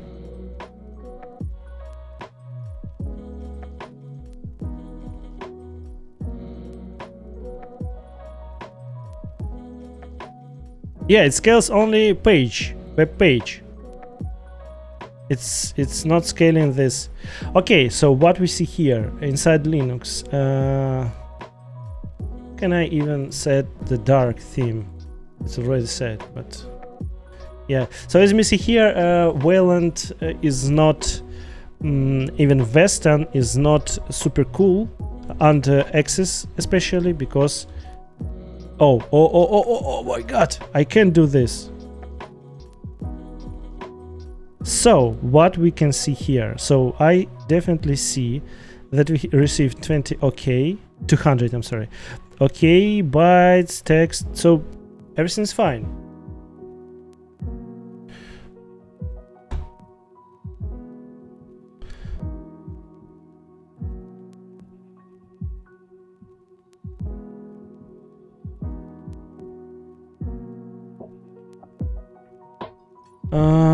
Okay, let's see configuration. Might be we set some configuration option here. Let's remove this one. Let's use. Oh, let's add headers in front.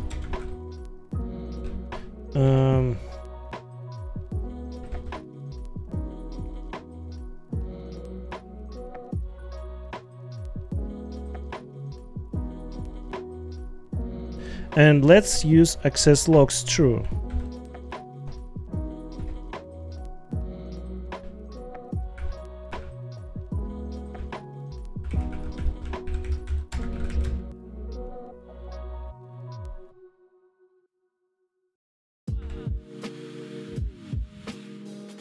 Grab body files, headers, send file. Okay. Let's use headers.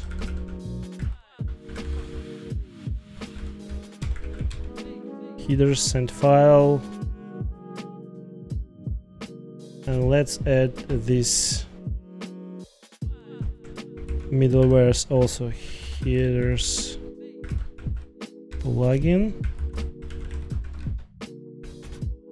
send plugin.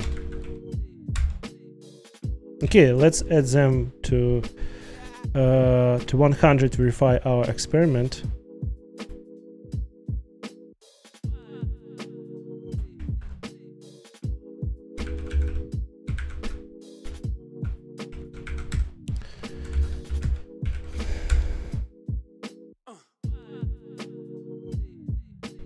HTTP header static headers send, everything's fine. Okay.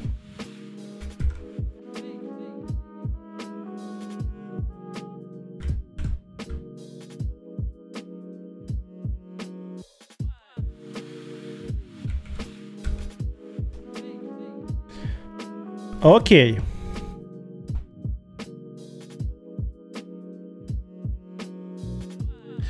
Yeah, yes, I see the error. Partial transfer. Yeah, we produced this. Cool.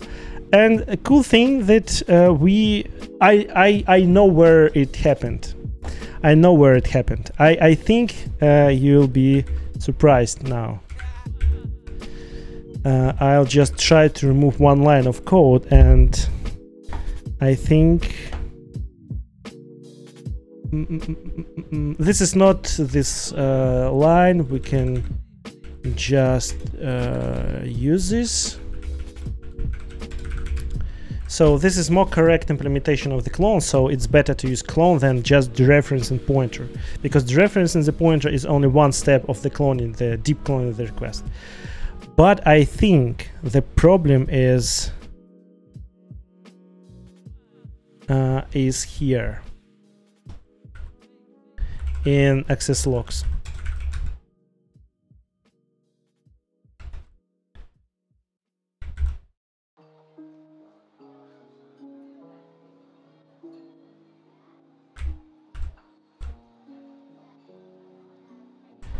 Let's restart our let's start actually.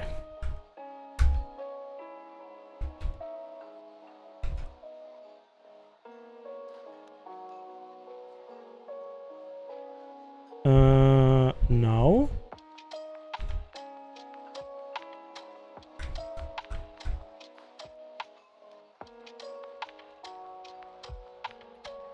It's cached.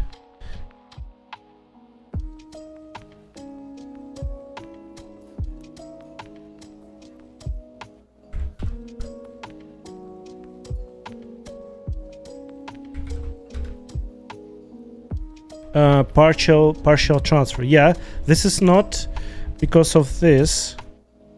Huh. Okay.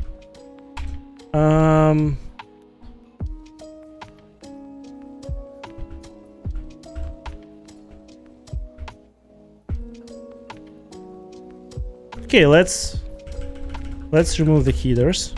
I don't think this is headers, but so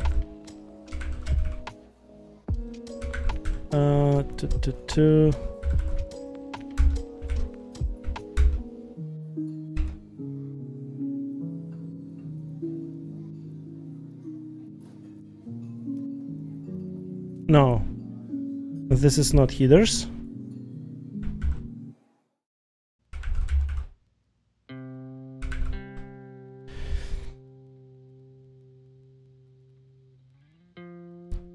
Sendfile. With your improper implementation of the writer. It's you. I'll find you and I'll kill you. Stupid bug. Yeah. Yeah, this is send.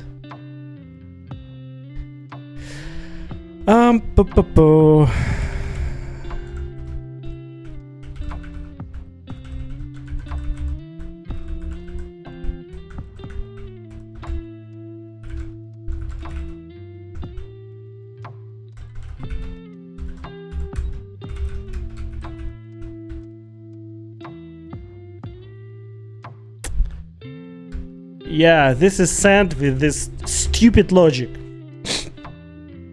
Yeah, found the bug.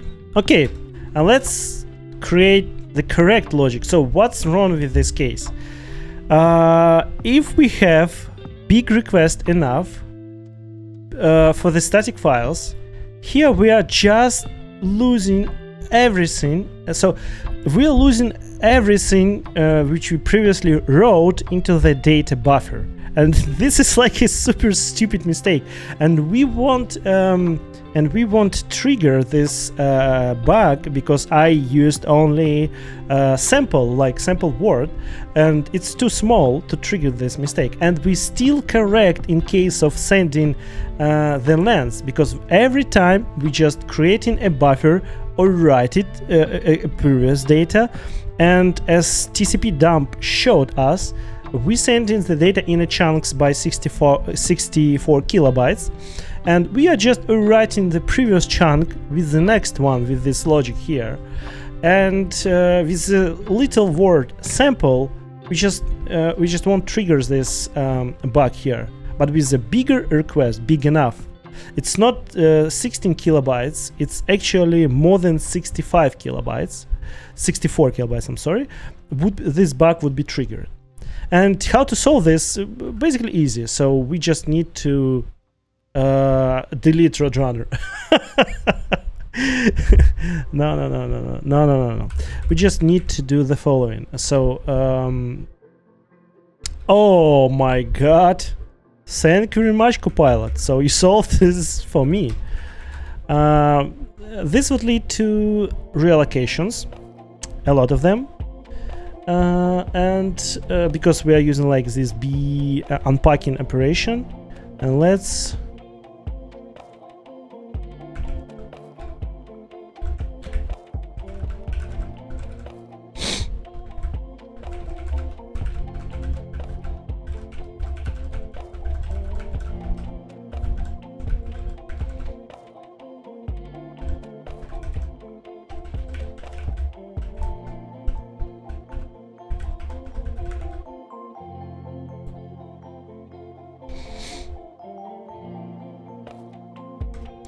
okay, so this should be correct implementation, and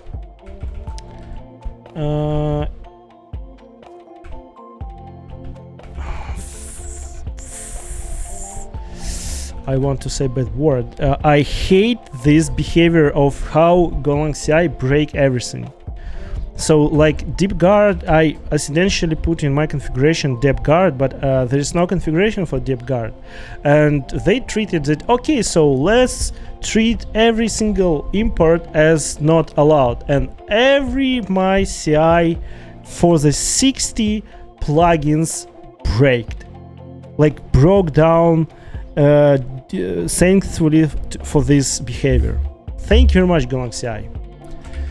Thank you very much. Appreciate this. Yeah, and before we are putting this, we are like using the data is nil, but we should like not treat it's not nil, but not make 0 byte like 0 100 bytes. Let it be at least 100. And when we are allocating it from the, where is the pool? Yeah, pool is here. We are not using the nil. We just make bytes 0 100. So we every time we should have some kind of data buffer allocated. So we can't get a new writer from the buffer without the data. So if it will be equal, so we actually can bypass this. We can avoid making the buffer because we are using append operation. We are not like accessing direct keys. Yeah, so basically we can use nil. We can do this.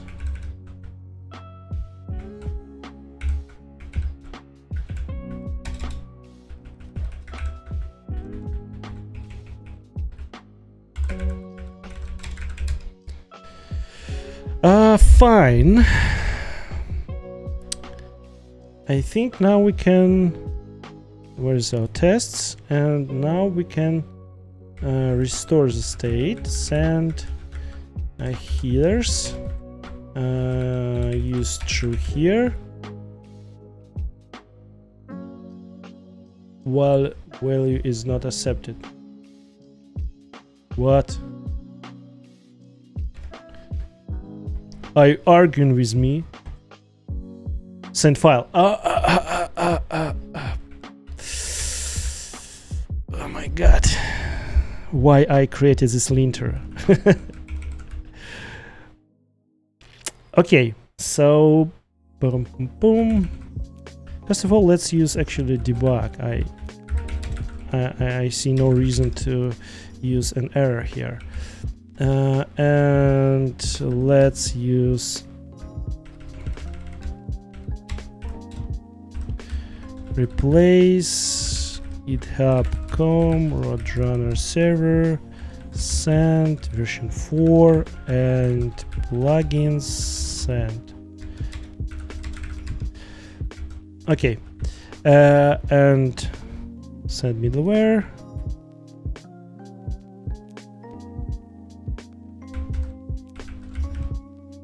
We actually don't need Firefox anymore since we confirmed this bug.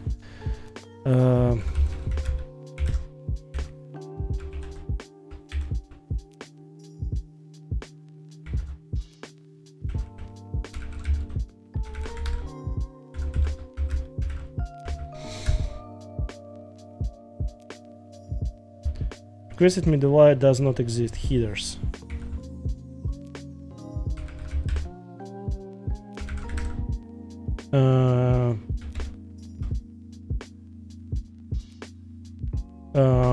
What?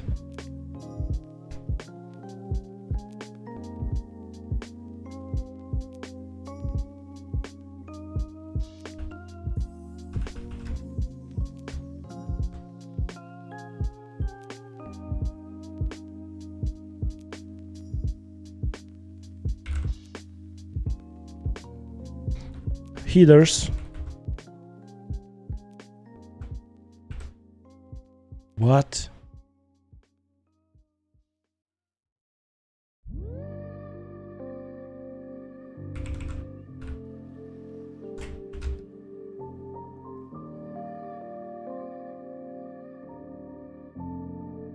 Oh, stupid S. I'm sorry.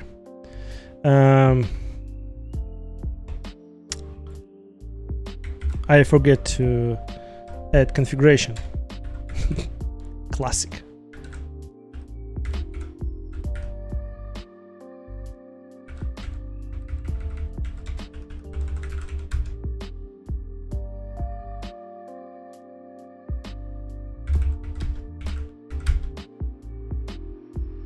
Cool. So restart it and let's try. Firefox.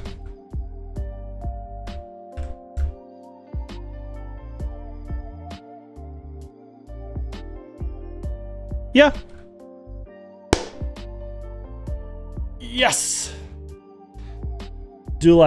I do like this feeding.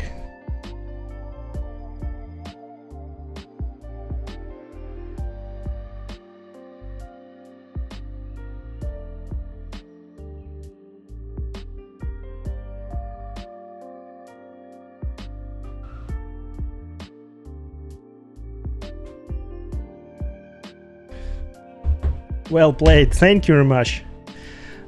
Still needed to wait for the response. Yeah. So here we are. So the problematic thing, I think it can actually affect not only this application in case if you need. So this is only, only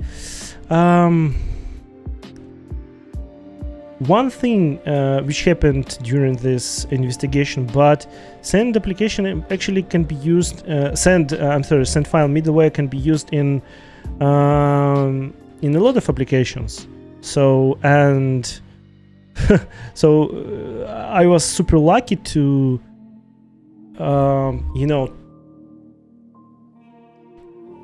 that users have small requests, So this is kind of interesting. Okay, guys. So today was an interesting day.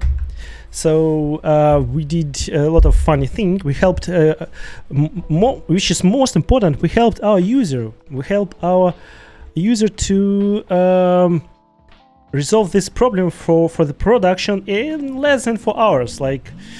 So this is super cool result, I think. I will not backport this into version 2.12 because so the problem here is I can't support all versions. So I'm only one here. So I'm only one working on the Roadrunner, and I basically can't disperse my attention on on a lot of things related to different versions. If we would have more people here, yeah, so we can support up to version 2. we can backport things up to version 2, so this is not problem.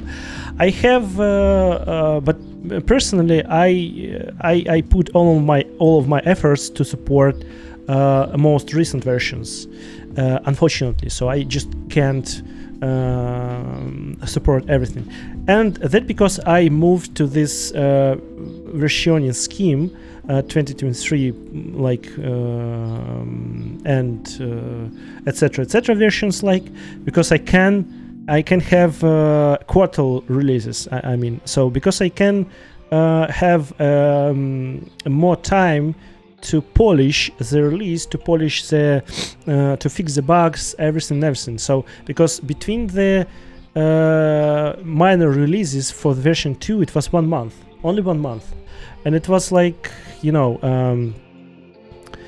in 1 month you should write tests, you should fix the bugs, you should like do a lot of things and release a new version. So because users wanted to see new feature requests implemented, their feature implemented, their bugs fixed, and etc. So now I have more time to do this, so I have 3 months to implement different like features. No features accepted are like merged into the versions between minor releases. So only small features accepted in like 3 months, and no, you know, no features in between of stable releases. So this is the rule. Okay, guys, and thank you very much, as usual, for being with me for this almost 5 hours. The next steps, I'll just notify the users that the bug is fixed, and push the new release, and push the release this Tuesday, I'm sorry. And yeah, that's it. See you tomorrow on our like semaphores session, and also tomorrow we would have Anton's presentation about the Roadrunner, which he presented on the PHPers summer conference. So everything for you, our dear users. I will announce this speech, I think, in a few hours in our Discord. So stay tuned. And yeah, thank you very much, and have a great evening, and see you tomorrow. Bye bye, guys.